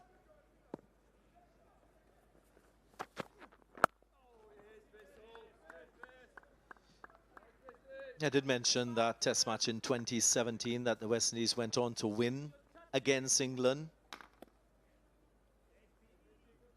Got to 322 for 5, won the test match by 5 wickets. It was Shea Hope with 118 that led West Indies to that victory. He scored back-to-back hundreds in that test match, so that test match and the one earlier mentioned against Bangladesh in 2021. Great reflections for the West Indian batters. First runs in 4 overs off the bat for the West Indies, and a confident strike from Kavem Hodge. A nice positive outlook from him straight away at the start of his innings. Clear intent, but again, that has to be sustained. That aggression must be controlled. Will require him to be diligent. Has a reputation of playing that special innings in a crisis situation for the West Indies. Can he do the same today? And if it goes into tomorrow as well? Yeah, the ability to forget the previous delivery is so important, particularly in this format of the game. You get beaten, and sometimes that's on your mind for the next delivery. Put that behind you. You're beaten by a fair way as well. Kavem Hodge. Yeah, decision making, such a critical aspect of batting. And you have a split second to make those decisions. I don't think that people necessarily appreciate how quickly those decisions have to be made, whether to play, whether to leave, whether to pull, whether to duck.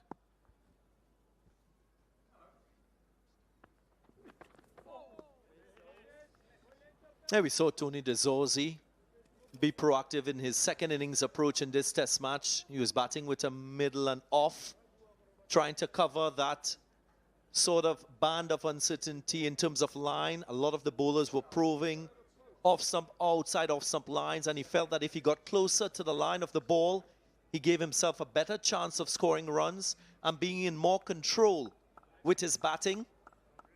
Maybe that's an option to consider.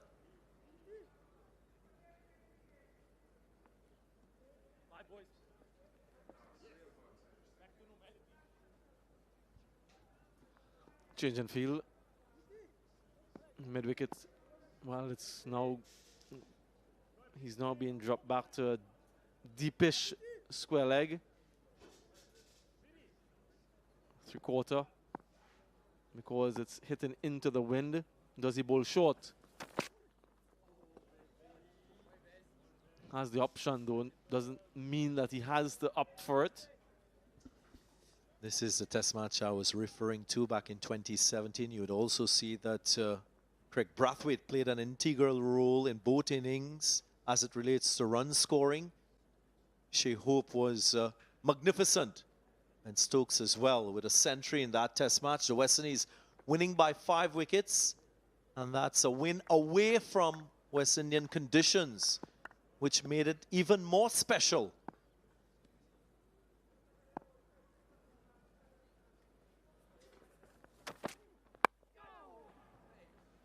That's what he wants. That's the shot that he wants to extract from the batter. 68 for 3.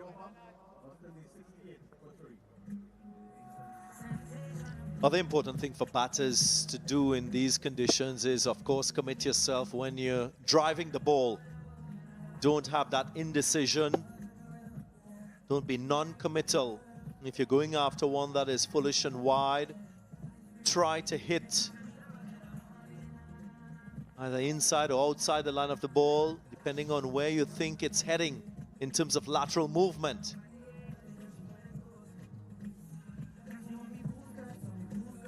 Six wickets this morning, 5 South African wickets falling for just 23 runs.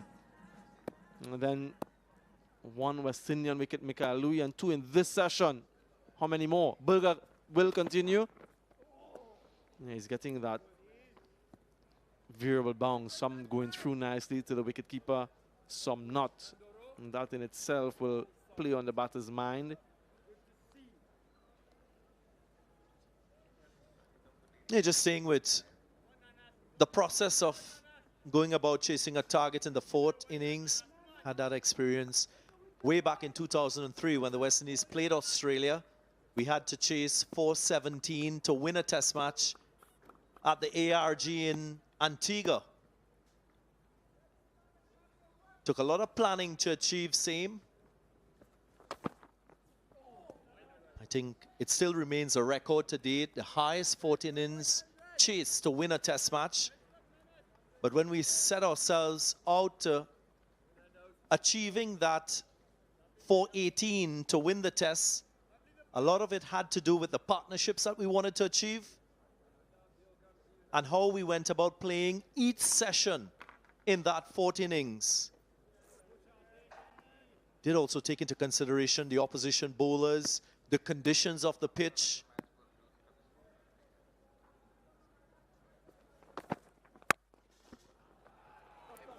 Good hand from Temba Bavuma, saved a couple of runs surely. Yes, Samuel Badri, so it was a continuous monitoring as to where you were in the run chase and periodic planning to follow. This one too would be quite historic if the West Indies manage to get there. But these guys would not make it easy. They'll have to work for every single run. They'll be challenged from the fast bowlers, and they'll also be challenged by the spinners. Keshav Maharaj, we haven't seen Dean Pete with the ball just yet. Leg slip now for the right-handed Kavem Hodge. Burger has been getting that ball to jog back in significantly to the right-hander.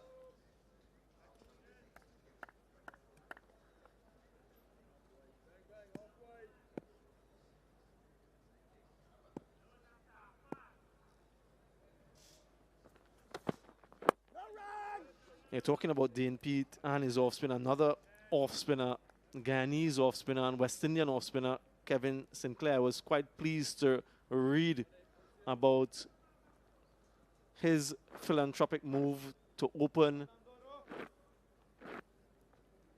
in his hometown in Amsterdam a foundation, a non-profit foundation in which he is giving back to his community, to his village.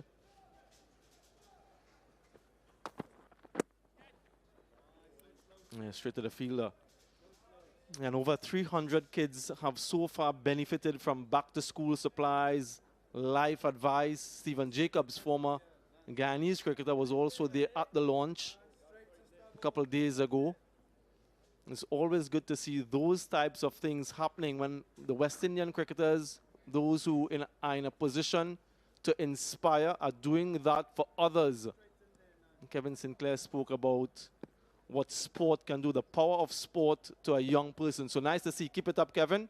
Cartwheeling, Kevin. Kevin Sinclair of the back-flipping fame.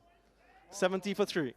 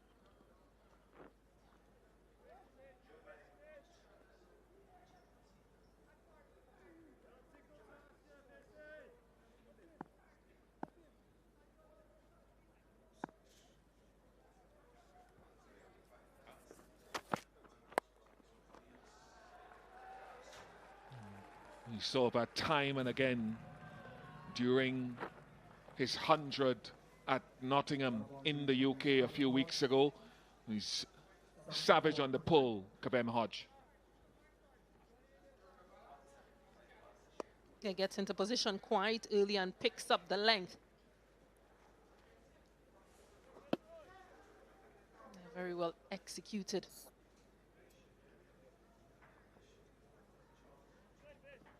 Mulder, I'm sure, will try to go a little bit fuller, even though he's putting the deep square leg into play.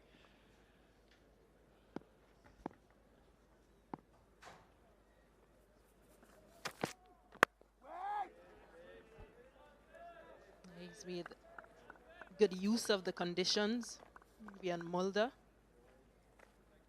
Apart from him scoring not in the first innings, I think that he's been really good with bat and ball. He's picked up 6 wickets. And he scored 34 runs.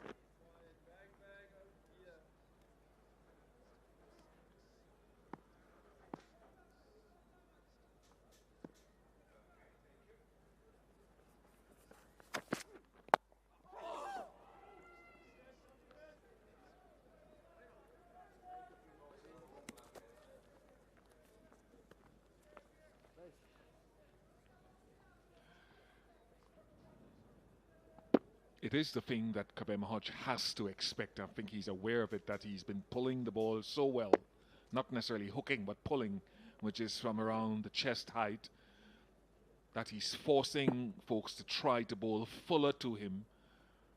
And he's got to be ready and prepared for that seduction.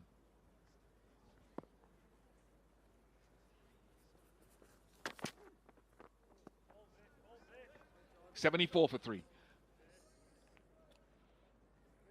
Here we go, man. 74 for 3.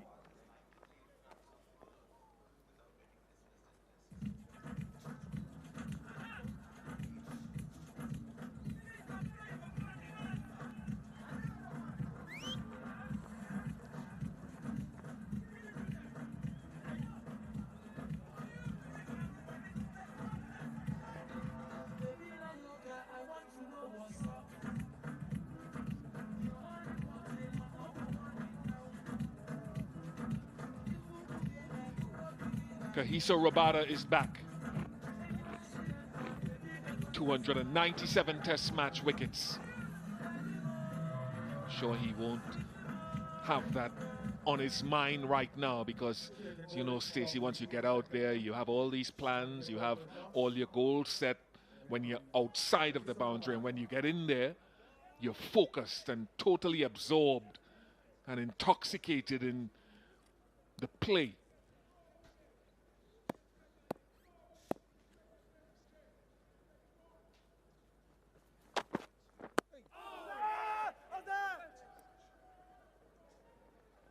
And he's one of those bowlers that will be more concerned about the lines that he bowls, especially with now starting this over, or replacing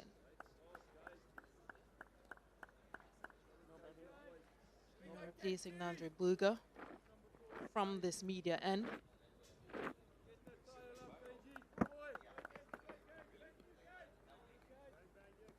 So yeah, his focus will be to getting those areas, getting those channels.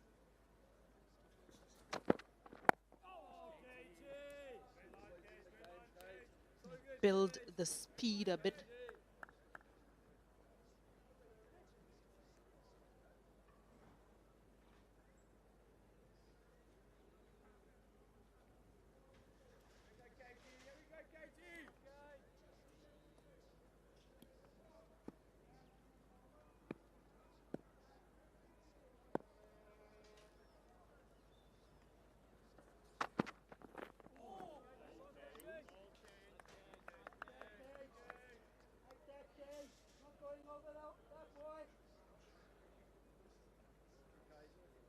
He's had some work to do today, Kyle Verena. Behind the stumps, those in-swinging deliveries.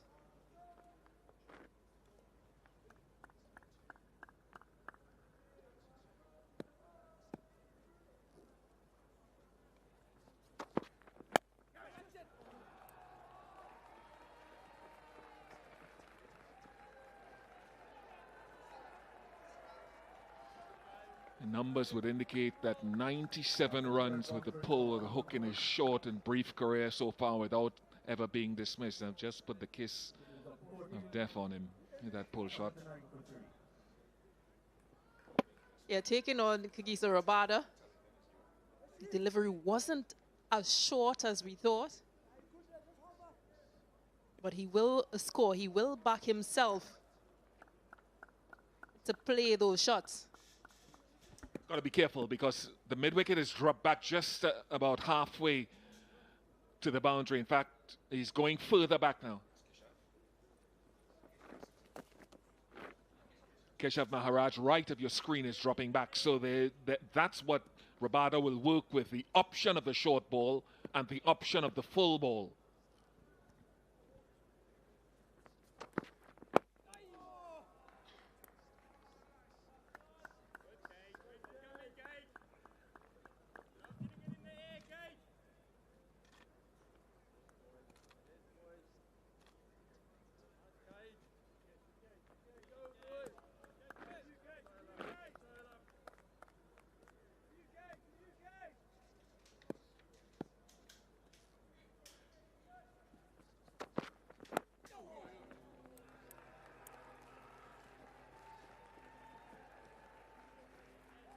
Two boundaries in the over for Kavem Hodge, 83 for 3.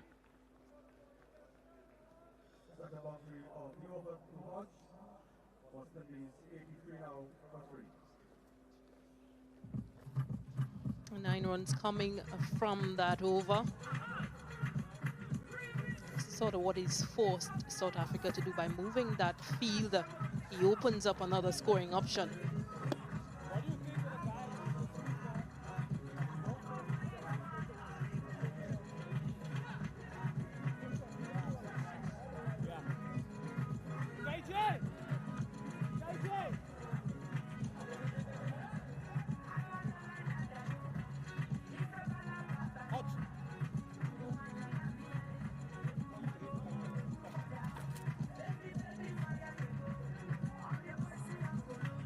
First ball of the test match for Dane Pete.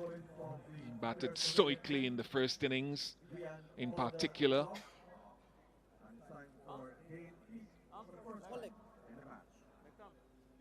A decent test match, and it's a test career that has been stop and start, hasn't it? Played his first test match back in 2014. Played a couple more, left out, played a couple more. He actually migrated to the US to play Major League Cricket at one stage. And thought about relinquishing his South African international career, but he was drawn back. And with Alec Athvinez, the left-hander, what can he bring?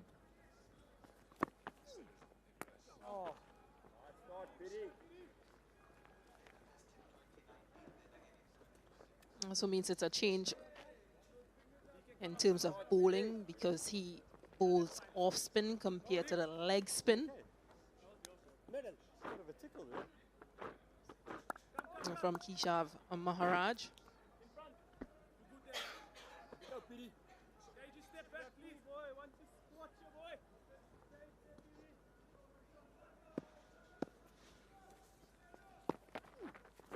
A little bit of spin, generous flight.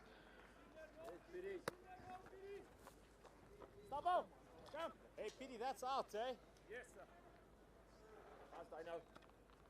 What about a little tickle to betters here, Petey? I might want to get forward to those deliveries. Tickle, tickle, tickle.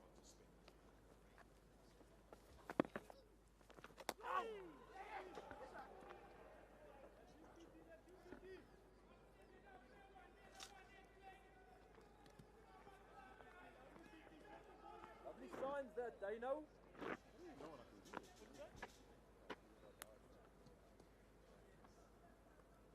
Spots and roll here, Petey.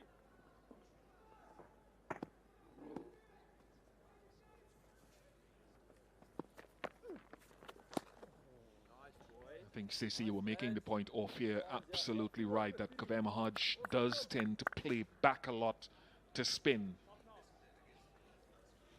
Deepest player in terms of moving back into his crease in the last couple of years in the game. Very, very good bowling. Nice flight, nice loop, nice drop. It mightn't be a bad option, but there are times you need to get forward to the spinner. Playing it late, seeing it under that eye line.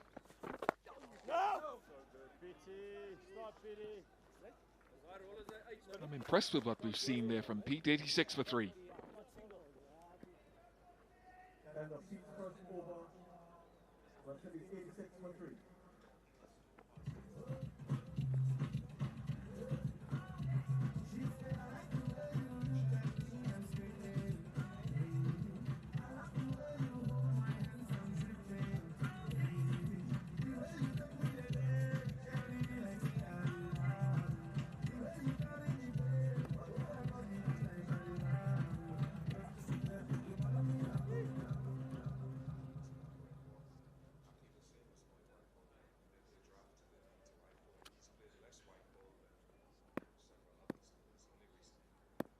Rabada round the wicket.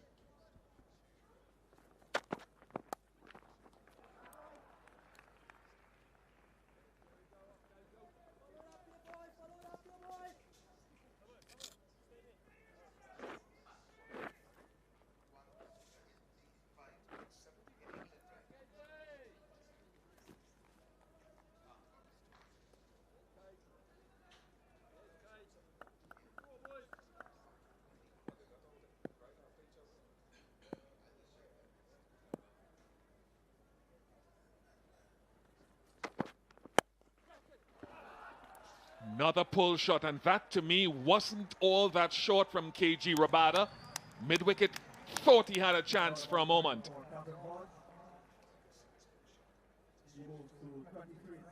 Yeah, backing himself once again, Hodge.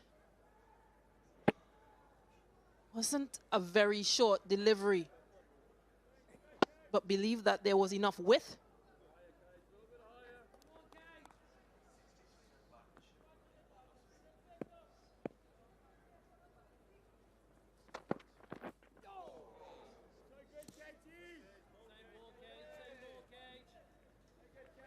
KG Rabada almost saying to him, pull this one. Much faster. Actually, his fastest delivery of this spell, 143.7 kilometers per hour.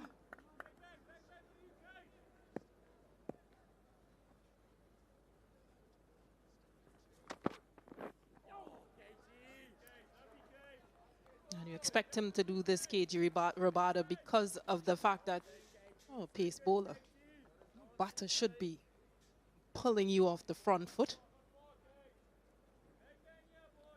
Yeah, those two first deliveries, 132, 134.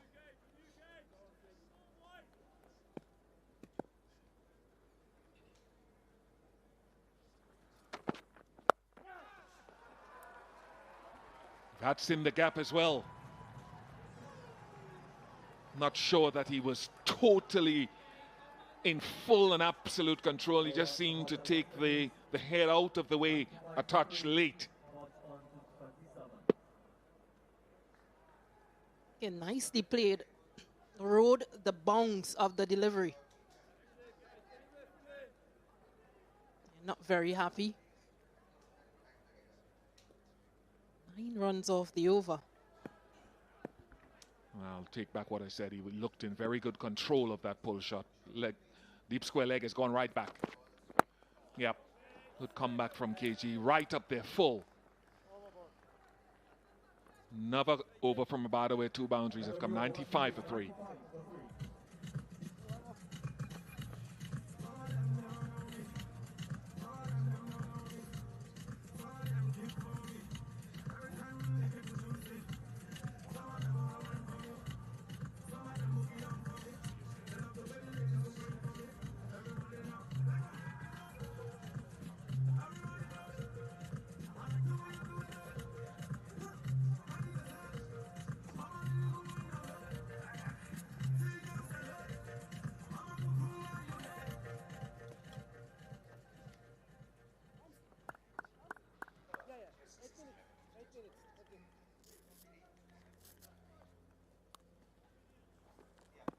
in his 11th Test match, Dane Pete.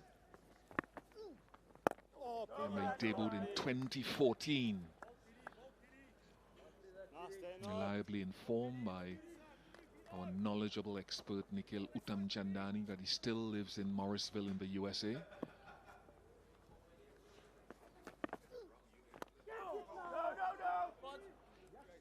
And it's just a wonderful loop on it. Sometimes you see the modern spinner firing the ball in. Keshav and Pete give it generous flight. Of course, Hatton is playing or wanting to score on the onside, getting that edge. So scoring him up a bit.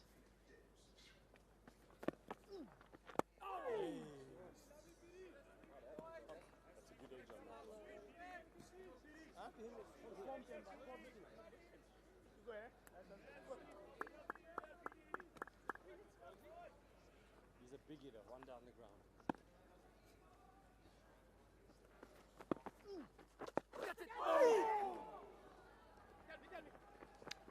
Just away from the man under the helmet, flatter and quicker. That last delivery.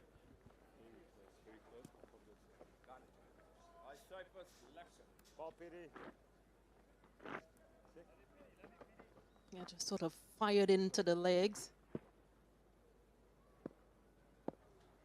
Yeah, chance.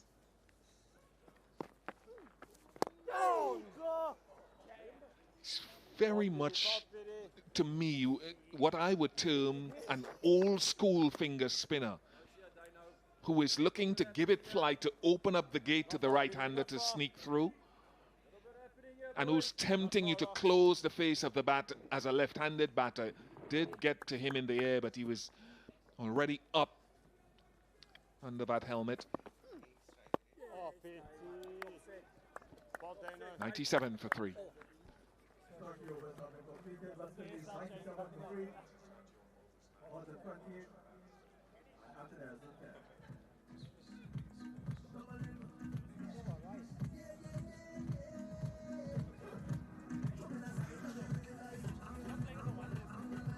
Into the third day play. Summary of how things have went.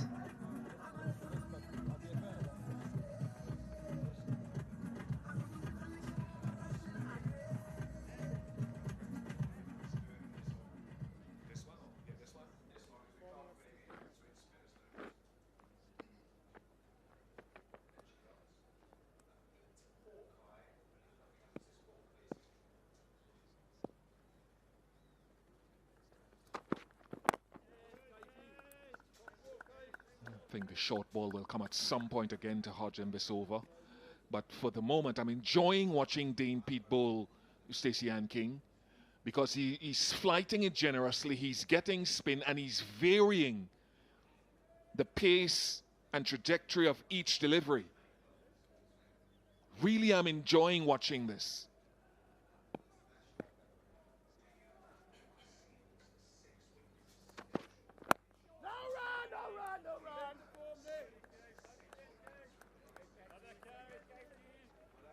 And it was the first over that they've seen from him. Might see a couple reversed shots come out. And he comes back on to bowl.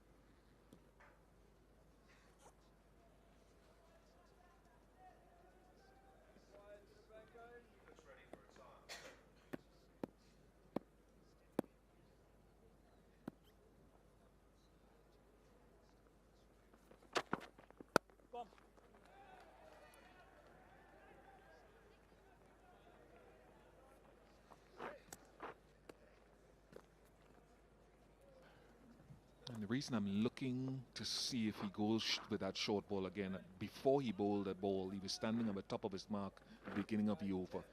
And he deliberately motioned Keshav Maharaj a deep square to go to his right and to go a little bit deeper. Does he continue bluffing or does he use the short ball at any point? He has his man on target. He didn't need that short ball. It's the length ball. 298th test wicket for KG Rabada. Yeah, what a delivery from KG Rabada. Does play this on Kavim Hodge. But having the last laugh, having the final celebration after being struck for a couple of fours. The Hodge goes for 29. It's 99 for 4. It's also time for a Blue Water string spray.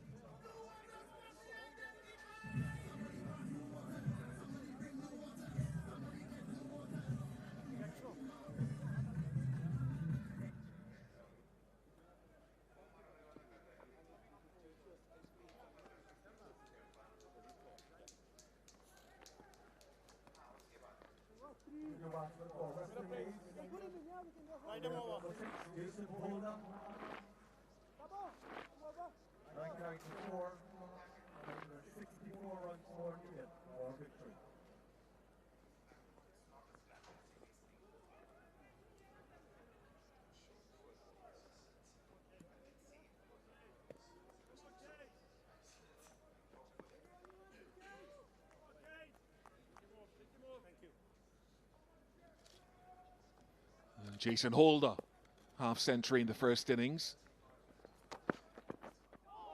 It's just each way movement from a length, each way movement. An excellent world-class fast bowler, 99 for 4.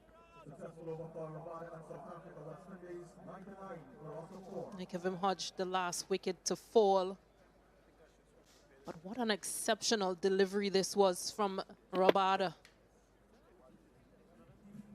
Did square him up a bit, got that edge and onto his stumps.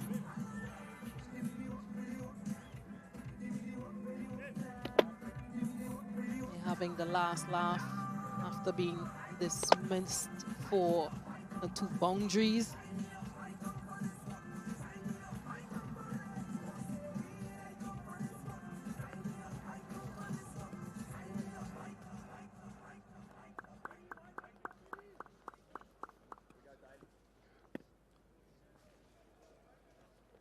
Dane Pete. Tempting, very, very tempting. I'm loving this little battle with the off spinner. He's been living off the edge. Ali Cartonese presented another chance in slip. Picked up a single and brought up the 100. Picked up 2, I beg your pardon, and brought up the 101 for West Indies.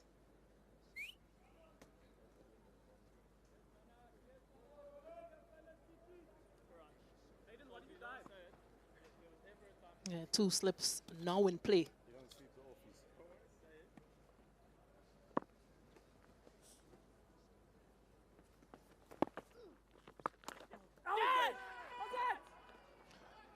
A shot he played with some degree of success in Trinidad with his half century.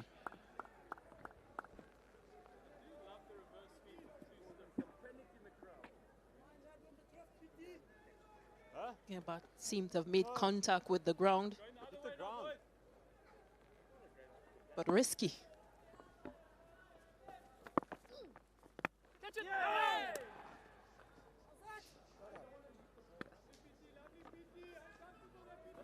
Risky because there is a second slip and a backward point and a cover point. And there is definite spin. Very, very old school, but entertaining bowling. Holder has a word. He swept his way out of trouble in Trinidad. He eventually fell to the sweep shot.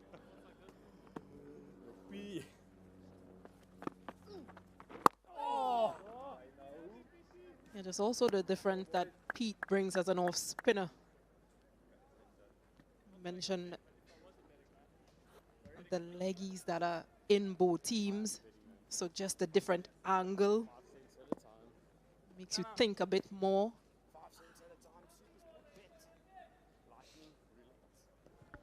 Assault and battery from the umpire. Oh, very good. Just very, very good. Wonderful length.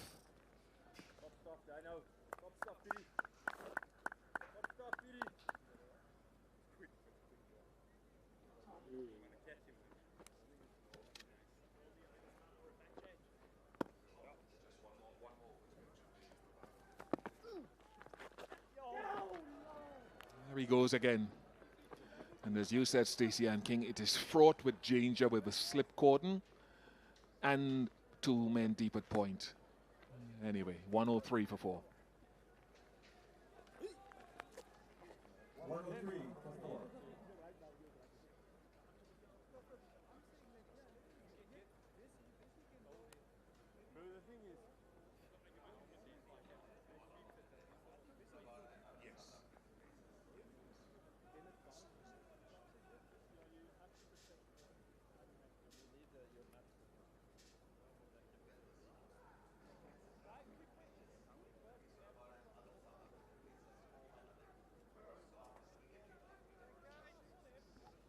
Rabada again.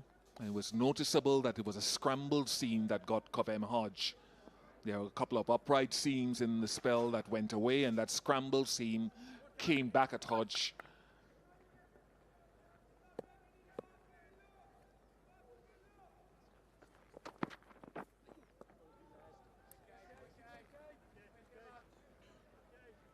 I just wanted to see an angle of the dismissal again as to where the bat came from. Almost as though he was sizing up to pull. And that's where having the deep square and Rabada's pace and not serving up the short ball for the first 5 deliveries of the over, keeping the question in Hodges' mind, when is it coming? And with that, Stacey Ann, he goes to a step closer to this elite group of South African seamers in Test match cricket. Look at the home, look at the away. It doesn't degrade any one of them. Average 19 at home, the best of that group at home. Away, he's been good, but he's had 1 or 2 challenges, I said, in India and Pakistan, where others have been better. But that is not being disparaging in any way, shape, or form about the greatness of KG Rabada.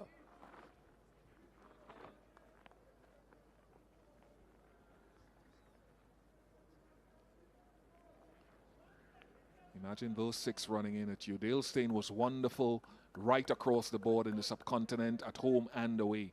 I thought Alan Donald was pretty special too. Look at his average, away and at home.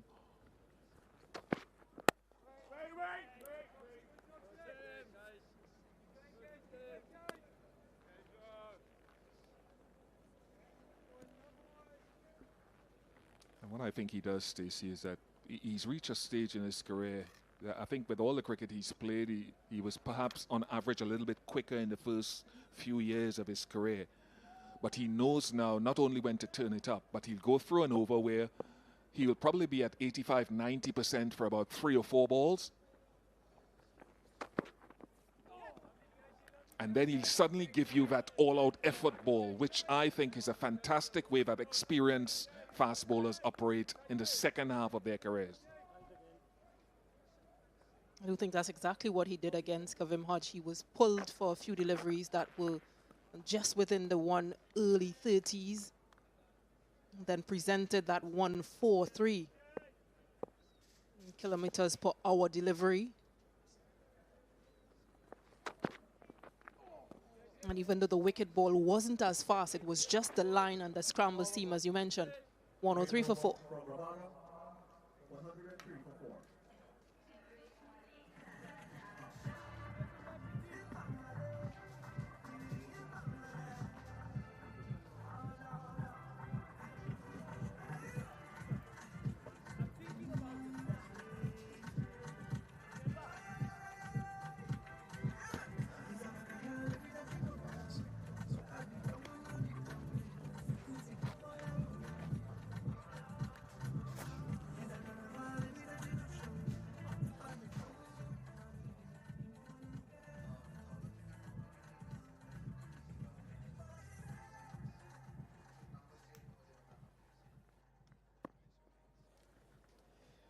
Dan Pete to continue working away.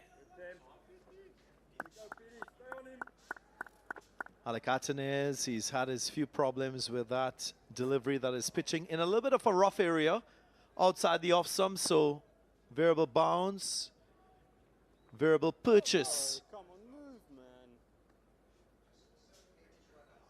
Those variables will weigh on his mind.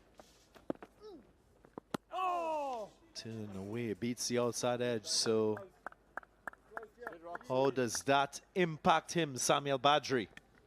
Hello, Darren. Hello, everyone. It's that parabolic trajectory that he has, that curve up and then down, dipping. There's so many different ways in which a spinner can be effective. We talk about the dip and the drift, quite apart from the turn they can extract from the surface. And because of that parabolic trajectory, it falls a lot shorter than you think as a batter.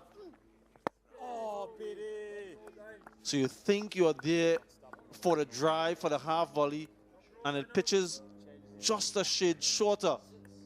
And it can spin past the bat. So he's bowling from the pavilion end, the player's pavilion end, where the breeze is blowing from right to left of screen. So he's going to get that drift in. And if he can pitch and spin away, magic.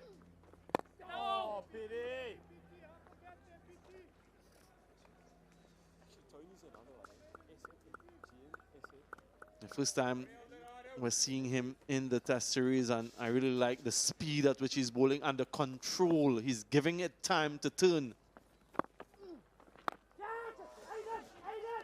Goes up high in the air and the catch is taken, so Alec Atenez succumbs to the pressure from Pete and South Africa. Maybe inexperience playing a part in this dismissal, but the young left-hander has to depart. And Dane Pete's first wicket, just the persistence, wearing down the patience of Alec Atenez, and an unforced error, not for the first time in this innings from a West Indian batter.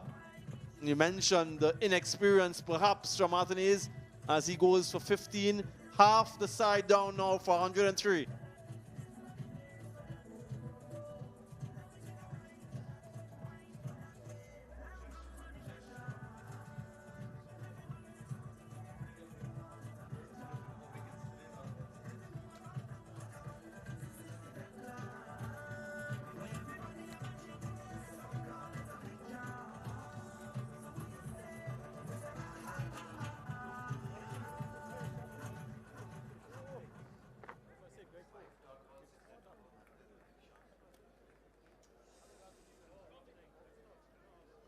More work here for Joshua De Silva.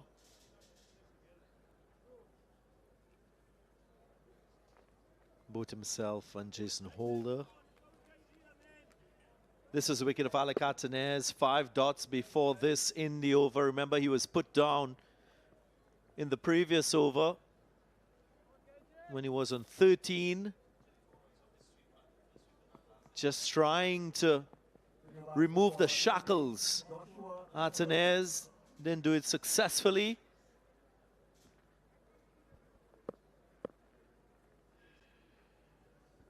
Rabada. Half century for Jason Holder, unbeaten in the first innings, and again he's found himself in this situation where he has to sort of shepherd the lower order. Starts for 4 of the top 5. Michael Louis, the only one in single figure, but not able to carry on. Alec Atenez, that sweep shot was quite productive for him in that Queen's Park innings oval knock.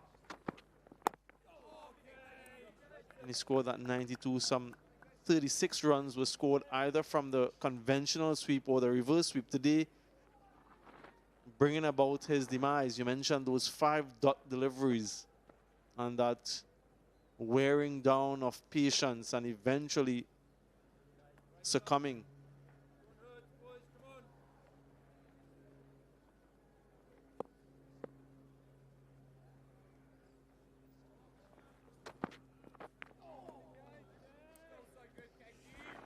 Just probing away, Kagiso Rabada. Just love the way he balances his attack with patience. Very unfazed. You don't see frustration from him when something like this happens. Ball just beating the outside edge. Don't appear anxious at all, Kagiso Rabada.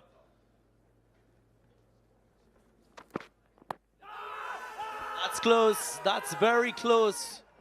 The Jason Holder gets some bat on it. We'll wait on the umpire to confirm. Review taken.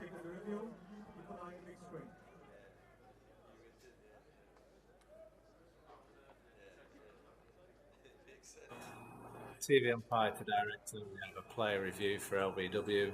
Original decision is on field. I've checked the feet placement and it's a fair delivery.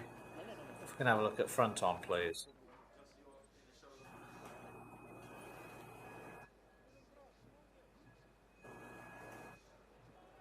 Okay, just roll through nice and slowly.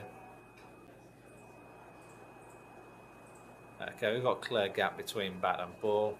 Can go to ball tracking when ready, please.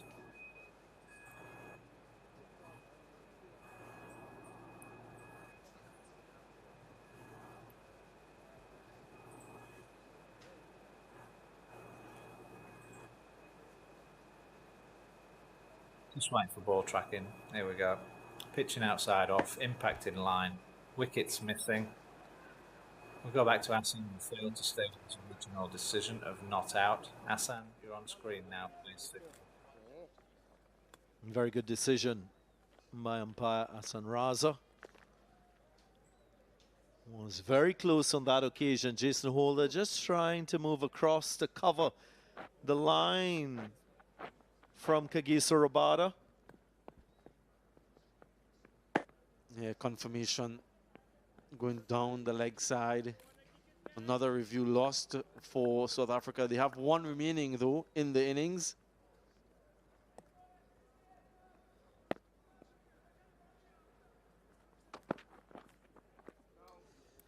Just shows that with that approach to cover more of that off stump, outside off stump line, as a batter, you've got to also be mindful of exposing yourself to being LBW with the straighter line delivery.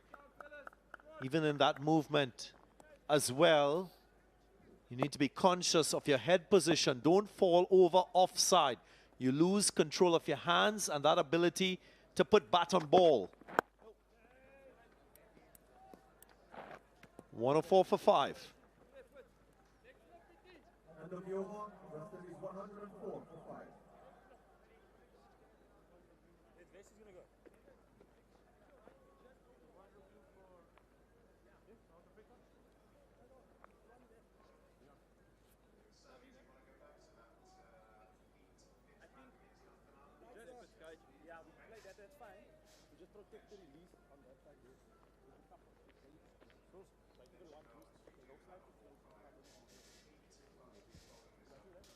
Uphill task for the West Indies. Two very, very new batters at the crease. Both Holder and De Silva not yet off the mark. Dane Pete will see this as an opportunity to exploit the newcomers.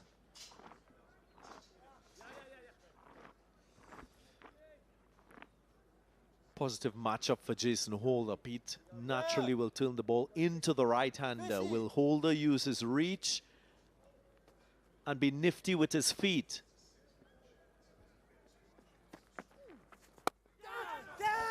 In the air, a little bit of a brain fade from Jason Holder. Got caught, you'd think, in two minds.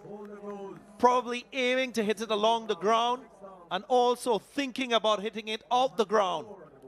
Yeah, and that fielder was just precisely positioned by the wicketkeeper. Good air, good flight once again. And again, that parabolic trajectory. Jason Holder in two minds, unsure if to go for it or if to try to get a single in the end, in no man's land. And another catch from Holder.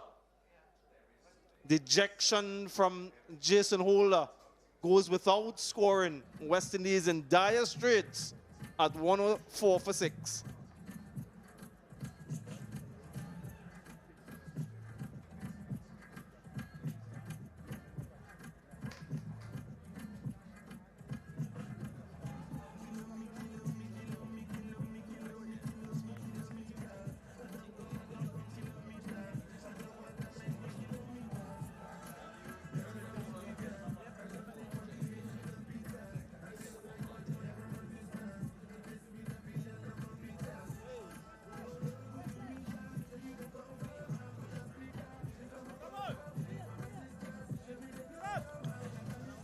A wicket off the first ball of this, the 36th over, brings Gudakesh Moti to the crease. Now it was the first delivery faced by Holder off the bowling of Dane Pete.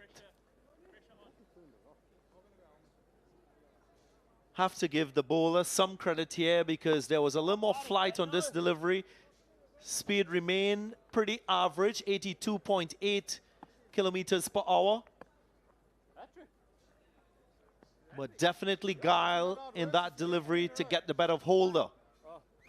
Pressure on Moti, the left-hander. A little bit of an advantage with the rough outside the off for Moti.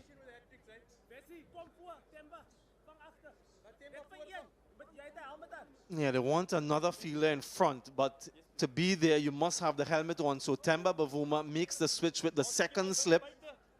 And so we have a silly mid-off, a sort of leg gully with the helmet, two slips. So lots of pressure here on Gudakesh Moti. Oh, my word. He's greeted with a nice, juicy full toss that offers him to get off the mark. Yeah, classical type of spin bowling from Dane Pete. Mentioned the trajectory, the flight. He's looking to give the ball some revolutions, looking to extract some turn, but more importantly, he's having the batter look up. The moment you have to raise your eye to look up to see the delivery, something is triggered in your mind.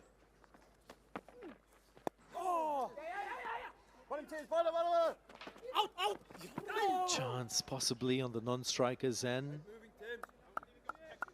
Temba Bavuma chased and shied at the stumps. He was attempting the direct hit. Joshua De Silva in the end, comfortably completing the run. It's something I think the West Indian bowlers have been, the spin bowlers that is, have been guilty of trying to bowl too flat, too fast.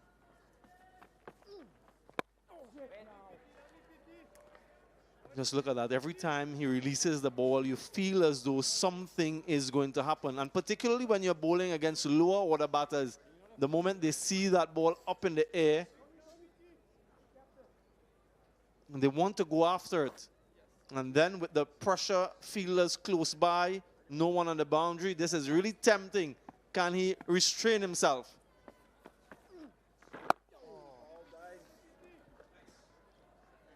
Then Pete with a conventional off-spinner's grip, gripping the ball with the index and middle finger. Those are the two controlling fingers to turn the ball, to get revs on the ball. Another tidy over completed, just 2 runs from it, 106 for 6. End of the over complete, 106 for loss of 6.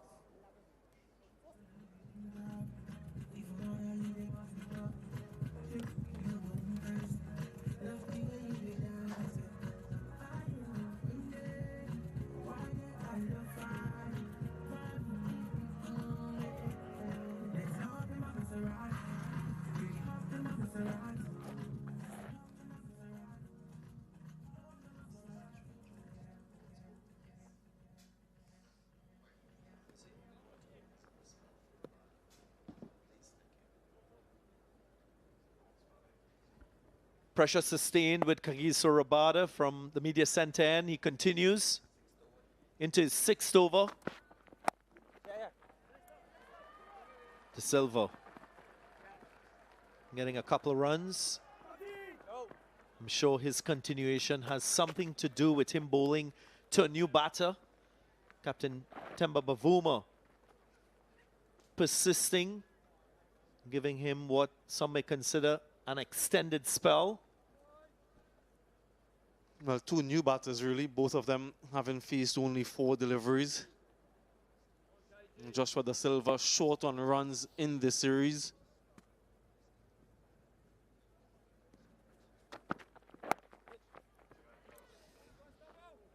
Times Joshua Da Silva, he is susceptible to the LBW mode of dismissal quite early in his innings.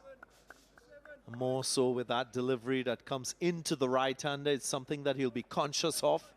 Kagiso Rabada has that poker face and will lure batters like Joshua Da Silva into a false sense of security with back a length and away from the right-hander first. Just there.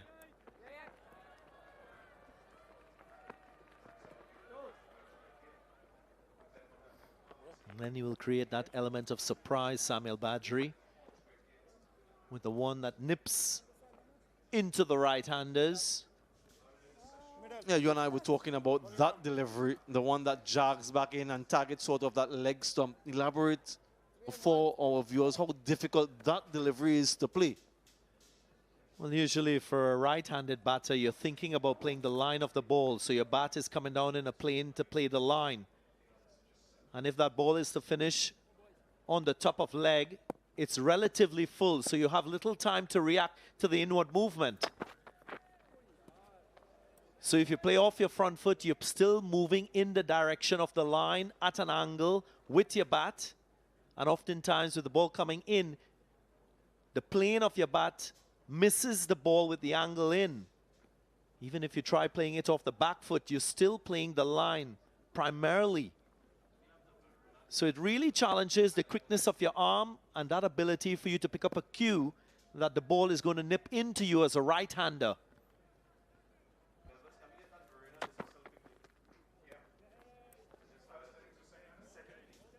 It's a very, very good wicket-taking delivery for bowlers. One that touches just outside the line of off-stump and finishes top of leg. Yeah, that's sort of what you're talking about, that line and jogging back in. Really difficult to negotiate. Yeah, just there, he's playing the line of the ball, not necessarily the inward movement and where the ball ends up when it reaches him. 109 for 6.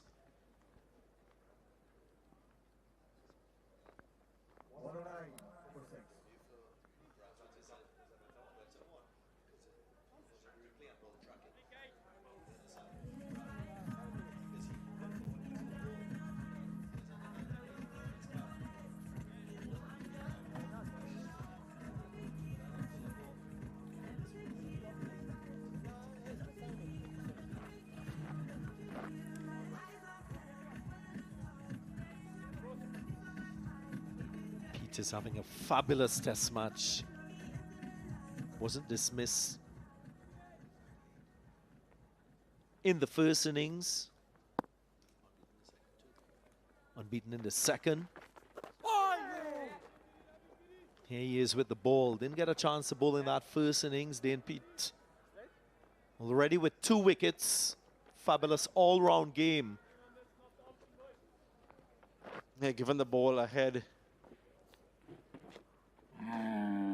of, well, just 1 over from Keshav Maharaj in this second innings, but creating problems. Just see that Joshua De Silva is getting a little bit square on the ball. And when I mean square on the ball, both shoulders facing the bowler. That's not ideal, especially facing an off spinner. You want to remain in a relatively side-on position,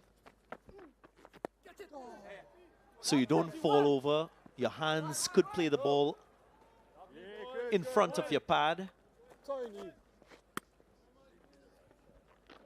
One of the reasons why he's susceptible to the LBW decision, an LBW mode of dismissal.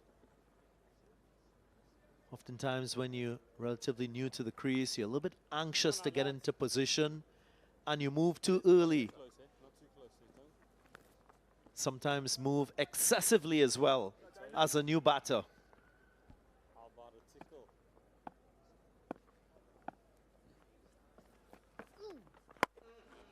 Use of the feet from Gudakesh Moti. Some counter-attacking moves here. Gets 6. Pushes the pressure back to the bowler. Yeah, no pressure on the bowler. He wouldn't mind this at all from the left-hander. If he wants to play shots like this, then no issue. Still have a lot of runs to play with, 145 in South Africa. Confidence from Gudakesh Moti. How big a risk is that he's taken?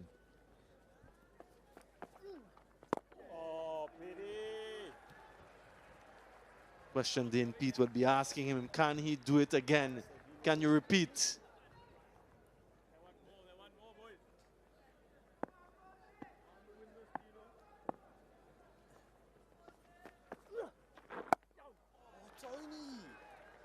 Comfortably on the back foot off the middle of the bat. 9 from the over, 118 for 6.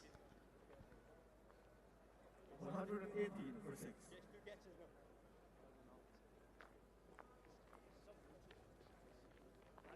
The proper shot. I'm showing you. I thought it was second. Yeah. I think you want 2 touch. Sorry. Sorry. Yep.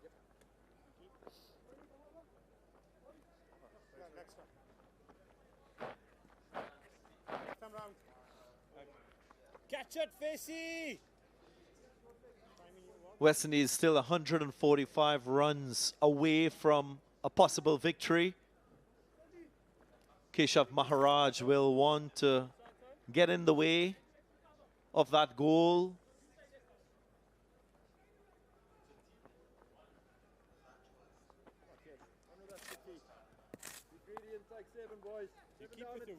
Yeah, the crowd has been enlivened by that 6 from Gudakesh Moti, a hometown hero. So the Guyanese here in the stands enjoyed that strike.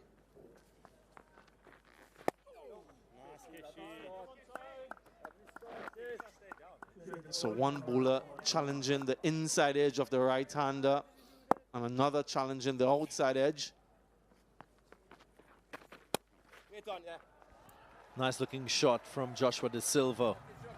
Good transferring of his weight onto the back foot. And a good execution in that cut shot. They're still looking to score. So important. Just can't stay out in the middle and be defensive when given these opportunities. You have to pounce on them. Try as much as possible to exert pressure back on South Africa.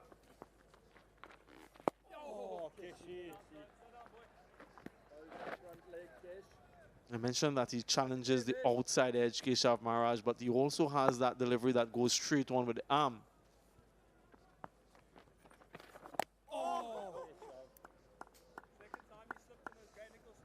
Ideally, what the West Indies will want is for the left-hander to face the left-arm orthodox spinner and for the right-hander to face the right-arm off-spinner. That is something that both batters should be thinking about. Presents lower risks in stroke play from these two if they're to achieve that alignment. Now the left-hander comes on strike for the left-arm spinner. This is ideal from a West Indian point of view. Little 1%ers in the game of cricket that you've got to be switched on for and make it work in your favor.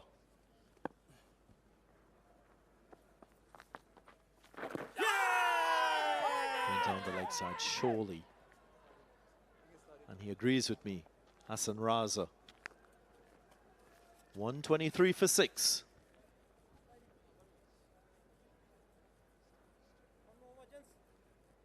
End of the over. 1, 2, 3 for 6.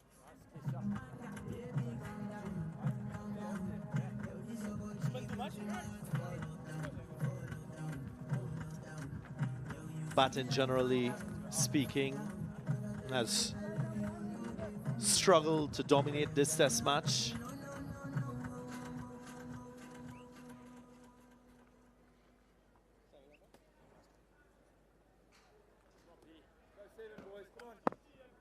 Off spinner to right-hander, ideal for Joshua De Silva. Often hear about positive matchups in white ball cricket for batters. Here is one for De Silva. Can he make it work in his favor?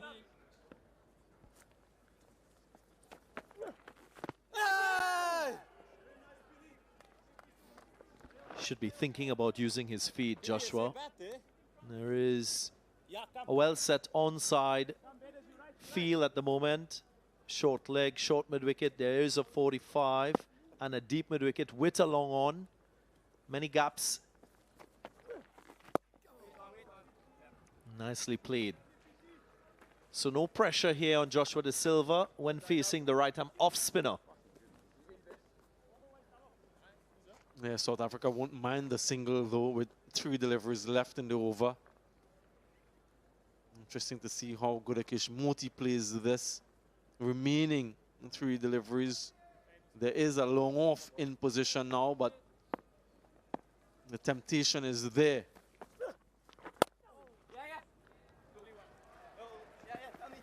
Should be a couple of runs. Yep.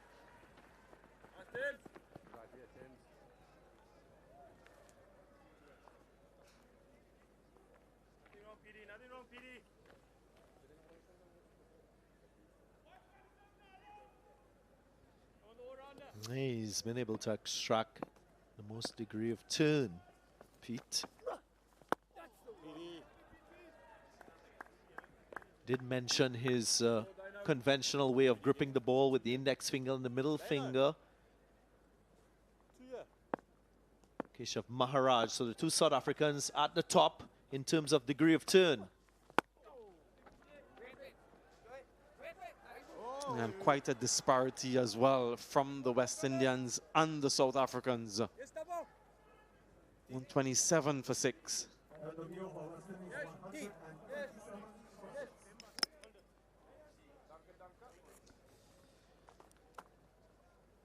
So 127 for 6. And we've come to the end of this post-lunch session. The West Indies, well, they've lost 5 wickets. Of course, a run rate of 3.2. There's still 136 runs shy of a possible win in this test match. But it's been a dominant session for the South Africans with the ball. Yeah, 5 for 84. Their returns. Kagiso Rabada, how good has he been for a long time for South Africa? Joshua De Silva and Gudakesh Moti, the men who are not out at the moment, partnership of 23. Lots of starts there from a West Indian standpoint, but no one really putting their hands up and carrying on. And so they find themselves in a very precarious position, 127 for 6. Well, South Africa, they've done well collectively. Kagiso Rabada with 2 wickets and inching closer to that 300 landmark. He's bowled an extended spell of 6 overs just before this tea interval. And great support from the all-rounder Vian Mulder with wickets again, 2 for 26. Dane Pete, who continues to have a fabulous test match with 2 wickets for 23. But all bowlers quite economical and maintaining pressure and stronger hold on the West Indian batters. So this test match at the moment, poise. The West Indies still requiring 136 runs if they are to win. South Africa, they're searching for 4 wickets for a series win as well. As we pause for this break, we hope that you'll stay and join us for the last session. For now, we're going to take a small break.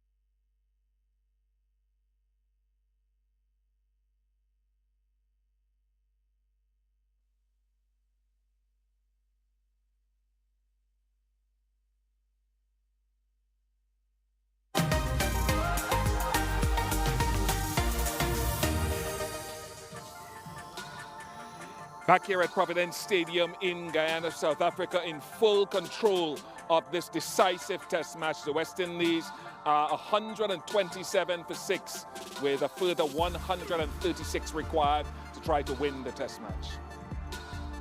Happy that you could join us here again with me for this Tea Time Chat. Stacey Ann King, Vernon Philander here with me. I just want to get straight into it, Stacey Ann King, as we reflect on the wickets that have fallen, starting with the captain, Craig Brathwaite. Yeah, I thought he was set up pretty nicely for his dismissal.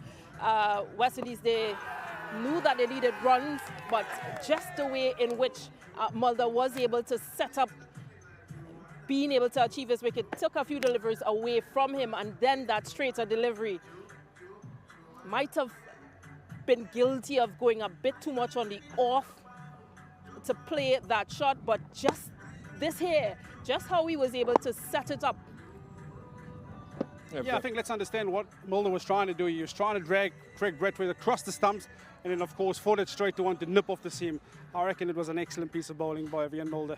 Is that something that comes naturally, or is that something the bowler just, is that planned in team meetings? Yeah, I think definitely. For me, I think South Africa would have gone away after that initial session just before lunch. I think they were trying to bowl wicket-taking deliveries, of course, offered up some scoring opportunities, which you also have to give a lot of credit to the West Indies. They pounced on every opportunity afforded to them. But then I think South Africa would have sat down and say, what is the recipe for success on this particular surface?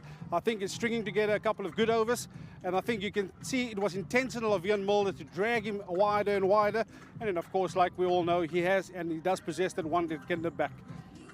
Yeah, something that Casey Carty will really have to understand as he grows in the international game.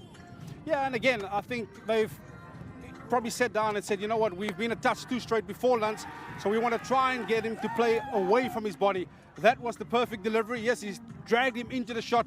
A bit of disappointment for South Africa, of course, having been a no ball, but I'm massively disappointed with that shot after being afforded an opportunity to really make a statement here. I think they needed a partnership, and Casey Carty, having been afforded the opportunity, you'd have expected him to say, you know what, it is not the kind of surfaces for me to play big shots. Let me be ultra, I wouldn't say defensive, but let me put some value on my wicket, and I can always drag these bowlers into their second, third spells where I can look to score. And we go further down, then truer words have never been spoken. Kavem Hodge, we were on air when Kavem Hodge fell, and perfectly done from Rabada. Yeah, it was a slanted bat, and again, possibly thinking that it might be a shorter delivery because he scored off a few length deliveries from Rabada, but this time around much quicker, lined as well on those stumps, so attacking, and probably just a tad faster as well from Rabada because he knew that I've been hit, I've been knocked off for a few boundaries, and I'm not going to do that again. I'm going to bowl possibly a fuller length, a straighter line, and the execution, I mean, Kavem Hodge literally helped him along the way. And you've seen now Rabada climbing closer to that list, Vernon. Ian Bishop, I'd love this young man to get there to that milestone in this particular test match. I think he's shown some excellence in the first test. He's bowled spell after spell. Yes, perhaps not been as successful as you'd like to be. And again, he's repeated it here. So, hey, I think this game owes him a couple, maybe just two more. So much we can say about that. Ali Gaffney swept himself to success in Port of Spain, Trinidad. Tried to do the same here today. Stacey Ann.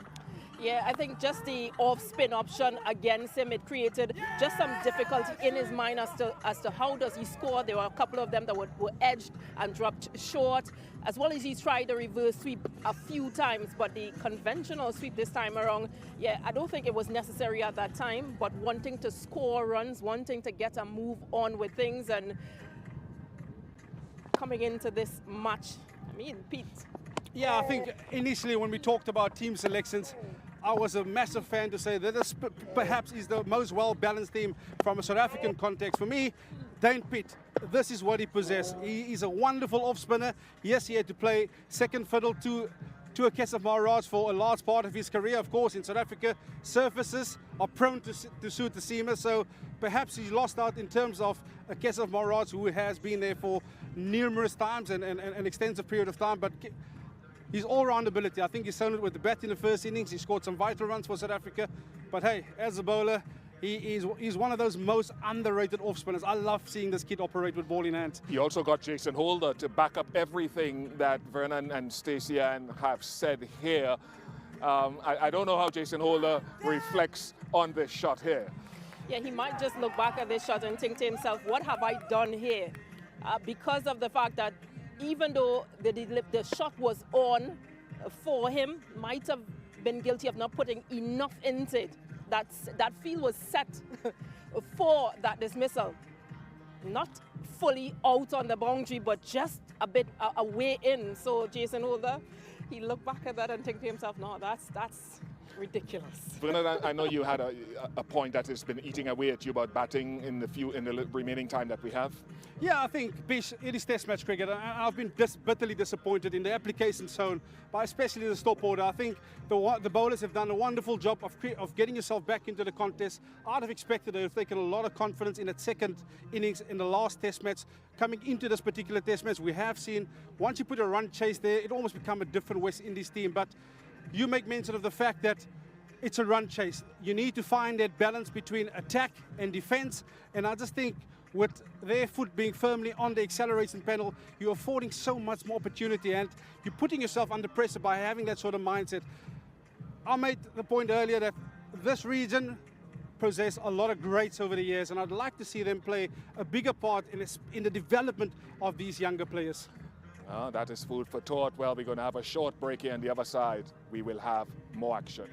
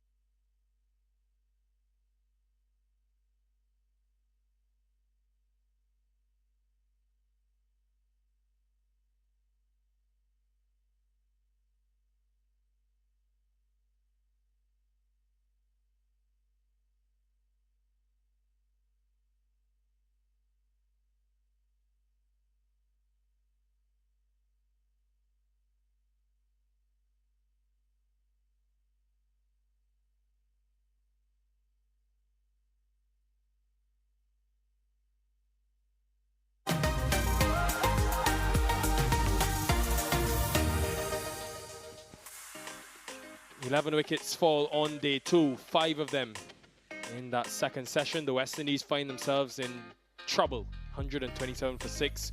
At one stage, they were in a comfortable position of 99 for 3, but credit to South Africa, credit to Dane Pete, Like you saw Rabada, they've helped their team battle back into this game. They need 4 wickets to win. Darren Gang is alongside me to talk us through the session highlights. It started with the 2 openers. Kel Louis was first to go, and then that left Craig Brathwaite and Casey Carty to do a mammoth job. Brathwaite was struck LBW with a real beauty. Casey Carty, well, he looked in good touch. He was caught off a no ball, got a reprieve. You felt that had a chance to go big. Just chopped on straight after. Vian Mulder luring that false stroke. There were a few shots square of the wicket from Kavem Hodge. Plays deep in his crease. He was expecting short deliveries. Was looking in good control. Placed a bit of pressure on Rabada, who kept toiling in conditions. He remained patient. Kavem Hodge continued peppering that leg side of short deliveries. Both himself, Alec Atenez, were going fine before Rabada sneaked one in. Just going through the gate, deceiving Hodge was playing back. Atenez, after a barren spell of run scoring, succumbed, playing across the line. Pete getting a fine wicket, and Holder, he'll reflect on this dismissal for a long time. Just caught in 2 minds. And a lot now left to Gudakesh Moti and Joshua De Silva, stitching together a partnership of 23 and seeing the West Indies to safety at tea.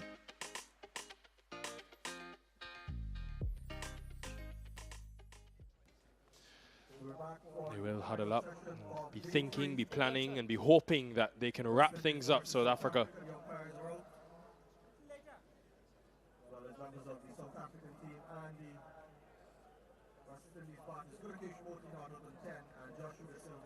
And at the start of the second session, the West Indies were 1 down. Comfortable after lunch. Now they find themselves in trouble.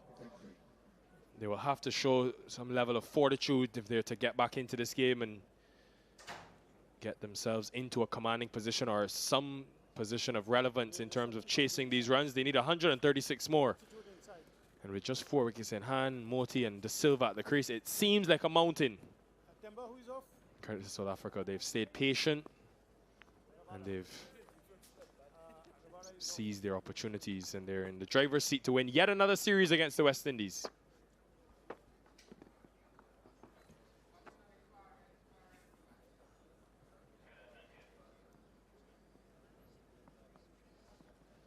It will be Andre Berger, bowled a 6-over spell from this end after lunch.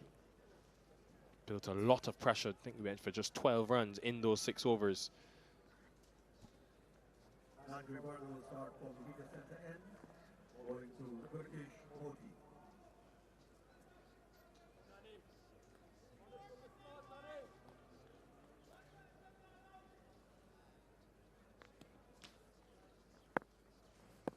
Play.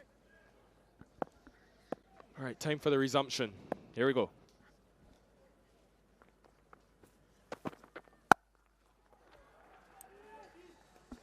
Nickel viewers, of course, this test match again will highlight the real concern for Andre Kohli and more so Jimmy Adams in terms of the West Indies batting efforts. You look at the first test match, in that first innings, 233, they were bowled out for. And then the second time around, they were much better, 201 for 5. That's how the game ended, with that draw in the first test match.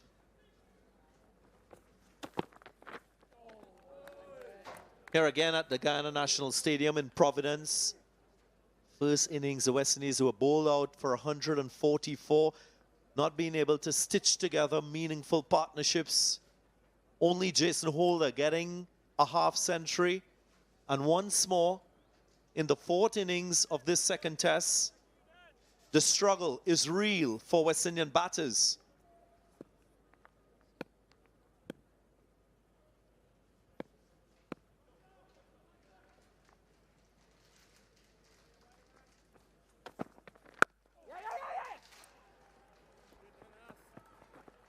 We've spoken ad nauseum about West Indies batting not supporting and following its bowling efforts. Here once more, a similar situation unfolding. What's the solution to rectify this issue that appears to be a perennial issue for the West Indies in Test match cricket? At times they bat properly in one innings and don't find that consistency in both innings of a Test match.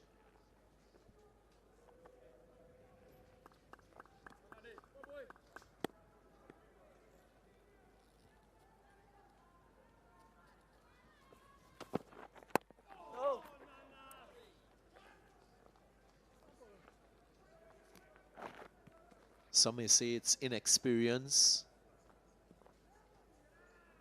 Some would also say that the West Indies Test record playing at home is far superior to playing in foreign conditions. How can that consistency in run scoring come for this West Indian side in 2 innings in a Test match?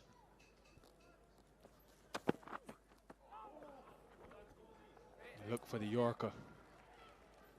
Getting the ball to just shape back into the right-hander Berger with that angle. Menacing.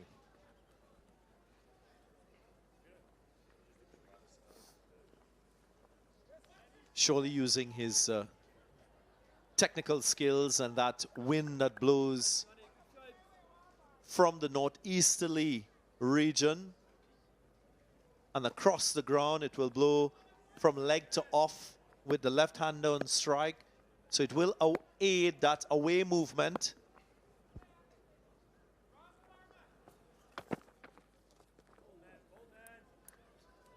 That did not look good for Kyle Verena. Hope he's okay. 129 for 6.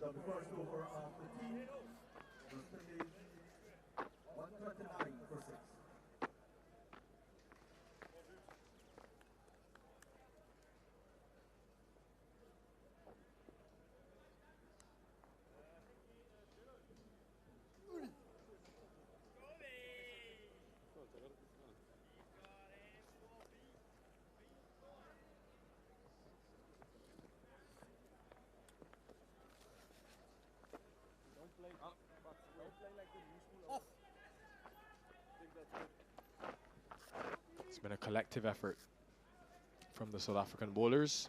2 apiece for Mulder, Pete, Rabada. And will be Dane Pete continuing after lunch.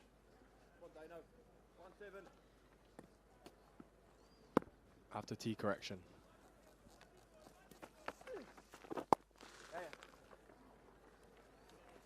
Yeah, deserves a lot of credit, Dane Pete. He has had to wait a long time in this Test series to get an opportunity. Maharaj has been obviously the frontline spinner, but with Athenaeus at the crease, the left-hander, he got the opportunity to prove himself, and he's done that massively. And it's such an interesting story. You heard Bish speaking about it earlier, but the guy's taking such a long time, a break out of Test cricket, 5 years. Well played, really well played from Gudakesh Moti, and there will be some optimism growing at the Providence Stadium. Yeah, playing ball on merit. Gudakesh Moti, he's got a first-class century, he can bat. There's pedigree in his batting ability. Getting more comfortable to attacking fielders around him.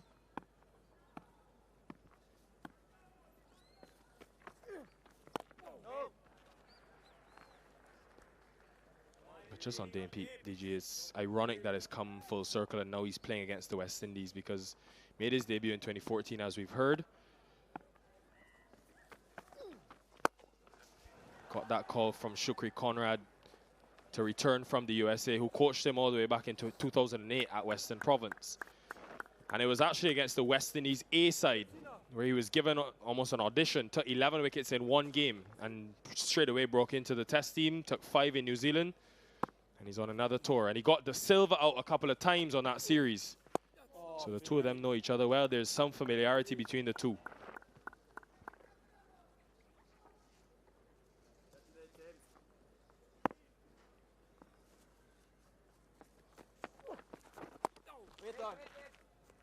Six from the over, 135 for 6.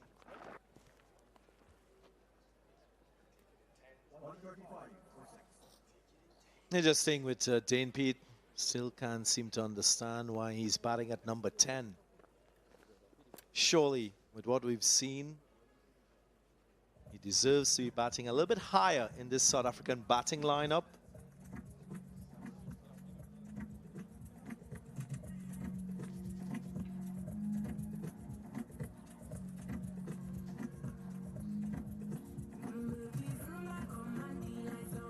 Action-packed, this test match. Several wickets falling in these first 3 days. Matthew Bretsky on the field for KJ Rabada.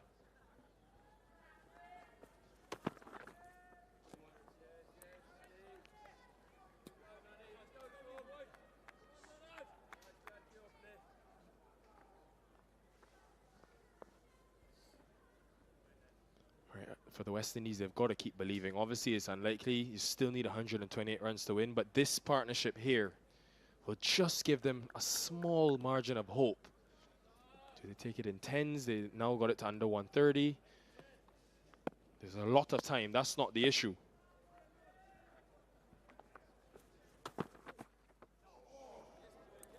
Good delivery.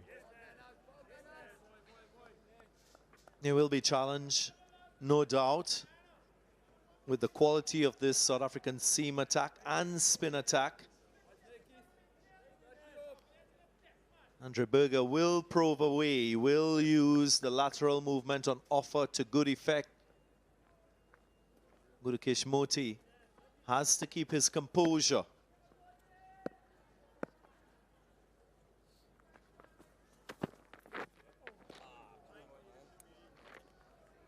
Ideally, in a run chase like this, we expect one in your top 4, top 5 to bat and bat deep in this run chase. That hasn't happened.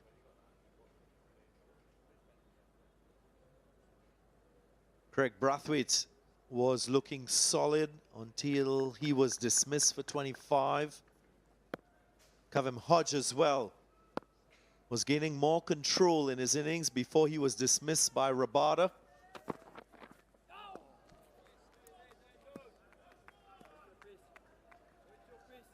And that's been the real issue of this West Indies tone of batting throughout this test series. Batters getting starts, a few getting past 50, but no one getting into 3 figures.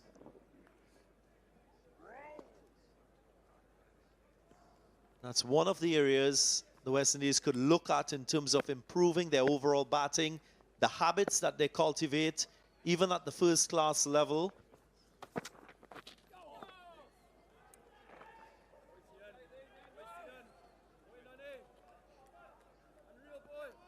How do regional coaches get their batters to understand the importance of converting starts, working through the difficult periods in an innings, to ensure that when you get a start, you carry on beyond 3 figures, maybe get a double 100, develop the right attitude towards batting. That's critical.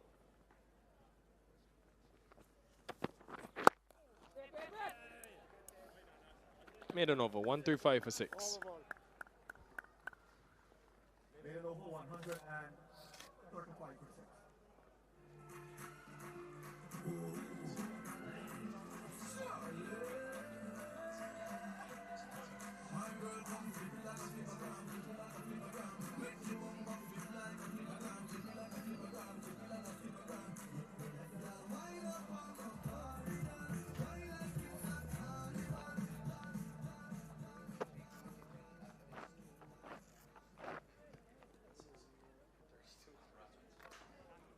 One through 5 for 6. Pete continuing. Where would you say, what type of music would you say Zaza is? Like what genre?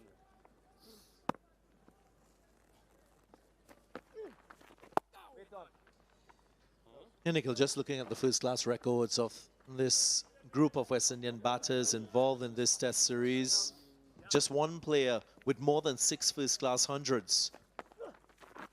Yes, yes, yes, yes, yes. Good hand, Andre. Runs here for Joshua De Silva. Yeah, yeah, yeah. Now, one player with 6+ first-class hundreds is, of course, the captain, Craig Brathwaite. How can regional coaches encourage batters to focus more on that aspect of their batting, managing risks better at the lower levels, ensuring that they go about the process of building an innings in the red ball game? Of course, there's always that lure of white ball cricket that requires a different approach to batting.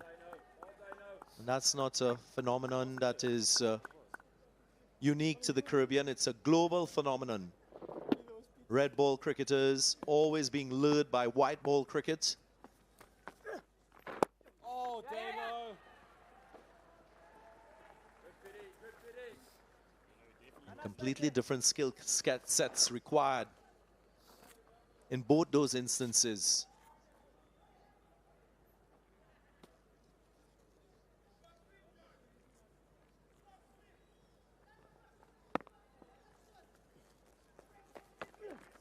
Oh, pity. One delivery to go in this over. Just overlook for one. Probably can trust Morty. He's done well thus far.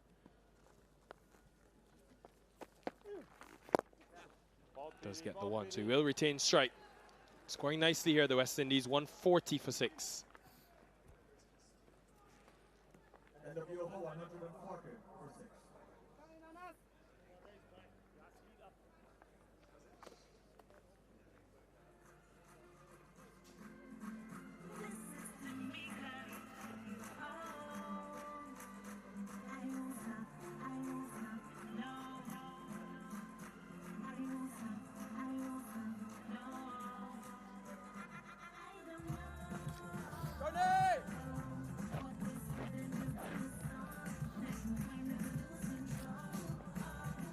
Partnership building between these two to 36.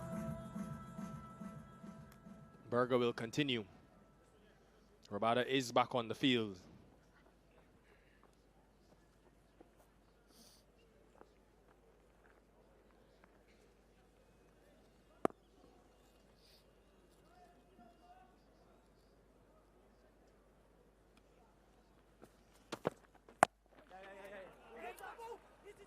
That could have been very close had Tristan Stubbs picked it up.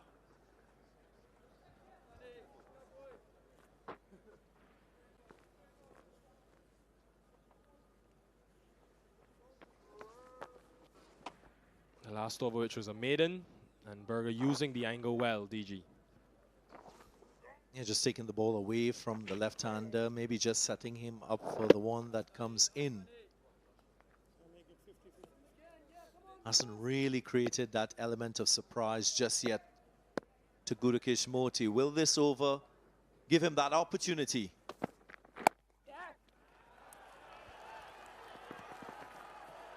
Good authority in that stroke. And don't think it gets to the boundary. Maharaj does well, but looks confident at the crease, Gudakesh Moti. Indeed, and these two playing ball on merit, so to speak, a partnership now worth 40 from 55, so coming at a rapid rate. Brilliant work, my Keshav Maharaj, saving his team a run.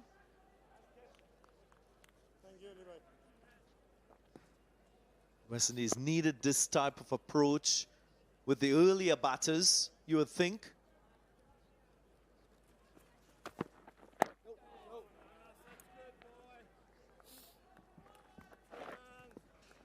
Joshua Da Silva, he's got to have at the back of his mind that this is possible. They're under 120 runs to win now. And Da Silva himself, there's been a great correlation to him and the wins.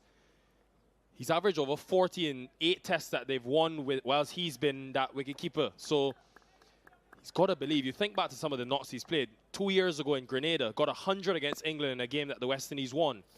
And when he came in, they were 97 for 5. 95 for 6, correction. More runs. Even earlier this year, that historic test win in Brisbane, got a 50 there, 79 that went on to prove crucial for the West Indies getting past 300. So with the runs flowing and Moti being a viable support at the other end, he's got to believe and dig deep that this is possible. You can also find hope in what Jomel Warrican did in the first innings.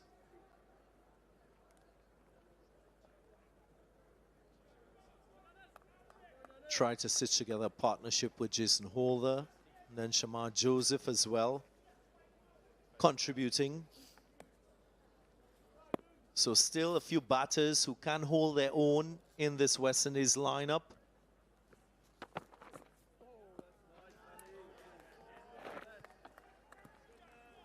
Working in that first test match, of course, scored a quick fire 35. He remained unbeaten and came in just 32 deliveries.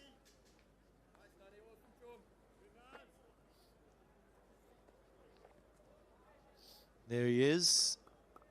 Will he play an important role in this run chase?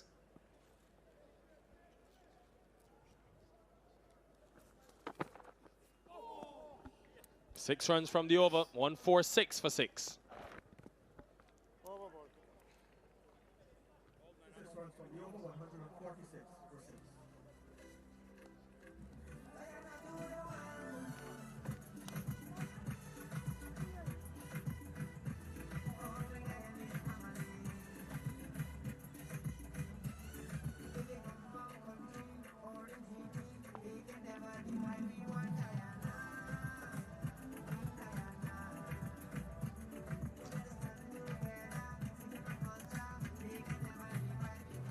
Runs in 4 overs since that tea break.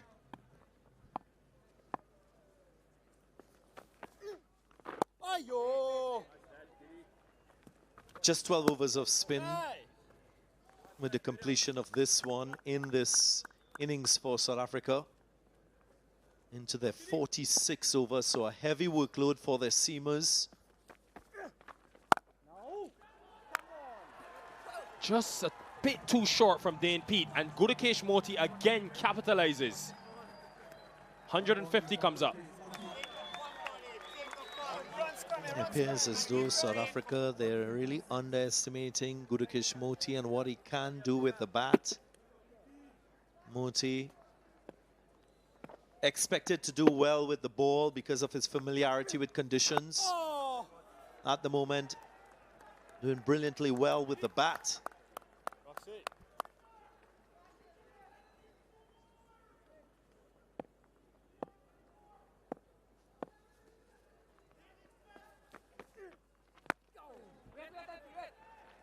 Thought about the single, but said it again. So what Pete did well to Athenes, another left-hander, was hit that rough often.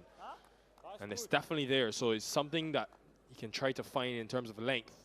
He's gone a bit too short, that one too full.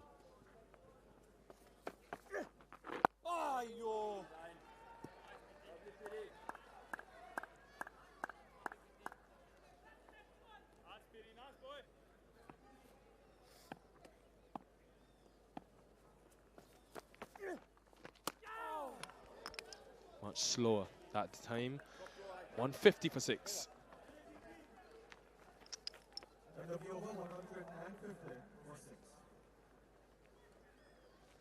Here is that extra flight. Nice seam position with revs on the ball. Extracting significant turn. Dane Pete.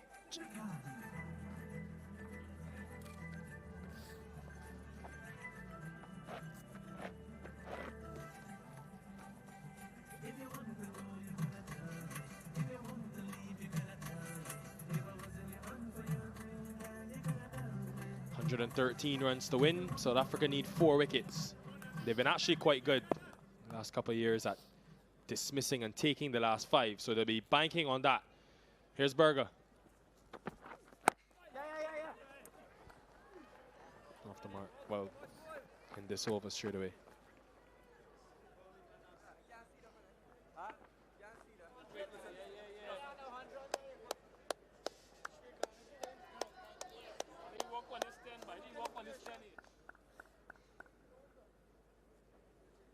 Haven't seen Andre Berger use the aggressive short pitch delivery to Gudakesh Moti. That's one way of ruffling a batter and a lower order batter, especially when he's well set and frustrating opposition bowlers. Valuable runs continuing to flow after tea. 4 byes. Get a sense that he's trying to pitch the ball up, trying to extract swing. Did speak extensively about the conditions here, the pitch, and what's more viable. There was that delivery that he was trying to bring into the left-handed Gudakesh Moti. Just didn't get the line right. It allows this partnership to blossom, to achieve a landmark, going past 50, these two.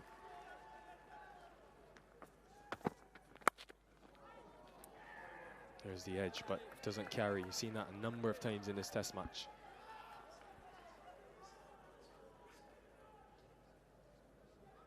Well, Gudakesh Moti might want to consider batting out of his crease, given what we've seen in terms of the swing away from him, just to negate the lateral movement. Is he batting out of his crease or splitting the line? Batting inside his crease, so he's giving the ball a lot of time to move before he can play at it.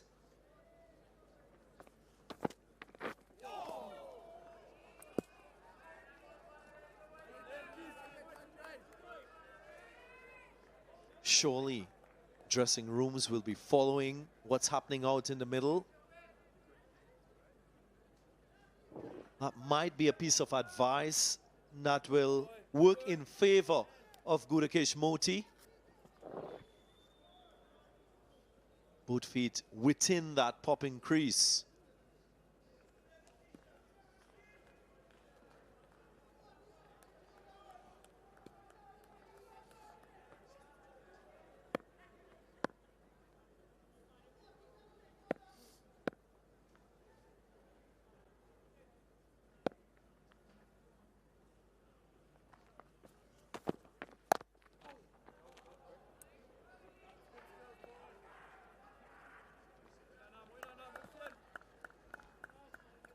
Start of tea. Target was 136 runs to win. They've got it below 130, below 120, below 110. West Indian fans around the region keep rallying. South African fans will stay up because they know it's getting late there. 12 o'clock in the morning.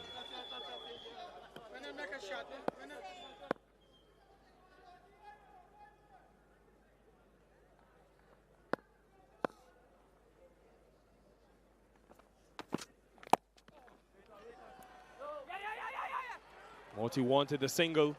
Another over where they've gotten runs, 6 from it, 156 for 6. 156 for 6.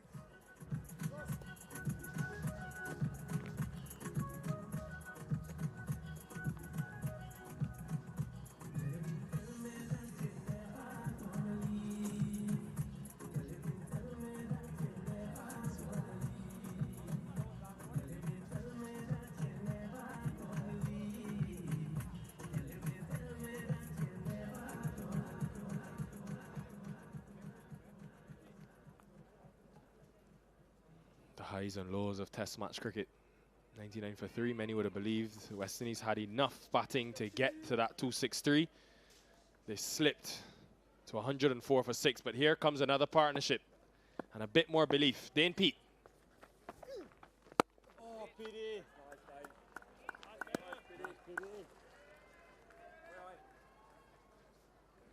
You spoke about Warwickon before, DG. Each one of those batters to come. Warwickon, Seals, Shamar Joseph, who's been impressive. They've got to be thinking, how can they contribute? Just chip away at the target, even if it's 10 each. Obviously, they want more than that, but they've all got to contribute in some way with the silver there.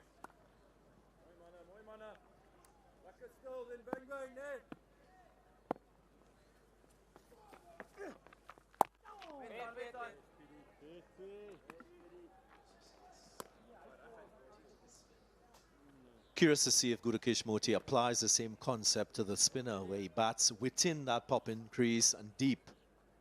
This time splitting the crease.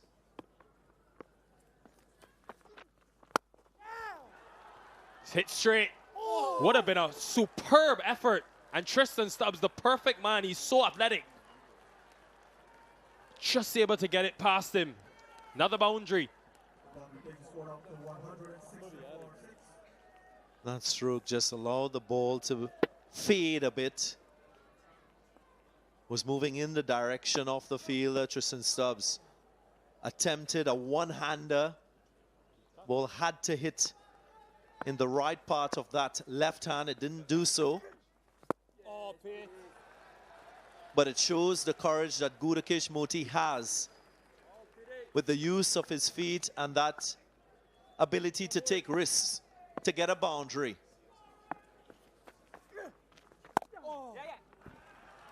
More runs. 161 for 6. 161 now for 6.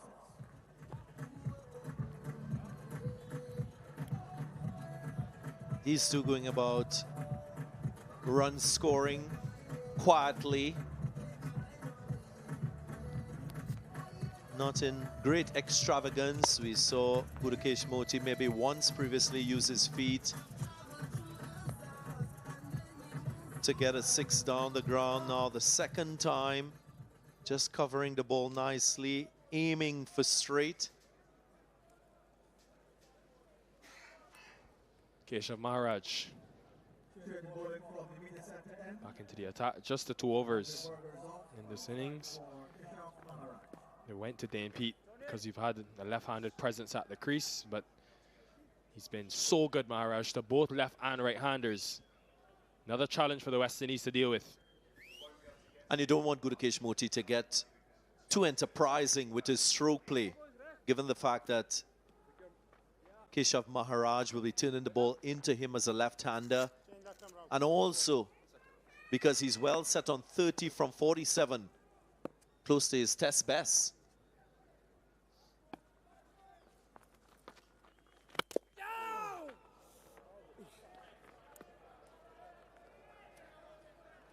You usually find that with low order batters when they're doing well, they lack that ability to keep their composure, to maintain that equilibrium in their batting with defense, with stroke play, with the management of risks.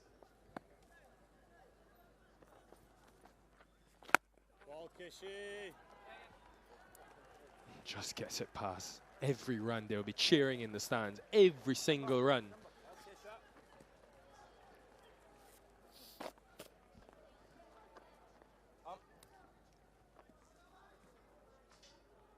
Next up. Nice.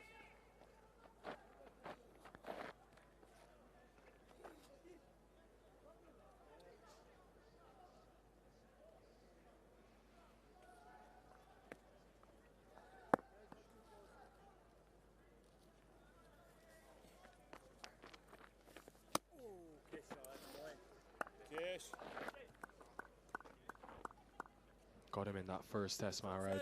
Just enticed De Silva to play that punch. Attacking stroke was caught close. Maybe stayed a bit low. This is challenging for the West Indies.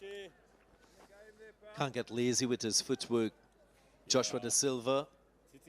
Keshav Maharaj has a knack for luring batters into a false sense of security. Just sneaks up on you with his length. Oftentimes pulls it back and you're not quite in position as a right-hander to the left-arm spinner.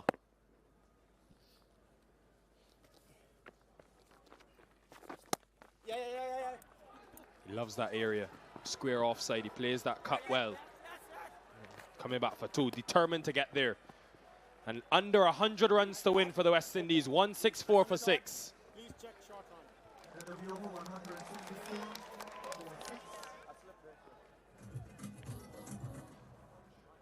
False alarm. 1 short, apparently. So 100 runs to win.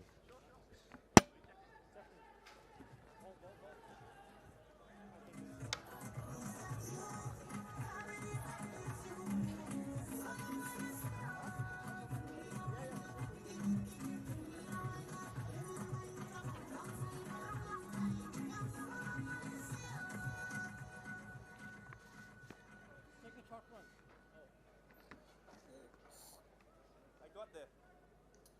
I got there.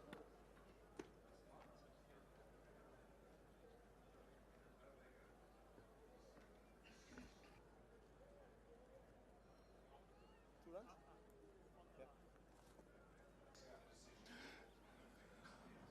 I think there might be a reversal of that decision for the short run. Asan Raza is now rescinded his decision of 1 short. So Nikhil Uttam Chandani was right. It's under 100.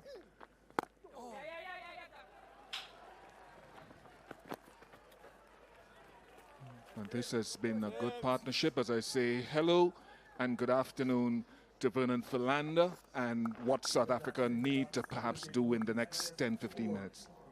Yeah, afternoon, Ian. Good afternoon to all our viewers. Promising signs here for the West Indies. Partnership at the moment, 61.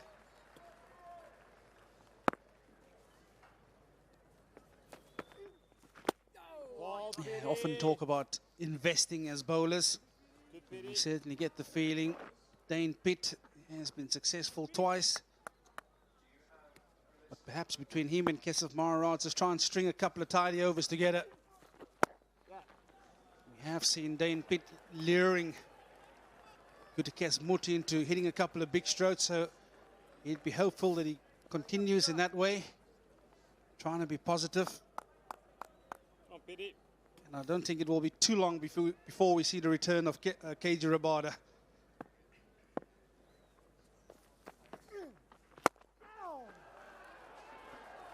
A highest score in Test match cricket for one of 2 homeboys here. This time, Gutekesh Muti doing work that several in the top order should have been doing. Yeah, he's looked to be aggressive, and every time Dane Pitt has given him the invite, tossed up again, he's taken full advantage. And whilst he's out there, there will still be that belief. You make mention of the higher score. There it is, 36 not out against South Africa.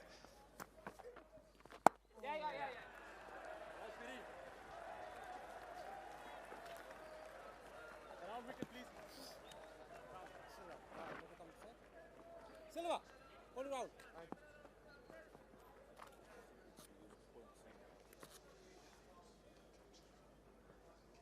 This one.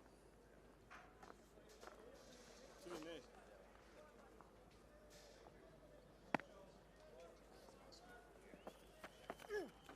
Oh, ball PD. 171 for 6.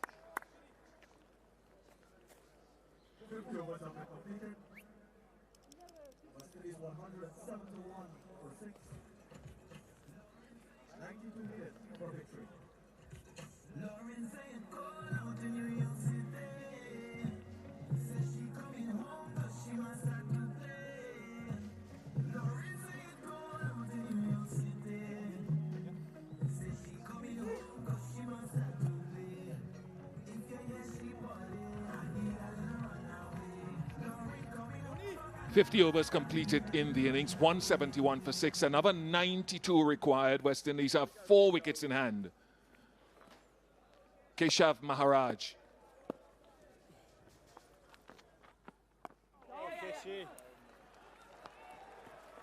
Yeah, this partnership has a nice flow to it, a bit of momentum. Something that the West Indies had perhaps wanted in their top order.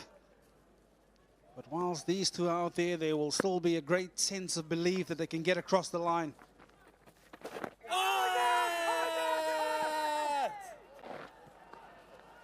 It's a big shot, but wicketkeeper Calvarena signaling straight away that he feels that it might be a touch on the high side. Ball Keshe. And rightfully so.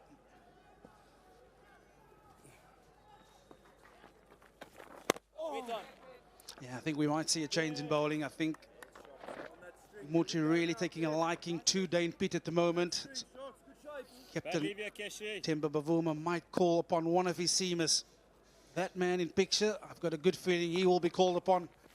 Okay. Just need to string a couple of good overs here together. It's nice, Keshe.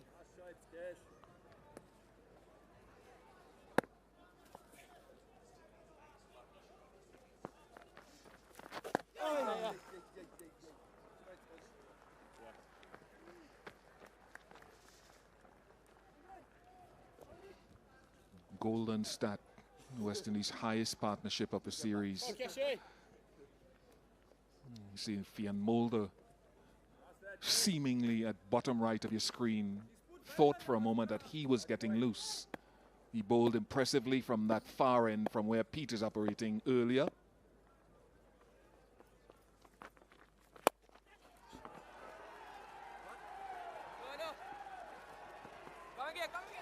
Very good effort from KG Rabada. We expect nothing less from the fast bowlers in the field. Yeah, that also brings up 175 for 6. West Indies after 51 overs. I really like this intent from Gudikes Moti, straight down the ground. I love the areas that he's selecting at the moment. But like you mentioned, Ian Bishop, that is a brilliant effort by KG Rabada.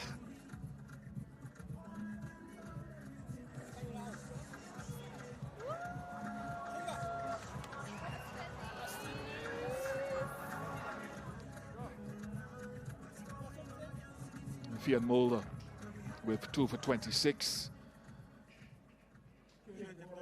Bowled really well from that far end to get the wickets of Craig Brathwaite and Casey Carty. Bowled a good length. I think he might have got Joshua De Silva in the first innings, driving loosely outside the off stump as well. So he's shaped the ball away in the air and off the pitch and nipped it back as well. Yeah, you certainly feel that is a ploy that they'll try and utilize here. Perhaps a short spell, 3-4 overs from Vian Mulder, but his captain needs wickets. Yeah, and you can see straight away Joshua De Silva trying to negate the plan of Vian Mulder. It's a little simmy down the track. So he's perhaps trying to force him a touch shorter in length. Understanding that Vian Mulder perhaps want to try and get it a touch fuller, invite the drive. Pretty sure you want to try and take out those 2 dismissals. LBW bowled that we've seen all too often on this surface.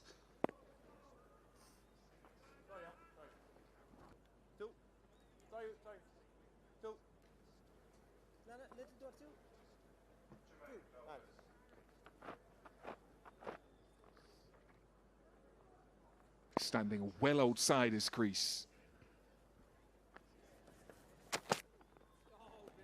Advanced. And Vernon, just from your personal experience, and I think I asked you this maybe in Trinidad as well, there was a period when you were at your sharpest pace, which was enough to slip the short ball in there. But as you got later in your career where it was more control you were seeking on flat conditions, what would you do as a bowler to someone like Joshua De Silva advancing?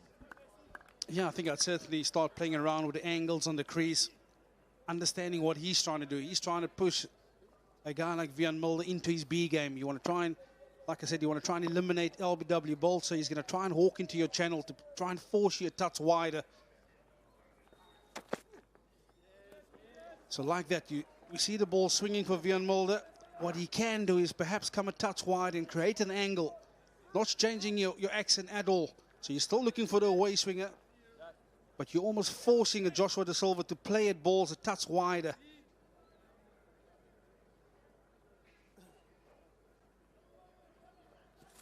Yeah, very often when we see batters sift across to the offside, we almost feel that you want to go a touch straighter. You want to bring this LBW bold dismissals even more into play, but I feel the risk for Joshua De Silva now is that wider one. Get him to play at it. And I remember exactly when I asked you in Port of Spain, Trinidad, the same question. Carl Verena walked up to the stumps exactly as I asked you then. He does it now. Yeah, and I was about to highlight that to you because I saw him just creeping up to the stumps there, Carl Verena, as we were talking about it. Yeah, so right now, Vian Mulder can slip into his normal length. And that is what you want. His normal length is that fuller delivery. He's getting batsmen to drive. And how will Joshua De Silva go about his business right now? That's the big question.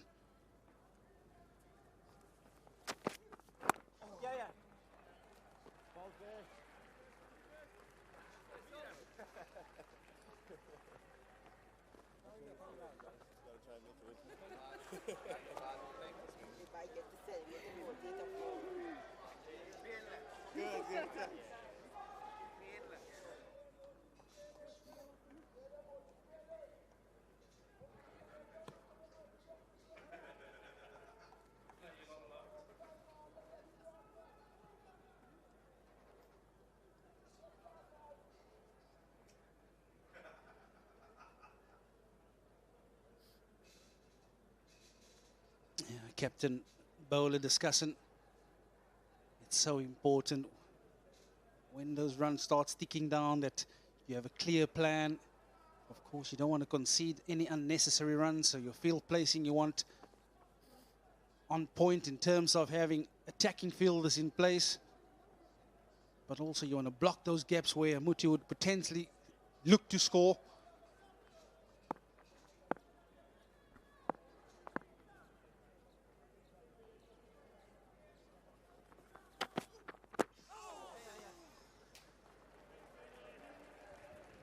He's loved bowling on this surface, Vian Mulder. Tailor-made for him. 177 for 6.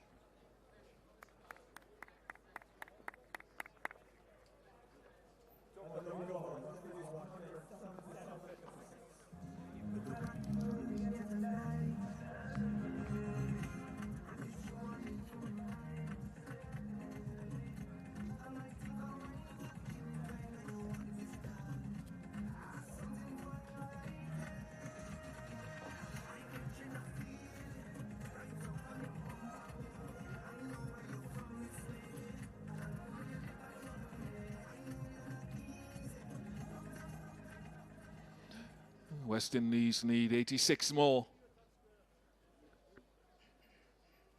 South Africa need 4 wickets.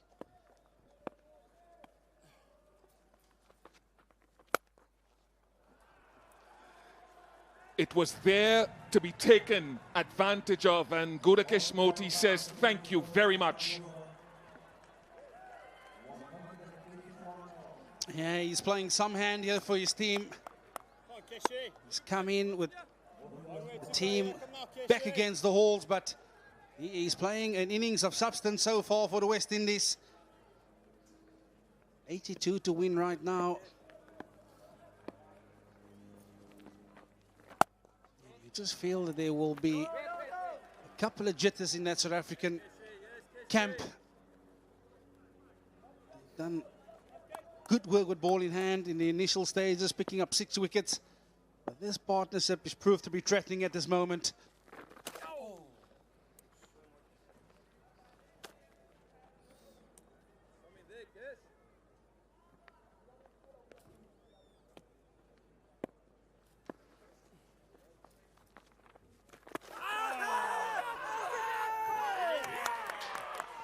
He reviews it straight away, but if it is upheld, it'll be the second time in the match that Keshav Maharaj has gotten Gudakesh Moti.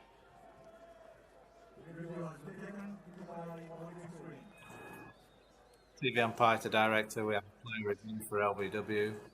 Original on-field decision is out. Check the feet placement and it's a fair delivery. If we can have a look at front.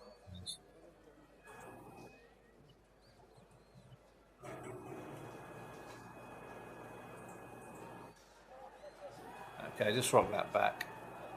Okay, roll it through. Okay. Bit blurry that back. If we can have a look at Ultra Edge, just to see if there's any bottom edge involved.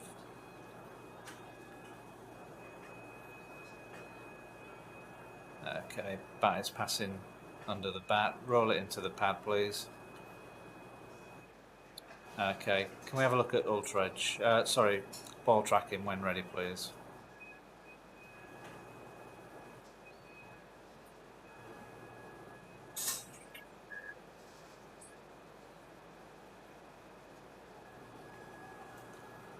Okay, pitching outside off, impact in line. Is umpire's call. We'll go back to Asin on field to stay with his original decision of out. On screen now, the sun signal. In the words of my fellow commentator Ian Smith, by the barest of margins, Gudakesh Moti goes for a well-played 45, 181 for 7.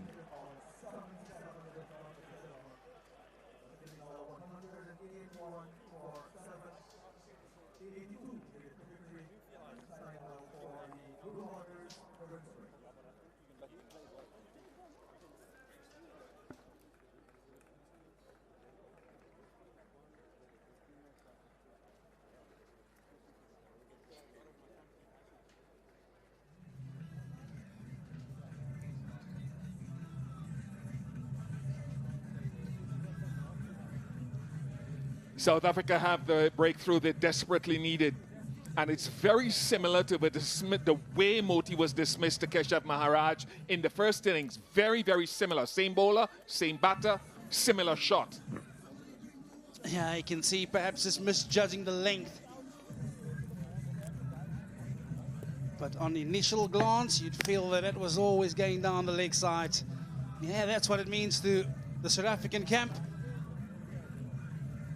They were asked to toil hard. It was a brilliant partnership between Moti and De Silva. Yeah, there we go, 45, the highest score. He has really played an innings of substance, and perhaps, just perhaps, giving this West Indies outfit a bit of belief that they can still get there. Moti was dismissed just before the end of play on day 1. That's a shot there. In fact, that shot ended that first day's play, and this one here, very, very similar. I don't want to take anything away from what Moti has done, and I shall not. But spin all the bowlers in the match playing a part so far, key parts either with bat or ball, or bat and ball. Yeah, it's been the spinners. That man in picture, Keshav Maharaj, of the marathon spell he bowled in the first test match. He has been impressive once again. And you feel that that might just be a big cog out of the wheel for the West Indies. 50-50. Jamal Warrican. He has certainly his work cut out. He needs to form another partnership with De Silva.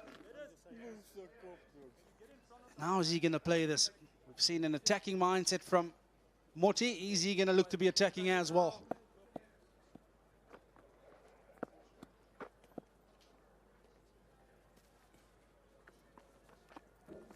Oh, Kishi.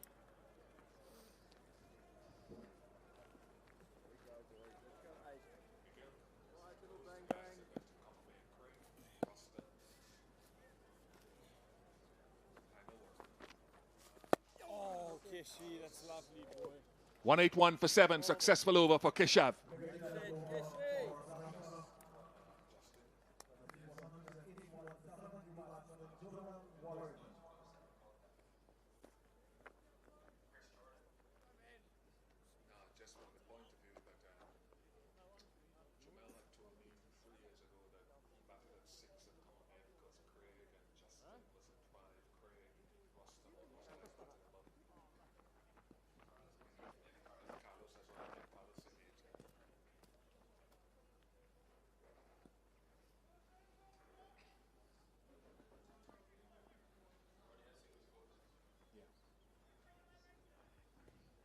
3 wickets left and 82 required. Vian Mulder. Oh!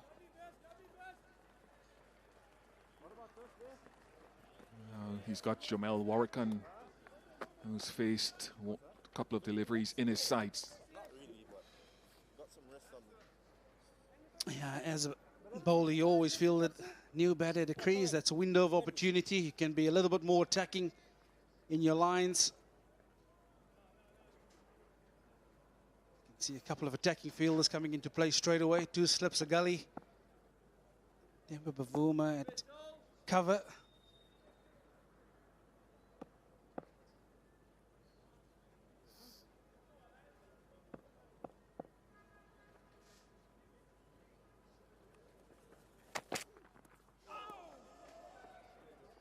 And that's the reason when you have a new batter, he needs to get used to the swing on offer, how the ball react off the surface. And that's the length that he's accustomed to, Vian Mulder. It's that in-between length. As a batter, you're not sure whether to commit on the front foot or to play back.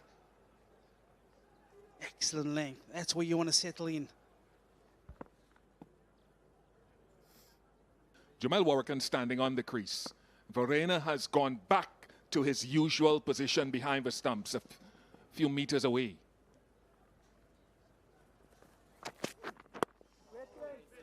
And many folks who know the game and who've been watching the game for years understand why Verena came up to the stumps for Joshua Da Silva.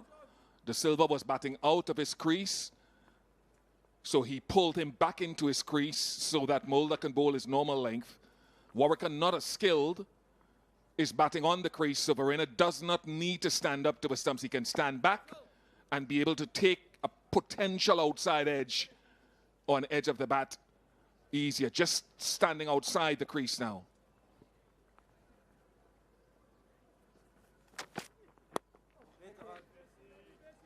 Yeah, I think it also has to do with the skill level of the batter. Of course, Joshua Da Silva, he'd be accustomed to facing seam bowling, quick bowling. And of course, Vian Mulder operating in the mid sort of 130s, early 130s. He won't be afraid of taking that extra yard forward. And you talk about Warrican, he's made an adjustment. You can see he's gone outside of his crease at the moment. He's a quick learner, Ian. And Verena has not gone up to the stumps.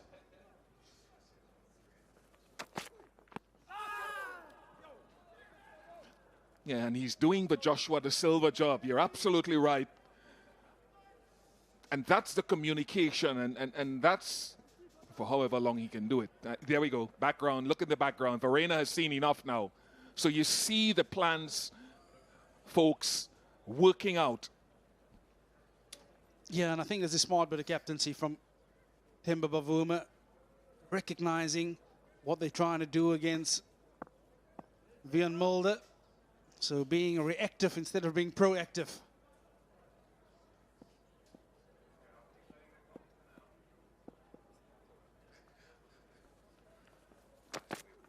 Oh, Vesey. Wait, let me get it right. Proactive instead of reactive. 182 for 7.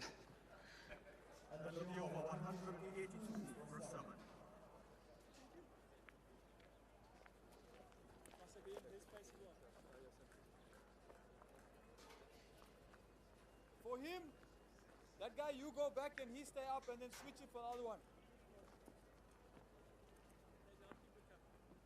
I got it. Sure. Where do you keep it? So you're going to put it in your ears. Who's got their pads on in the West Indies dressing room? That's what I want to know. Because as I told you that I am an advocate, and I'm not saying there's going to be any instant success. But Shamar Joseph, the way that he's batted in his brief test career so far, and there he is, Shamar with the pads on. I don't know if Jaden has his on as well. Yeah! Oh, close. Yes! He played back when he should have been forward. Has it pitched on? They've reviewed it.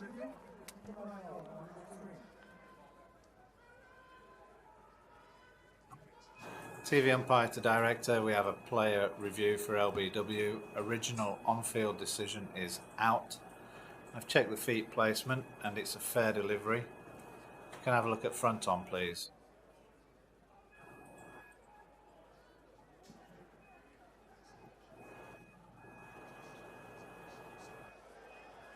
Okay, just rock that back. Roll through, nice and slowly, please. Okay, let's have a look at Ultra Edge. Let's confirm if there's any bat involved. Okay, roll through, roll through.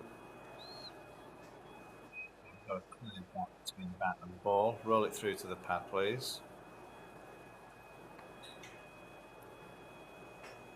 Okay, and have ball tracking when ready, please.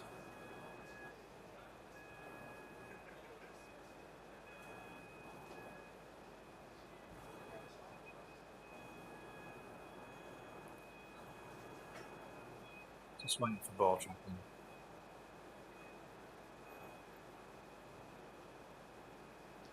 That must be the most tense moment ever. Pitching in line, impact in line, wickets.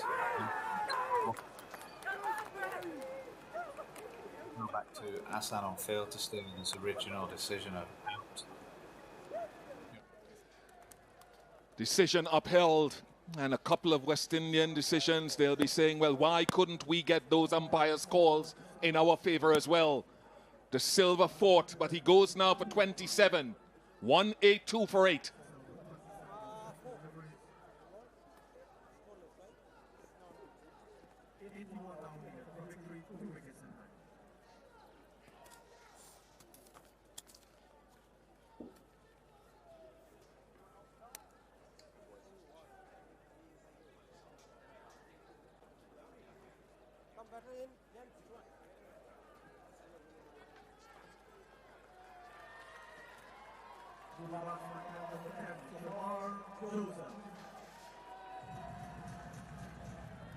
It is Shamar Joseph ahead of Jaden Seals. And whether he succeeds or fails, he has, from a batting perspective, a greater upside over the next couple of years to his batting. Don't care whether he gets naught. But this wicket is significant because Keshav Maharaj has drawn level with Hugh Tayfield as the leading spinner for South Africa. 170 test match wickets. Yeah, he's been impressive. I'm a firm believer that the game rewards you. He's had some excellent spells over the course of these 2 test matches. Yeah, many would say lucky, but that's what it means to the South African camp. Yeah, he's done all the hard work of getting himself in, but perhaps playing back to a delivery he should have played forward to.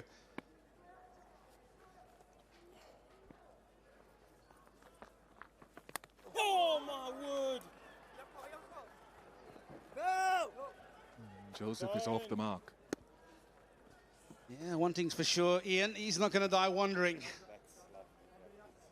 He always has that smile on his face, and that's always a great characteristic to play your cricket with. It's been flighted, he's invited to drive, and he's obliged. Yeah, hands in the air from South African captain. What a career for this man. We talk a lot about Kagiso Rabada.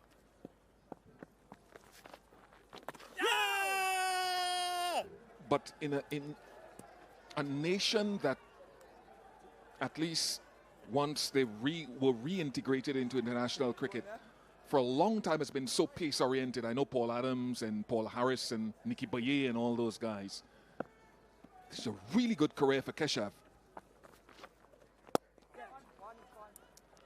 Yeah, I think absolutely brilliant. You have to give a lot of credit. In many ways, played second fiddle to those seamers that you've just mentioned, Bish. In very often seaming conditions. Waited for his chance, but probably one of the hardest workers when it comes to this game of cricket. You'd see him in the morning, bowling the warm-ups, be the last one to bowl at practices. When he's away from the game, he spends so much time to invest into his game. When you see results and accolades come to a player like Kesef Maharaj, it is absolutely no wonder. He's done excellently well at this level. 184 for 8.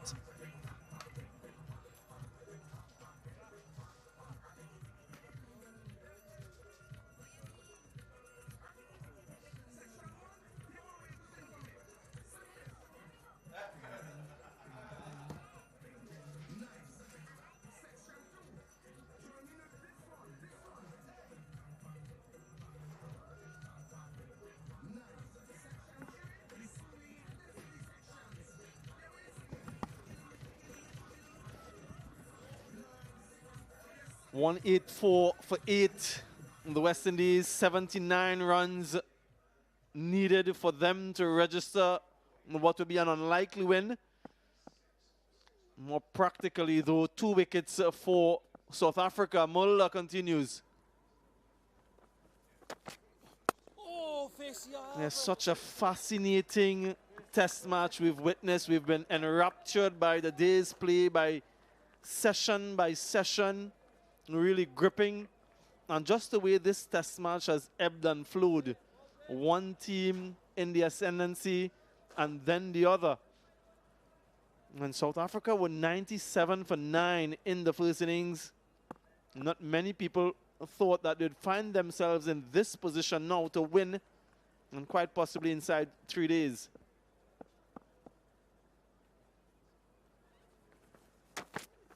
Oh, ball boy. 2 is the call. A couple for Jamal Workan, Stacey and King alongside me. Stacey, and do they have it within them, the West Indian lower order, last couple wickets to get these remaining 77 runs?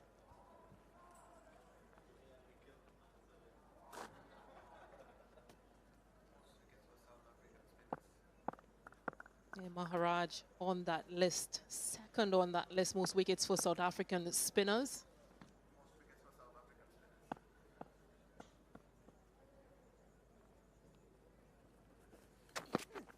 Oh, Vesey. After the partnership we saw between Gudakesh Moti and Joshua De Silva really brought hope and light back into this innings, back into this run chase.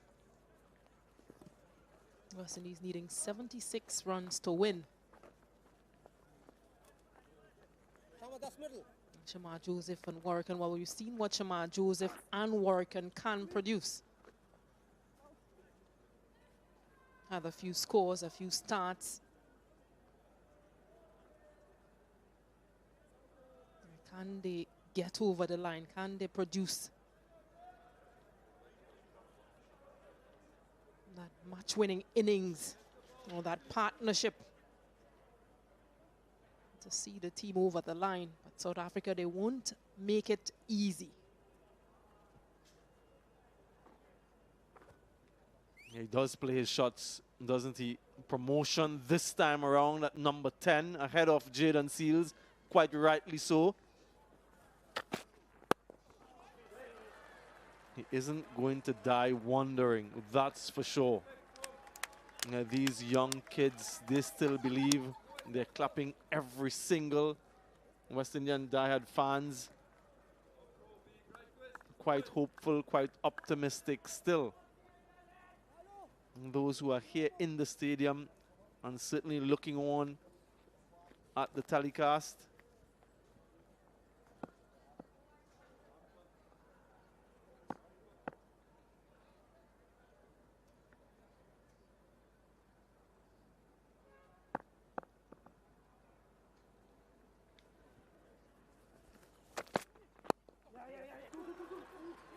That was the call again from Jamal Workan.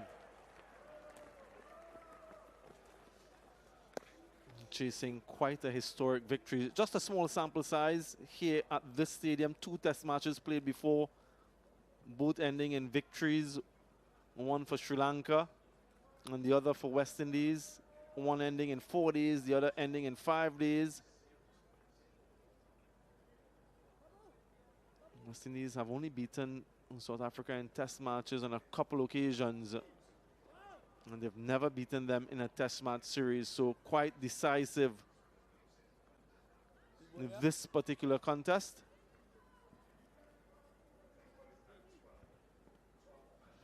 Verena once again going up to the stumps just to prevent Jumel Warrican from stepping out, something that he's done quite successfully.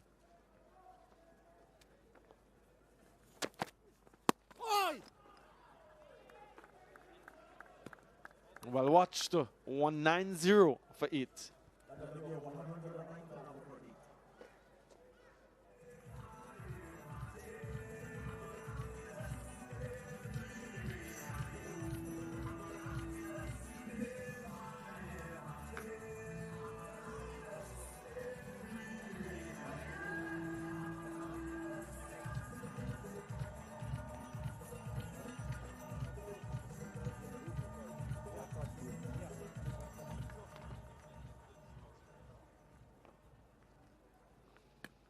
161-44. Those were the first inning score of the two teams. Maharaj continues. Work on wants 2. Might even be able to push for 3, can they? Nope. They settle for a couple. The helmet.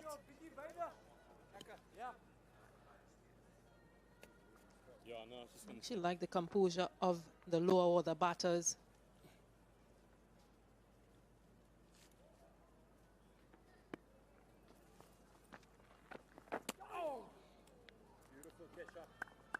Seem pretty confident in where they want to score. The application in the middle.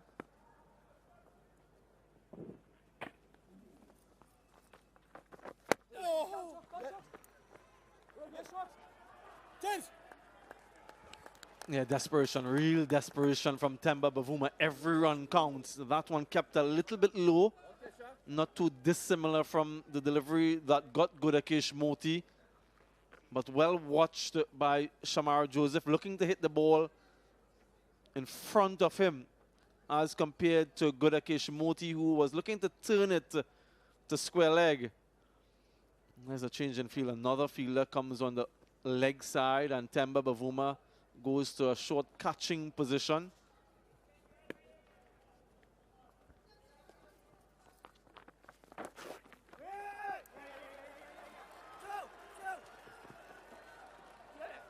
Good turn. 2 more. That's a good option for scoring from Shamar Joseph. He's seen the field change on the leg side, those fielders you mentioned. Just waiting a bit longer.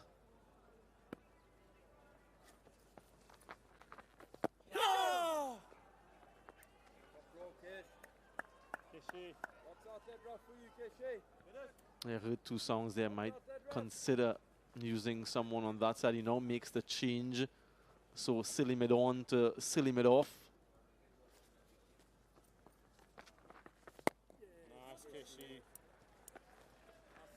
Very well watched. 194 for 8.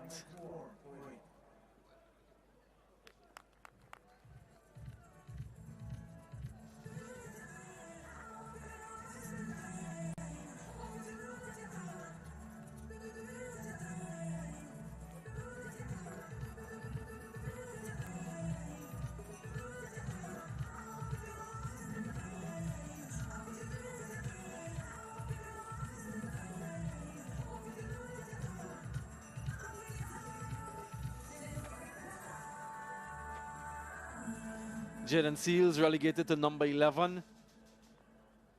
Ryan Griffith to his left and head coach Andre Coley to his right. Looking on intently.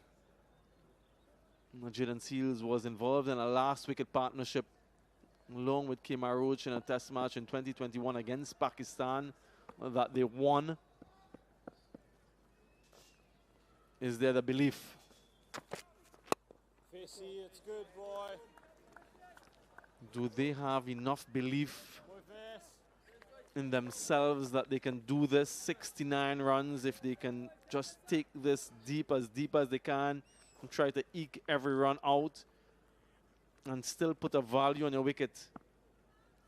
Fight. That's what they'll be hoping for. A fight to the very end. Do not just give in.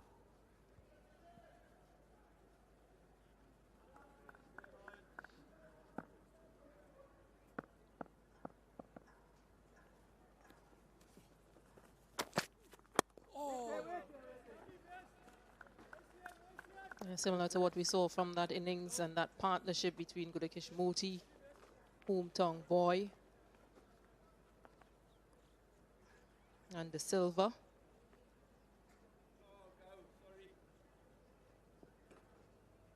A 77-run partnership, the highest partnership of this West Indies second innings.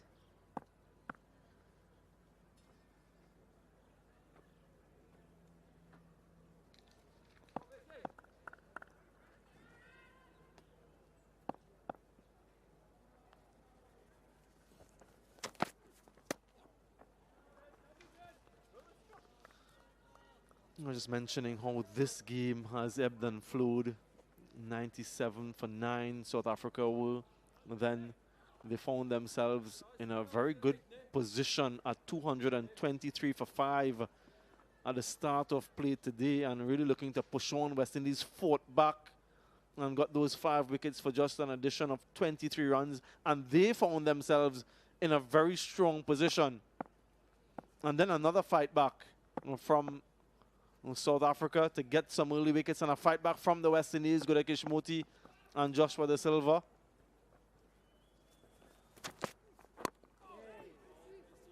And then that partnership was broken. South Africa came roaring back. You can really sit and enjoy and be captivated by what we've seen throughout this test match, and credit must be given to the ground staff here at the National Stadium in Guyana for producing a wicket like this. And some people may argue that it has done too much, but it has produced great entertainment. I'm sure those of you who are looking on have been entertained, truly entertained by what you've seen so far, and certainly those here at the stadium.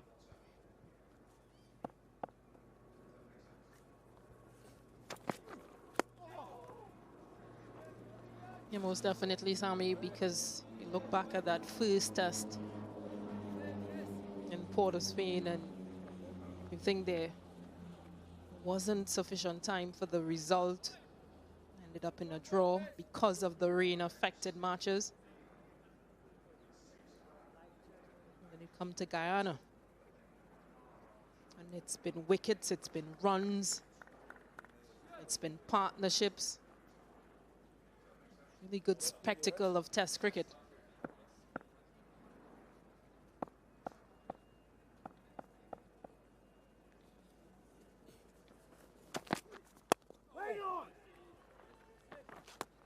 Maiden over, 194 for 8.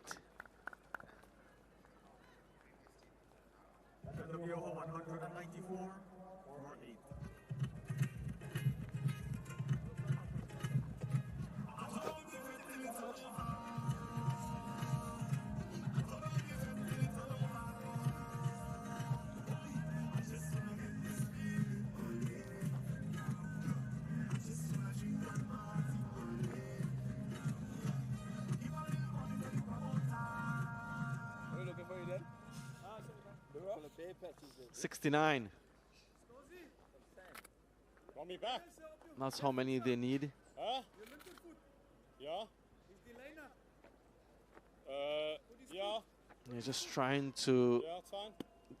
determine where that fielder should be. Silly mid on, silly mid off. He's at silly mid on now.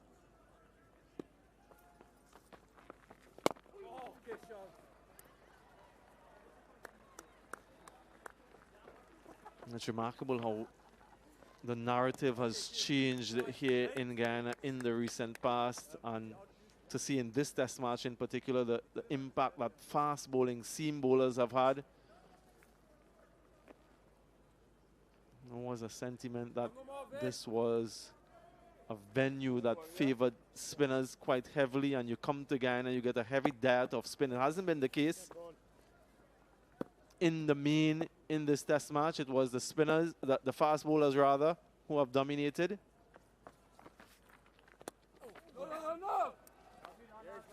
Yeah, walked across quite early, Jamal Warrican. I think this is where things will become just a bit concerning, because it seems like he has faced a few dot deliveries and he wants to score. He's saying he's happy with that. Keshav Maharaj, he doesn't mind that.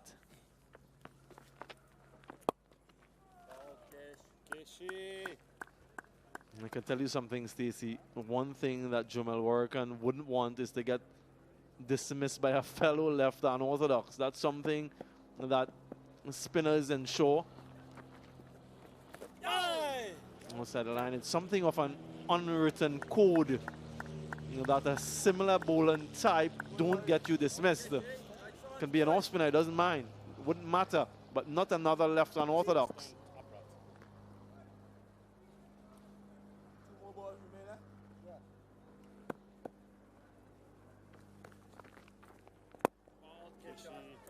He does seem to be reading the line and those deliveries. He's just making that adjustment going across to the off stump to give himself a chance to score on the leg side.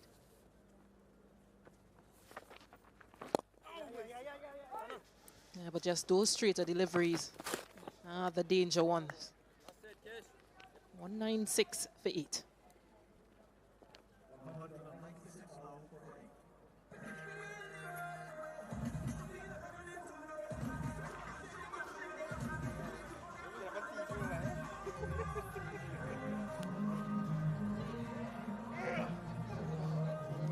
Wickets to fall in this third day session.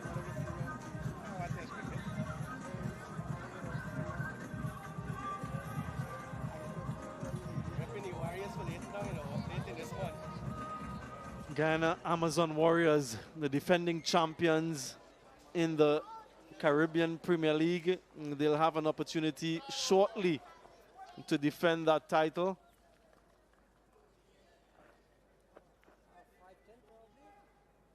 Yep. This is the moment that South Africa have been building up to, the return of Kagiso Rabada.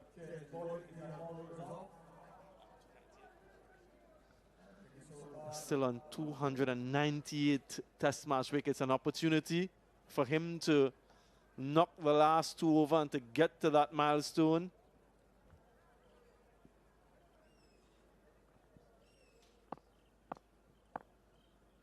But resistance, some resistance from Warrican and Shamar Joseph.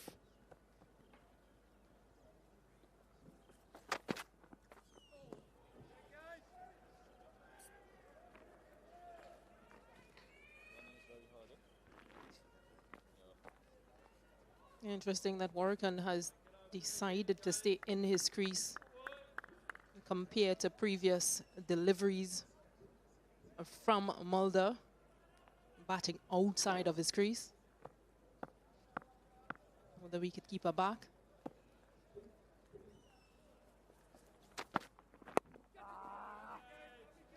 Yeah, first time in this innings he's bowling from the players' pavilion end, Stacey. And if we can just cast our minds back to day one and that last wicket partnership, I know we keep harping about it, but West Indies currently need 67. That last wicket partnership was worth 63.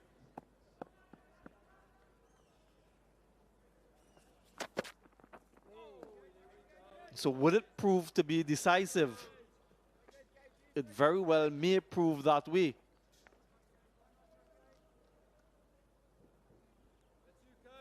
And 63 with 2 days to go still. So I guess if they think about things in that perspective, Shamar Joseph and Warrican, Seals as well to come.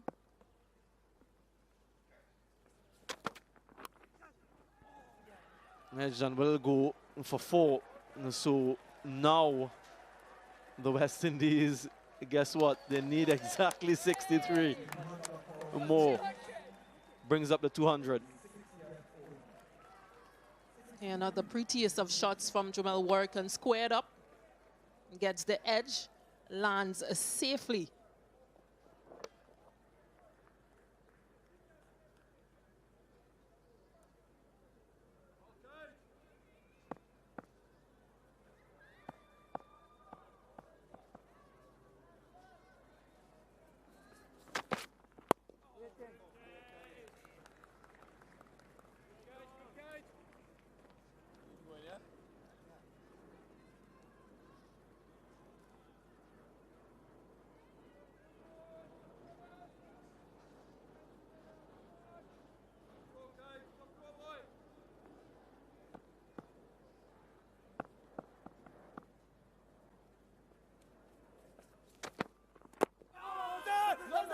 two sounds, two noises from the stump mic. Does he want to review? Don't think so. 200 for 8.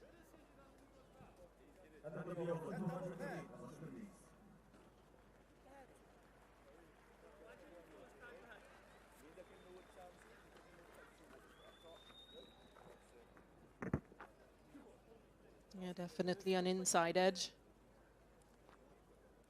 Just the anticipation from South Africa.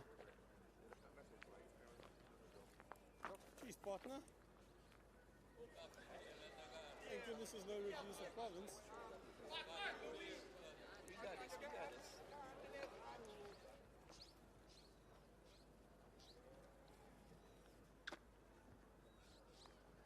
Change of gloves for Shamara Joseph. Keshav Maharaj will continue.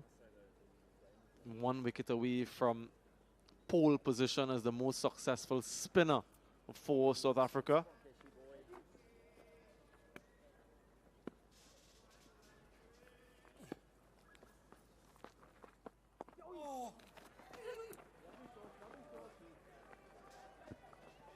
I just wonder if it's worth having 2 fielders in front of the bat. Currently, they have 1 and they've been shifting ever so often. He's been shifted again. Maybe worth considering having 2 and invest for a few runs.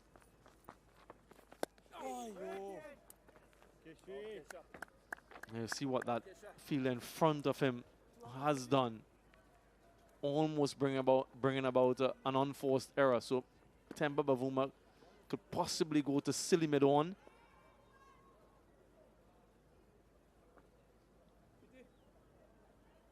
What you don't want, Stacey and viewers, is for the runs required to get too low before you start to invest in looking for wicket-taking options. If you want to try a couple of things, you have that latitude now, still 63 runs away. So maybe for the next, I'd say 15, 20 runs, you go on the all-out attack. Yeah, and they're making that move now. Very good from Temba.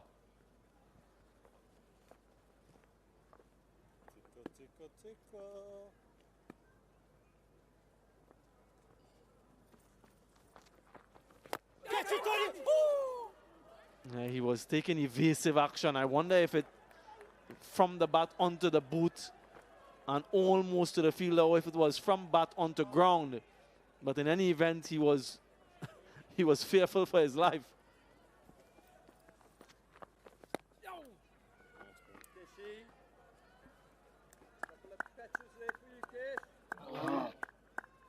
Yeah, it just seemed to have come off the pad. Bat into pad.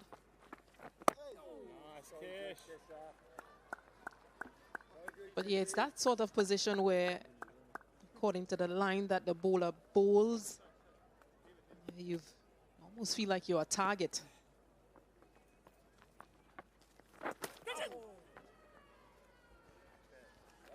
Maiden still remains 200 for 8.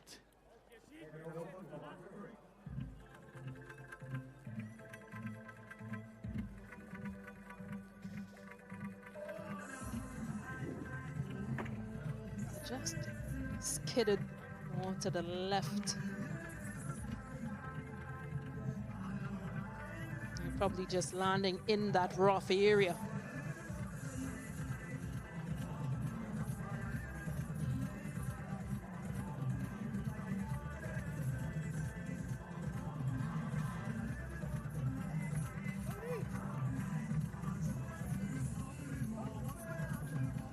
$17 on day 1, 8 on day 2, 13 so far on day 3. That's wickets.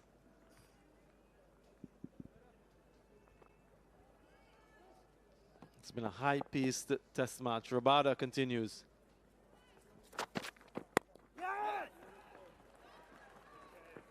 Takes the single off the first ball, Jomel Warrican.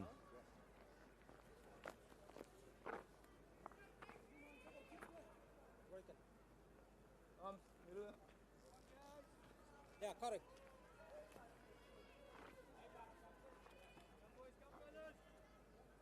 It's the first time he'll be facing up Rabada since he's come back for this spell.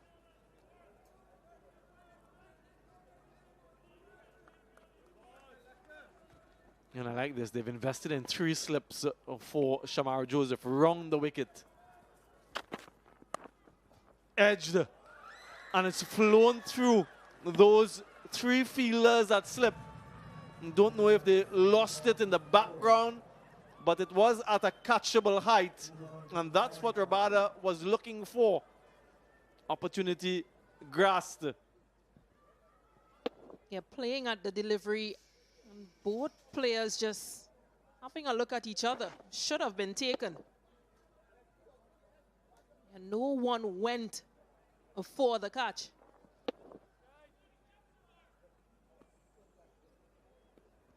Opportunity missed. He'll try again.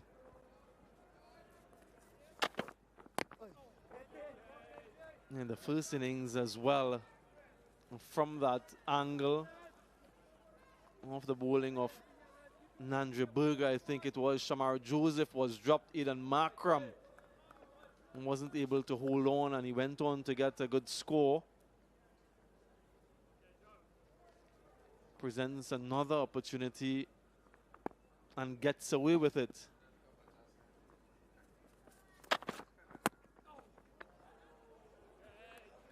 Now, if it's full, that's what he's going to do. If it's short, he's going to take it on as well.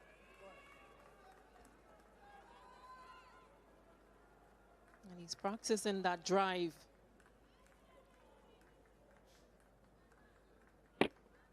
Yeah, angled much more to the stumps and much fuller from Rabada.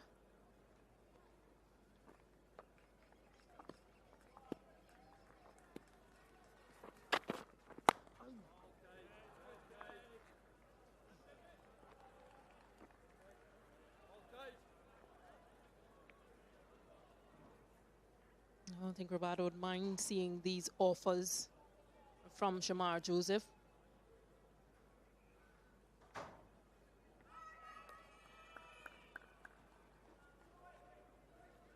Will be aiming to take that delivery, this final delivery away from him.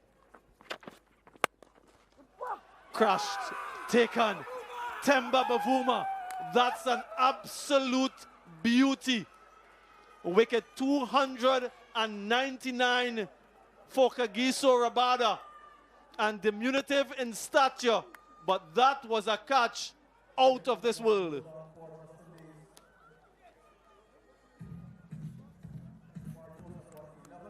And needed something special, trying to take on the last delivery, but just look at the athleticism from the South African skipper. One-handed blinder. The send-off from Rabada. Shamar Joseph goes for 11, 205 for 9.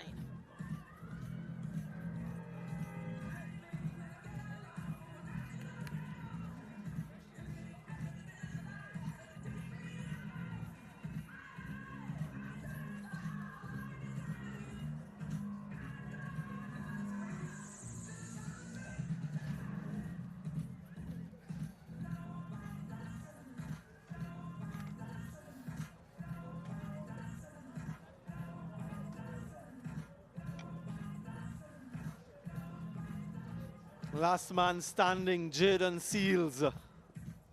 9 wickets in the test match for him, but he has to do a job with the bat. What about this snatch from Temba Bavuma? I thought for all money that it was going for 4, so did Shamar Joseph, but plucked out of the air. And look at that reaction.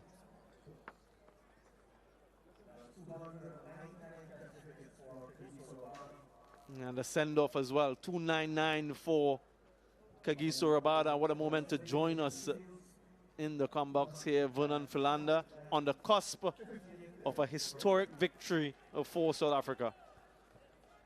Yeah, it's been a brilliant test match. One that South Africa had to work hard for with ball in hand.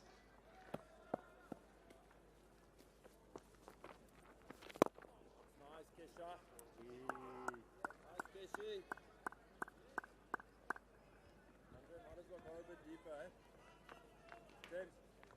might as well go a bit deeper. Yeah, that man in picture, Temba Bavuma, had to marshal his troops, put to a couple of challenges, especially lower order runs again for the West Indies. He's marshaled his troops brilliantly.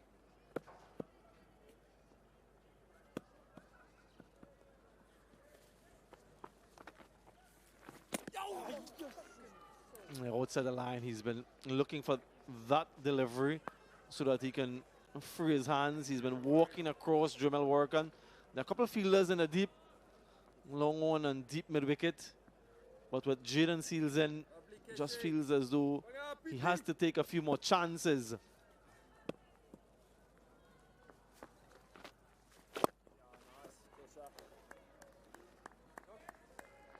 You just get the feeling that Warrigan, he's itching, he wants to play a couple of big shots.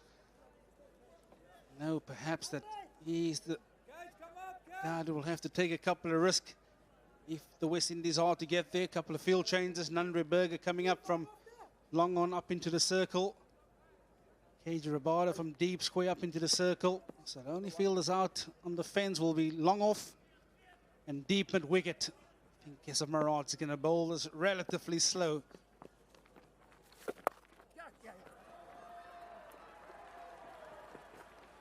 Yeah, brilliant from Oregon. He's gone with the reverse sweep option.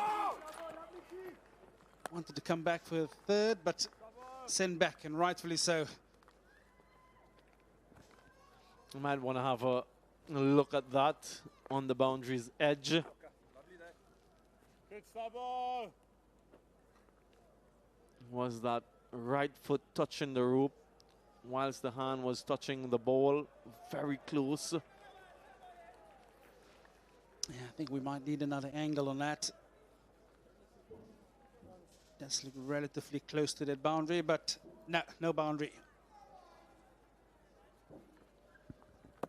Can he get a single to retain strike? Outside off stump, surely outside off stump.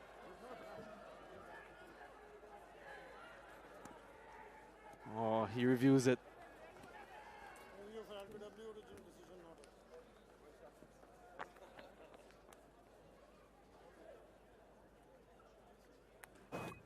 TV umpire to director. We have a player review for LBW. Original decision on field is not out. I've checked the foot placement and it's a third delivery. If we can have a look at front on, please.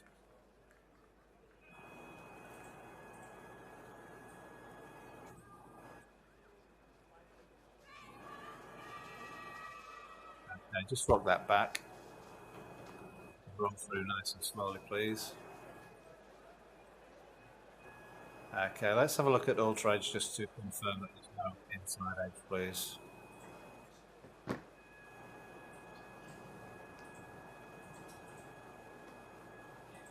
Okay, we've got clear daylight between bats and ball. Let's go for ball tracking.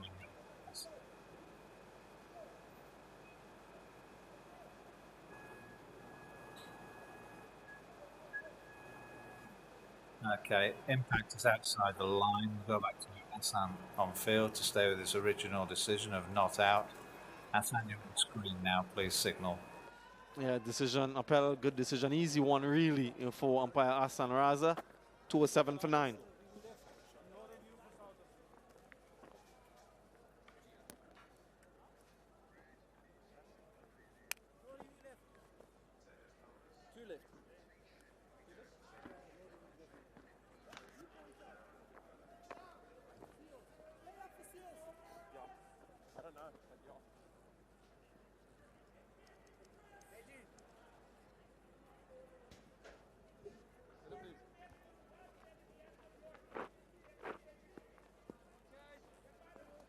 Yeah, scorecard for the West Indies, where they'll be look back and think to themselves, if only a couple more contributions from the top order.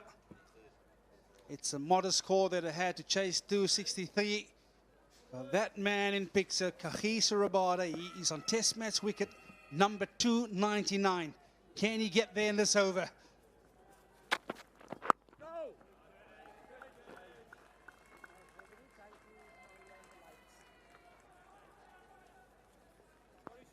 just look at those numbers.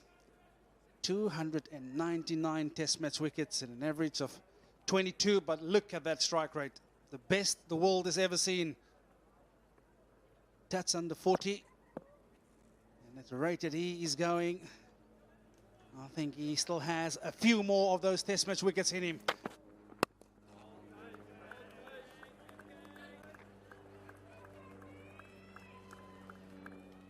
South Africa on the cusp of another test match win against the West Indies and yet another test series win against this opposition.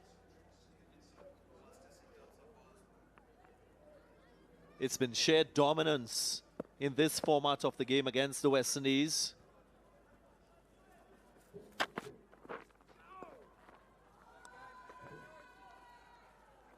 Yeah, it's been a hard-fought series. First test match been affected by some severe weather.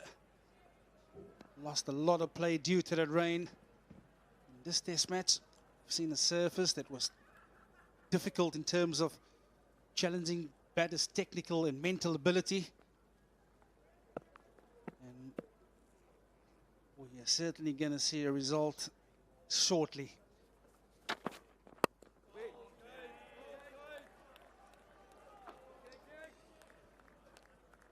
West Indies and West Indian fans will reflect on this scorecard and think about what could have been.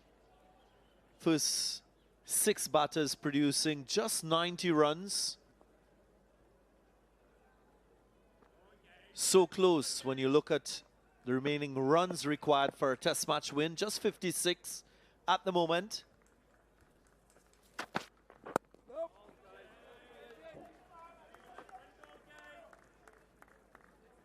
You think about the bowling efforts from Jaden Sales, Shamar Joseph, collective effort to dismiss South Africa the second time around, give themselves a chance for a test match win.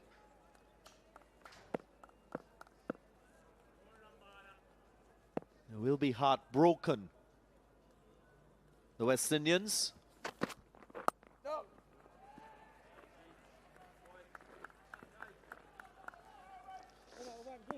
207 for 9, and it is time for Blue Hortus drinks break.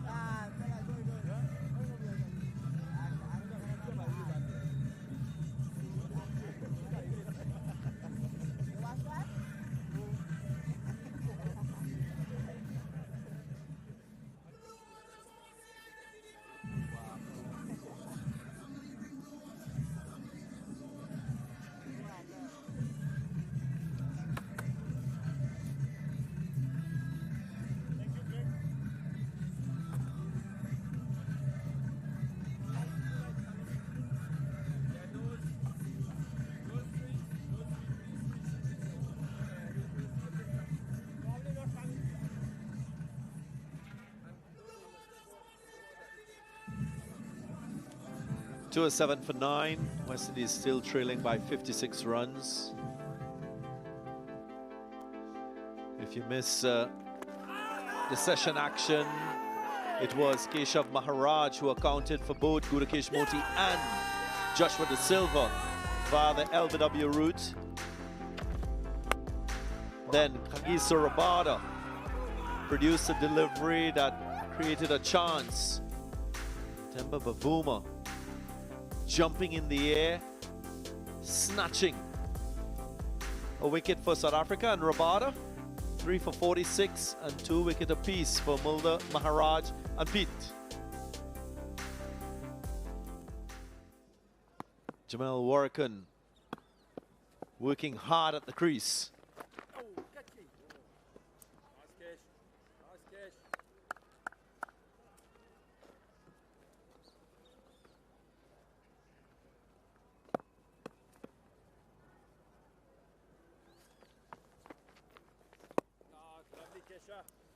Yeah, you make mention of the fact that West Indies, on a couple of occasions, got themselves back into the test match.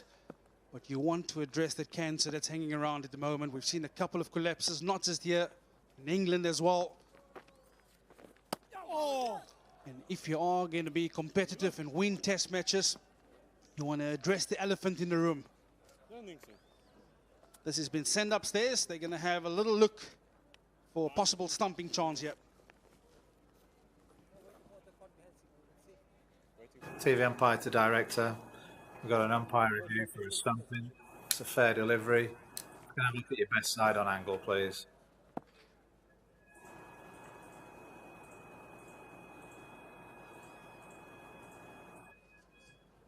Okay, foot's still in the ground. Foot's still in the ground. Okay, I'm ready for my decision for the big screen. Not on the right decision. Nice, Kishy.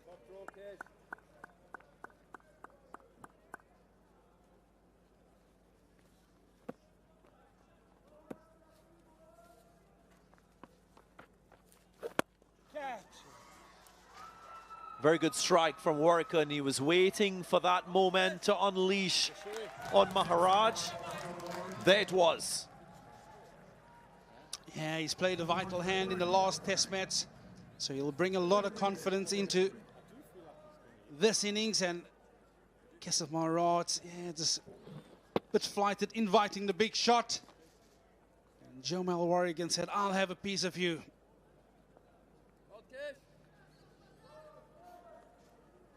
Exactly 50 to win now. As far-fetched as it may sound.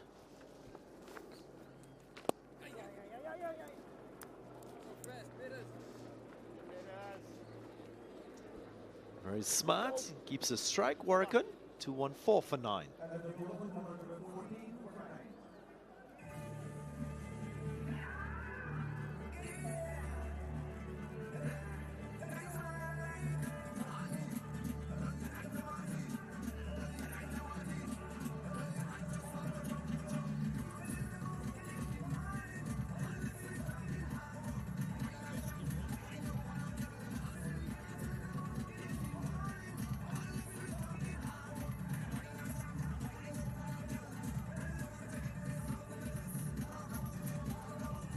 West Indies allowed South Africa to get to 160. Was a partnership of 63 for the 10th wicket that got them to that score. Batting first. Rabada continues.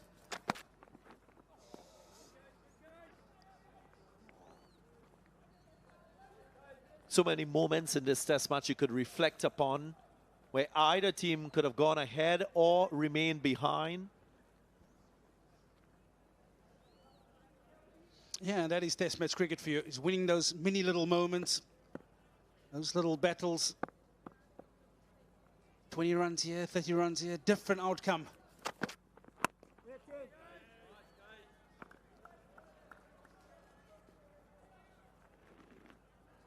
You think back to day 2, just after lunch, flurry of runs for South Africa with bat in hand.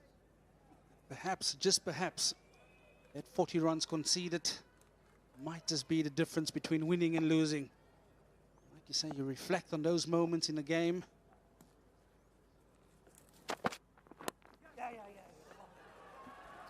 Yeah, fortunate runs. Warwick again, he's enjoying his time out in the middle. West Indies now need 45. Still some belief there. You can sense from the spectators at the ground, from the West Indian fans looking on. There is that slight thought at the back of your mind that it's possible. Well, we've seen it with South Africa with bat in hand. It is always possible. That last wicket partnership held at 63 for South Africa in the first innings. So it's never over until the fat lady sang. Yeah, I think from a South African perspective, they perhaps just want KJ Rabada to change it up a little bit. At the moment, he's looking like he's bowling for that outside edge. You perhaps want to go a touch straighter, a touch fuller. If I'm not mistaken, he got this very man with a full delivery in the first innings, chopping it to mid-on.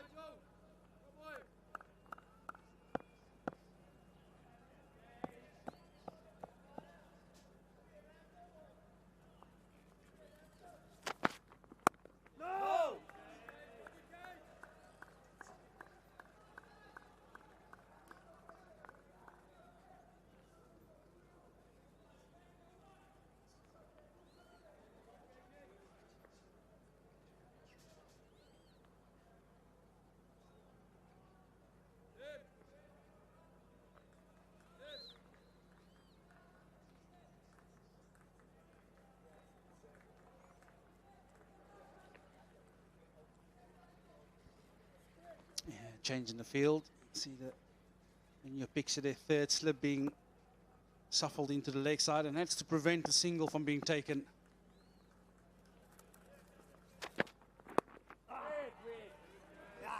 Bowls his field, Kagiso Rabada. 218 for 9, Seals on strike.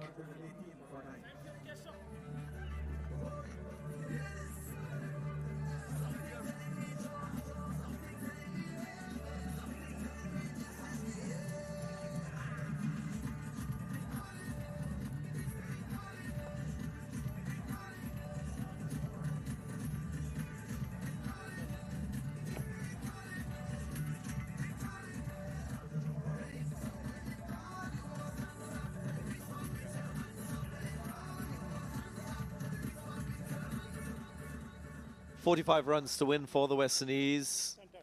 That's exactly what South Africa as a team has to play with to secure the 10th wicket.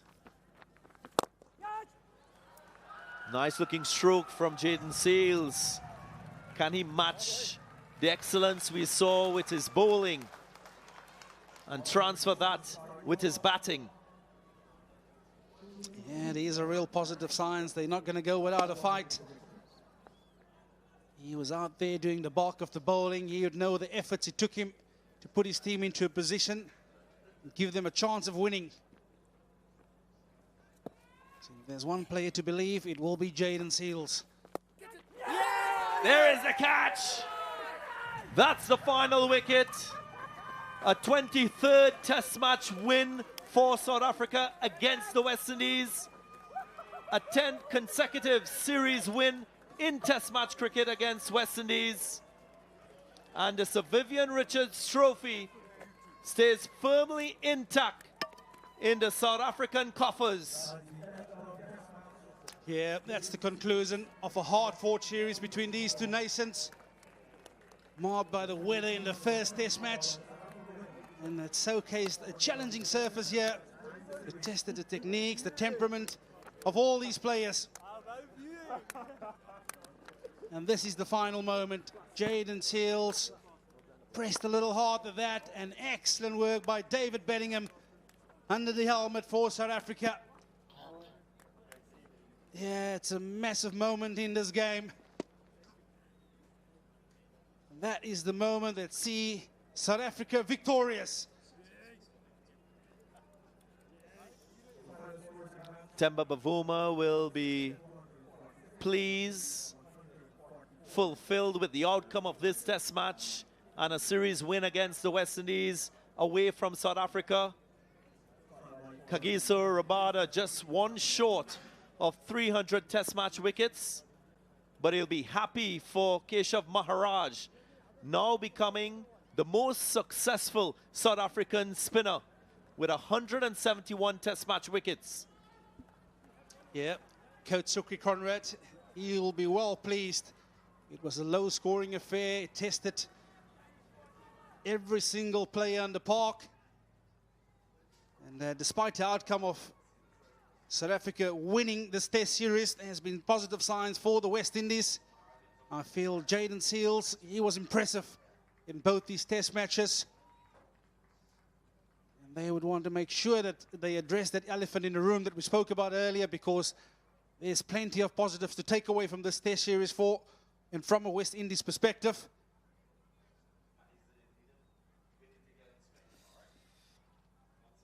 A fast-paced test match, you can say, concluding at the end of day 3. Jaden Seals will be crestfallen, given his exploits with the ball, his second 5-wicket haul, giving the West Indies a chance for a test match win. But they have fallen short by 40 runs, mainly because of the excellence we've seen from South Africa with the ball. Yeah, you look at that top order, you'd ask and cry for a few more in the contributions department. But Gudikaz Muti, 45, and Warwican kept the hopes alive of a test match victory, but not to be. Excellent work all round by the South African bowlers. They were put to the task, put to the test on the testing surface here in Guyana. And maybe something for the West Indies to take from this South Africa bowling effort. The two senior statesmen leading the way with wickets. Kagiso Rabada, 3 for 50. Keshav Maharaj, 3 for 37. Now most prolific as a South African spinner. And ably supported by Vian Mulder once more, 2 for 35. Dane Pete, 2 for 50. And Nandre Berger also playing his supporting role in the victory. So a wrap of this test, you can see batting was a real challenge for both sides. The bowlers dominated proceedings, 5 wickets to Shamar Joseph in that first innings. No one getting a half century for South Africa. West Indies in reply had Jason Holder lead their batting effort. They were shot out for 144. Vian Mulder coming to the fore with his 4 wickets for 32. And then South Africa batting a second time in this test match. Much better. 246 they were bowled out for. And that set the West Indies a target that they fell short by 40 runs. Just not sufficient partnerships in that batting lineup. And they were bowled out for 222.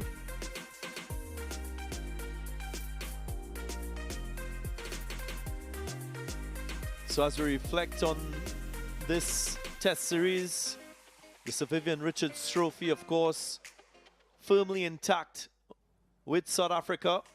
First test ended in a draw. That was in Port of Spain, Trinidad at the Queen's Park Oval.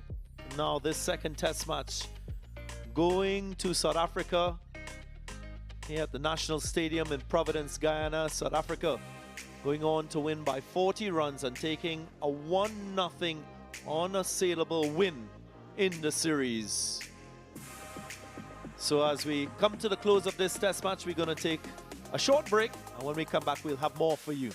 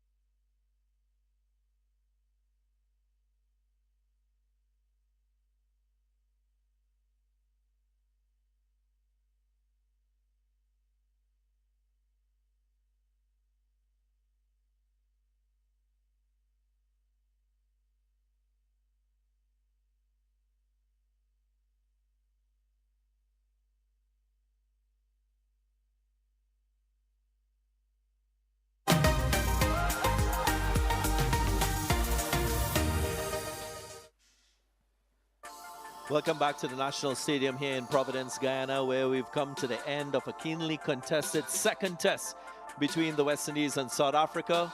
Of course, South Africa going on to win by 40 runs and winning the series 1-0. It was really keenly contested. You can see from the scores, low scoring in the first innings, South Africa making the difference with their batting in that second innings, and the West Indies falling short in their run chase.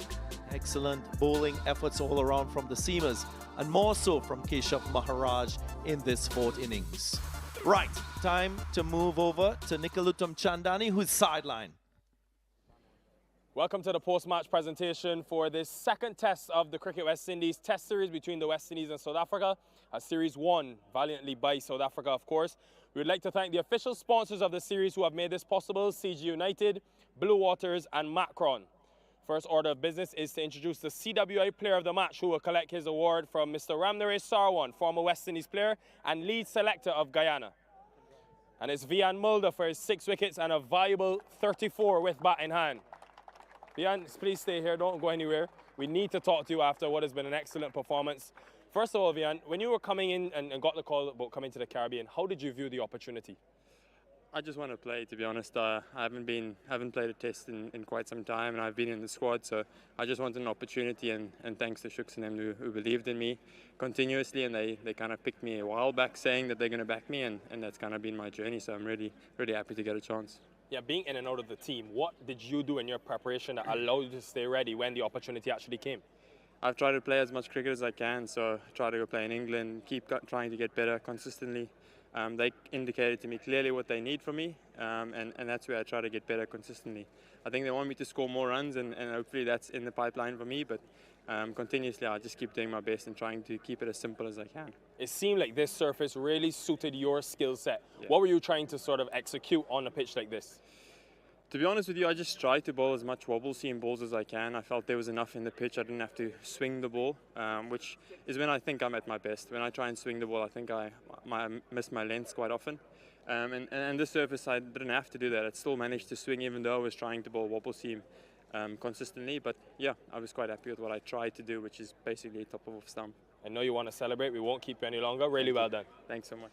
Vian Mulder, the player of the match, of course, for his performance. We'll now bring in the CWI player of the series. And for his 13 wickets, most in the series, Keshav Maharaj, who will also collect his award from former West Indies player and lead selector of Guyana, Mr. Ramnaresh Sarwan. And Kesh will also have a chat with us. Kesh, I mean, first of all, what a series for you. 13 wickets. In the amount of Test cricket you've played, where do you think this series ranks? Yeah, it's up there. I think it was nice to get a long ball after a long time, but I think for a team that's in a transition phase, I think we really did well, and we enjoyed it out there. Obviously, it took out a lot of time from Trinidad, but coming here and just being quite nice and clinical towards the end. Obviously, there's a lot of positives to take out, but back to the drawing board and getting prepared for the next one. You're a player that plays a lot of T20 cricket during the year. How do you keep your red ball skills ready and available for when there's Test cricket to come? Yeah, like I said previously, I always pride myself on Test cricket, so I'm always making sure that my loads are up and still working on the various lengths and plans. I still have a red ball in my bag, so I'll always be fidgeting with that. Yeah, just staying true and loyal to the game, making sure that I'm just trying to execute my skills on the day. Temba's a new captain of South Africa. What have you enjoyed about playing under him? I think the fact that he trusts spin and backspin, and obviously he allows me to read the game and he brings his input, so I've enjoyed him. He's always been someone that's very close to me and played quite a bit under him, so it's been a privilege to be a part of him. 13 wickets. Enjoy this one. Really well done. Thank you very much. Keshav Maharaj, player of the series. We'll now ask West Indies captain to come forward, Craig Brathwaite. Craig, a really hard-fought loss in the end today. First of all, when you look back at the game, where do you feel you guys let this one slip? Well, I think our first innings total with the bat, after obviously bowling them out for 160, I think that was well done on the first day. Yeah, I don't think we put up enough runs, in that first innings. I think that was very crucial in this game. The 263 today, how did you guys intend on going about chasing that score? Me, to be honest, the mindset was quite similar to the first test, albeit it had 1 day. Well, this was 2.5. But the mindset was, have intent and obviously up top we didn't get the partnerships as we would like, but you know we saw some fight from Morty and the guys below, which was good to see. But obviously we got to strive to to build those partnerships early. You say you want intent. When you reflect on your top order's performances, do you think you guys could have done anything differently as a top order? Well, especially in the first innings, we had some rash shots, albeit it could happen. But I think they happened at some key moments, and obviously it put South Africa in a very good position at the end of day one. So I know, as I said, that first innings was crucial. The bowlers did a fantastic job after we lost the toss, and had to bowl them out day one. But batting wise, obviously, we didn't do a good enough job to put ourselves in the front seat in this game. We fought back. Today we got beat by 40 runs. So yes, we did fight back, but for sure I think the first innings total not being enough, had us behind. Just on your bowling, a big positive from this test match, Craig. Your two young seamers getting 5 fifers each. Where do you see the ceiling for West Indies and the pace attack that you guys have going forward? I mean, the sky's the limit, to be honest. I know Jaden Seals from the start, he's a star, and Shamar Joseph is similar. And obviously we have, experienced Kimar Roach who didn't play this game. And, we have a few young guys, so it's very exciting. And, it's just for us, for myself and the batsmen, to follow. Craig, hard luck again, and hopefully we'll see, better performances going forward. Thanks. Craig Brathwaite, West Indies captain. We'll now finally get Temba Bavuma to come forward. He'll have a chat with us before he collects his trophy. Come in. Temba, first of all, massive congratulations. A hard-fought series. I mean, first of all, was it stressful? How did your emotions range in this series? Yeah, the emotions, first of all, thank you. Emotions were a little bit up and down. I think at the end it was a proper game of Test cricket. I'm glad that the weather played its part and held up. But yeah, like you said, I think both teams were in the game. So for us, at no point did we think the game was over. We really had to keep working hard with the ball there at the end, and fortunately things have gone our way. There were a few times in this test series, Temba, where you guys were on the back foot. What is it about your team that has allowed you guys to batter back into winning positions? Yeah, I think, with a bit of inexperience, you expect situations like that where there's kind of soft periods within the game. But I think obviously the quality within the team, as much as there's inexperience, these guys have been around the block, especially with the ball. So those guys, when conditions allow, we really lean on them to be able to exploit it. From the fast bowling unit, with Rabada obviously leading it, to the spin department as well, with a guy like Keshav leading it as well. So I think that, generally gets us through those tricky situations. And I think even with the bat as well, look, we didn't get any of the batters going through to get big scores, but I think guys contributed at critical, important moments within the innings. Just finally, Temba, given what you've seen and captained in this series, why do you think South Africa can challenge the best teams in the world? I think we just need to keep building. To be honest, as a team, like I said, we're an inexperienced side. We're still trying to find our true way of how we want to go about things. We definitely need to sharpen up in the different facets of our game. But I think the more the guys play, the more experience we get, the more confidence we get, then definitely we can be more than a formidable size. But I think at this point in time, it's really about us building and growing as a unit. Admirable series win. Enjoy this one. Thank you. And Temba will collect his trophy, the Sir Vivian Richards Trophy, from Bisun Diyal Singh, Director of Cricket West Indies and President of the Guyana Cricket Board. And after that, he will head over to his team to celebrate. This one will mean a lot. It's not been an easy series for either team, but in the end, South Africa winning.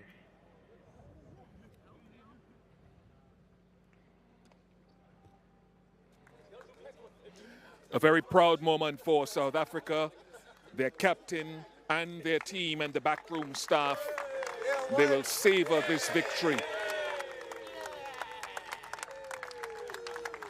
Very important win for the World Test Championship and to keep their legacy of success against the West Indies going.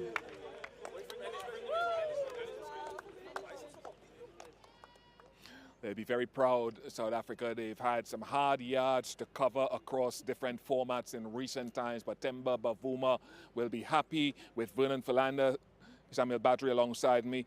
A number of changes made to their team coming into this match, strengthening their bowling, and that certainly has worked for them, Vernon. Yeah, absolutely. I think I was a massive fan in terms of the balance that they've gone in with the bowling attack. I think they brought in Nandre Burger, they brought in Dane Pitt, who I felt from the get-go would strengthen not just the bowling, but also it gives that team so much more balance in terms of that selection. I think Dane Pitt, of course, he comes in as an off-spinner, but his all-rounders ability really paid off for South Africa. That first inning partnership with Nandre Burger, the two that I've just highlighted, really is the difference between these two teams at the end of the day. 63 runs for the 10-wicket partnership. And yeah, I mean, just in terms of you look at the team and you look at the balance of a team, you've got striking power in terms of picking up 20 wickets. I think that was a big concern in the first test match for me, but a much better team in terms of balance. All right, that winning moment is something that South African fans will continue to savor. It's a good catch as well.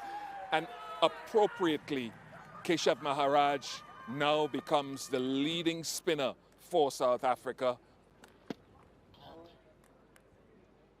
Player of the series, and fitting that he should celebrate the success of a series win. Kagiso Rabada played his part, Samuel Badri from a West Indies perspective. They fought, they battled, particularly that bowling group with bat and ball.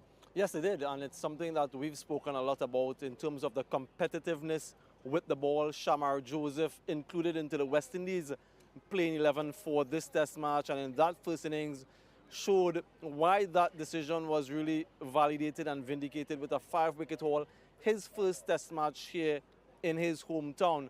So they brought in some extra firepower. It showed the difference in terms of dismissing South Africa in that first innings. They had them 97 for 9 and they couldn't finish the job off. But yeah, lots to be proud of from a West Indian standpoint from that bowling group with Shamar Joseph, with Jaden Seals, and with the impending return of someone like Alzari Joseph. But it's with the bat that they faltered. Yes, Jason Holder got a half-century unbeaten in the first innings, but they want a lot more from someone like Craig at the top. And we know of the inexperience of the middle, but we want these guys to learn and to learn quickly. International cricket is hard. It's not easy. If it was easy, everyone would be playing. But learning and learning quickly is important. Gudakesh Moti coming back home, and today, not only today, we saw it in the first innings as well, but his ability with the bat is also a sign and a promising feature of his cricket.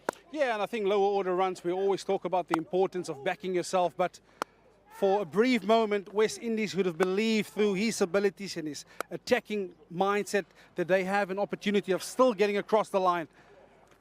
I really love the character. Yes, he had a tough first test match, but in the way that he responded, he bounced back, not only with ball, but this incredible innings with bat as well. Unfortunately, he fell twice in the same manner, and that's what it meant for South Africa, because Moti would have been sending a few shivers up South Africa's spines here, and we've been joined, thankfully, really grateful to you, Andre Coley, West Indies coach, for joining us here. I know that your standards and your expectations are very high, and this moment must be kind of a poignant one for you. What are your sentiments as you stand right now about this series? A disappointing finish for sure. Keenly contested series. When you reflect on the first test and then here, we did pretty well to come back in the second innings after surrendering us a small lead. You know, and I thought it was well set up for us in terms of how we wanted to chase it down, and you know, we were clear in terms of how we wanted to go about it. So disappointing in the end to be 40 run short. A couple of positive things, and one of those I want to touch on is Jaden Seals and how Jaden has evolved over the England tour and this series.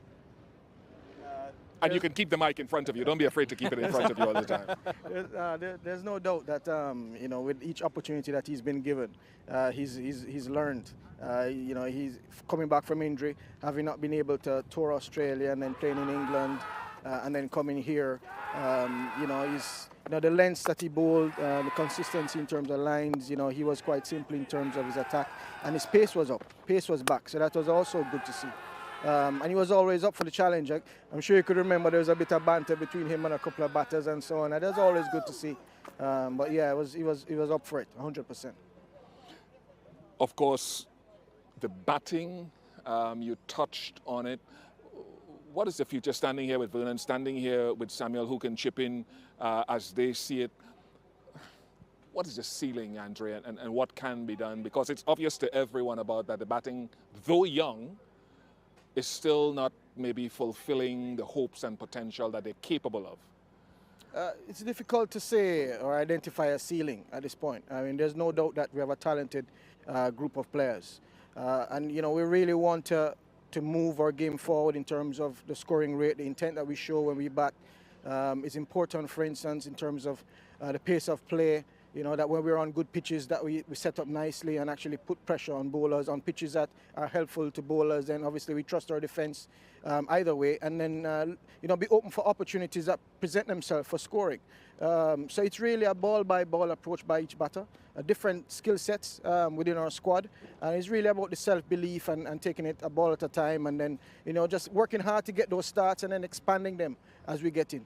I felt a little bit envious because your professionalism in staring at the camera and talking to the audience was spot on, but I was over here feeling a little bit left out, to be quite honest with you. So I want you to look at me more often. Before I go back to Andre, I want to ask you about Shamar Joseph and to reiterate what we've seen from him in this test return. Yeah, fresh legs from Shamar Joseph, didn't play in that first test, and I suppose, and Andre can correct me if I'm wrong, wanted an extra bit of firepower given the conditions that were confronted with here, and he certainly delivered upon that in that first incisive spell that he bowled on the first day where he picked up those 5 wickets. Yes, he's playing here at home. We've seen him struggle a little bit in England, but this return here must have been a welcome one for you, Andre. Yes, it's good to see Shamar's pace back up and his rhythm back up as well. Prior to going to Australia, he played a couple of 18 matches that were quite helpful for him. He was a part of the World Cup, and obviously not having enough overs under his belt, so to speak. He was a bit undercooked going into England, but that was a massive learning experience for him based on his own reflection. And then just in terms of getting to know each player within the squad, I think this test match was the best time for him. During the first test in Trinidad, we continued that work and ensured that his pace was back up. And we figured that this pitch would have offered more for him. His giddiness, his ability to hit a particular length that hit stopper off or just above, and he was up for it. 100%. So I believe the timing was excellent in terms of bringing him in. Tough decision, obviously, to leave out Kemar Roach, but it was a team decision. We had to make it. That's something we might come back to, but I'm looking at my screen right now and I'm seeing Kagiso Rabada talking to Sean Tate, the West Indies bowling coach, but the interested party on the right of screen, Vernon Philander, is Jaden Seals, and I think it's Graves at the front.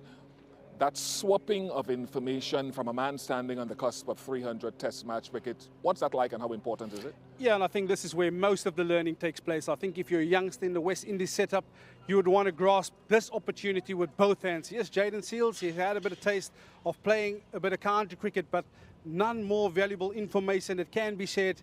Asking the man who's done it, who's been a leader. He's been excellent. He's the leading strike rate bowler in the world at the moment, Kagiso Rabada. So if I'm a youngster, if I'm a young bowler, I'd be feeding off every single bit of information I can extract out of a KG Rabada. Yes, you see the bowling coach to the left there, Sean Tate, and I can guarantee you, even a Sean Tate would want to learn from a guy like KG Rabada.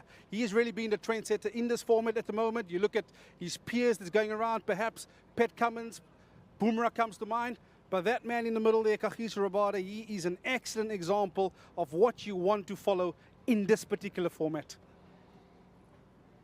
Absolutely outstanding. Now, Andre and Vernon in particular, the vested interest in the World Test Championship table. I don't know if you want us to show that right now, Andre, but we have to, because South Africa have taken the spoils and the West Indies down there at night. Is that something, I'll come to you first, Andre, that you look at it and you focus on it, or you focus more on process? Obviously, the standing on the table is important because we would have set ourselves a target to finish in the top 4 at the end of this present championship, the 3rd edition. And you know, it's disappointing to have lost by 30, 40 runs because that makes a difference in terms of the number of points that we would have missed out on.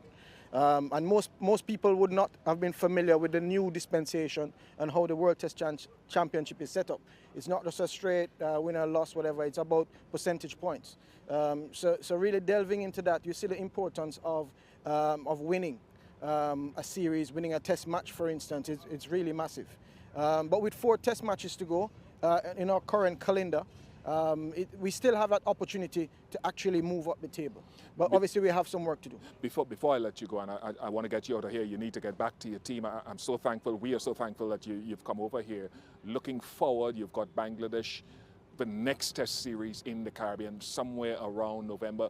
Could you, off the top of your head right now, tell me what the most important thing to focus on in preparation for that is before you leave? We have to ensure that we have, you know, we're trying to build out a squad, and we want to make that squad as stable as possible. The challenge we will face is that we have a couple of tournaments that clash around that time. You know, we have a white ball series against England. We have our local Super 50. So really planning that out to ensure that we have the players. You know, you have the CPL coming shortly on the back of this. So you're going to have quite a few players who are involved in our squad, are going to be involved across that. So really planning that out properly and ensuring that we are ready for that series, because you really want to make use of the home advantage playing at home. Any players, who have played Test cricket finally, who have not been around for a while, have you had conversations and asked guys whether they are committed and want to play Test match cricket from the group that is not here? As I've said to you in previous conversations, I mean, I've had, since I started this role about a year ago, I've had conversations with different players.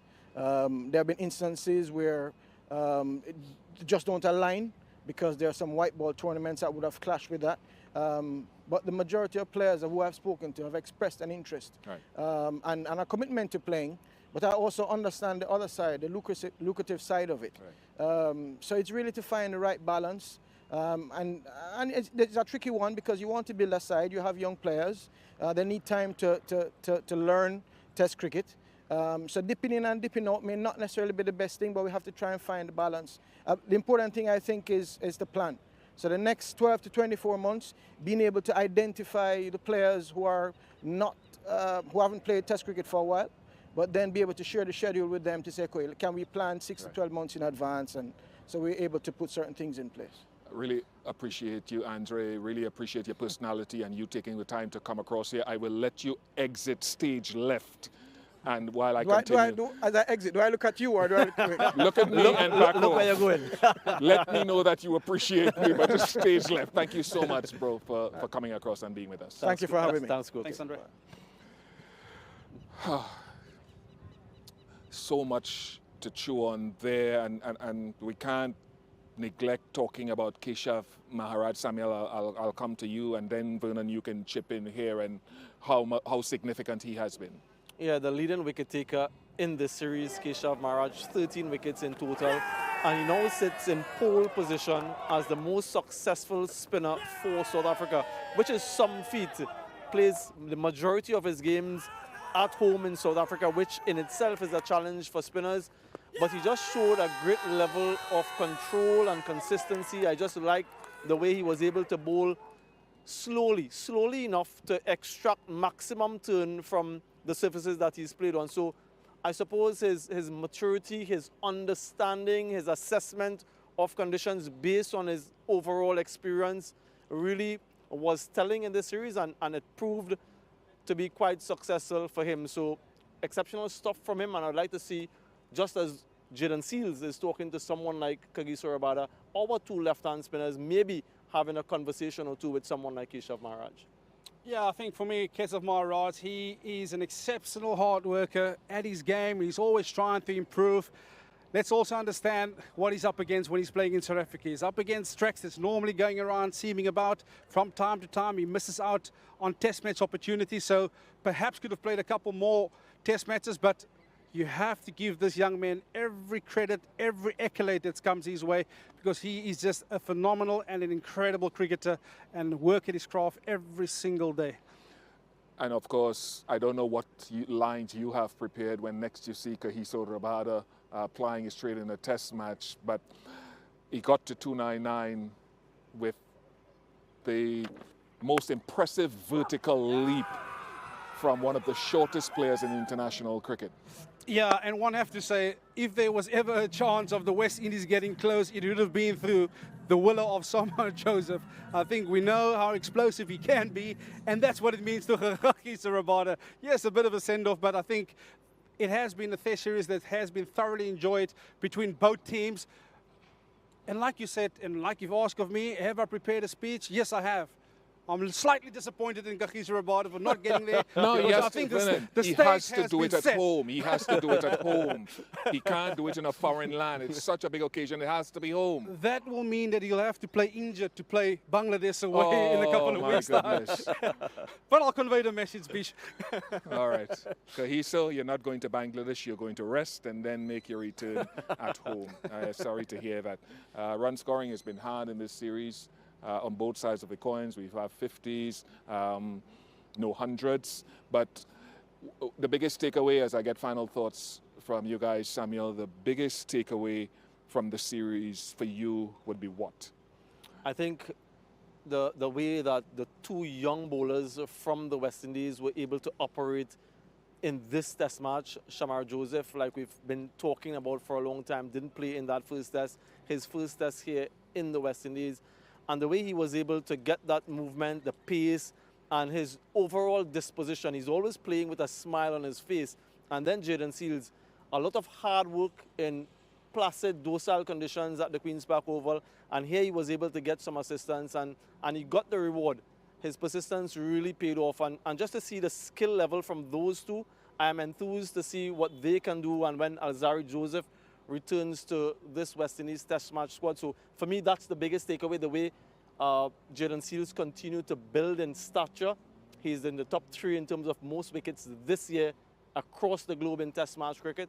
And then Shama Joseph just continues to showcase his talent, and it's really pleasing to see that. Vernon, yours, final thoughts. Yeah, I think I've been mightily impressed with Jayden Seales. I think just the character, the effort that we've seen every time he's had ball in hand. He wanted to make a play for his captain. But I think I want to leave with the following comment. I think as a top order for the West Indies, I think we've seen glimpses of potential. I'd like to challenge that top order to go back into the domestic structure and really set the standard. Challenge each other to score big hundreds, because that's where most of the learning takes place. As international cricketers, you look for reference points, and I suppose that's the only challenge that I do have.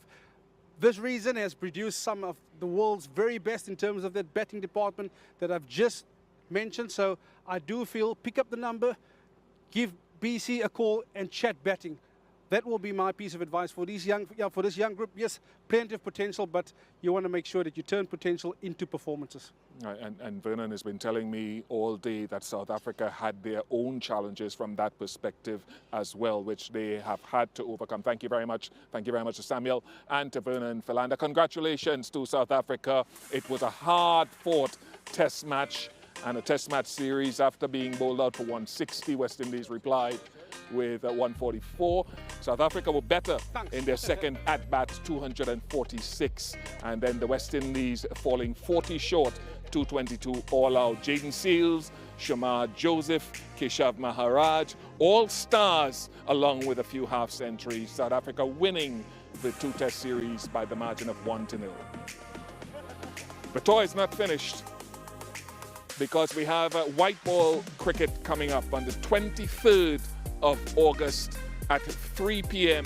local time at the Brian Lara Cricket Academy in South Trinidad, the first T20I between these two nations.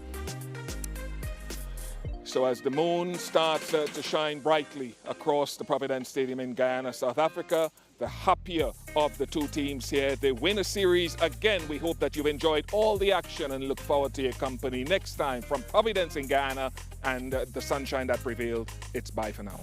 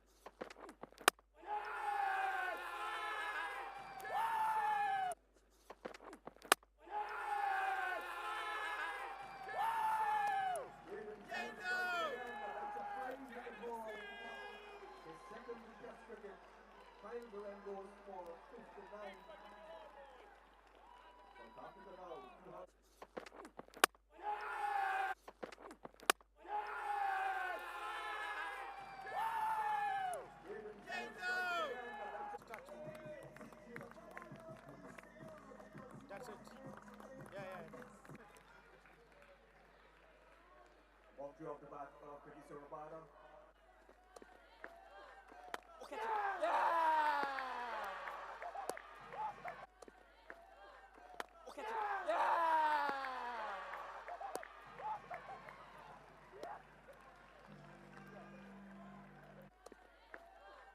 Okay. Yeah!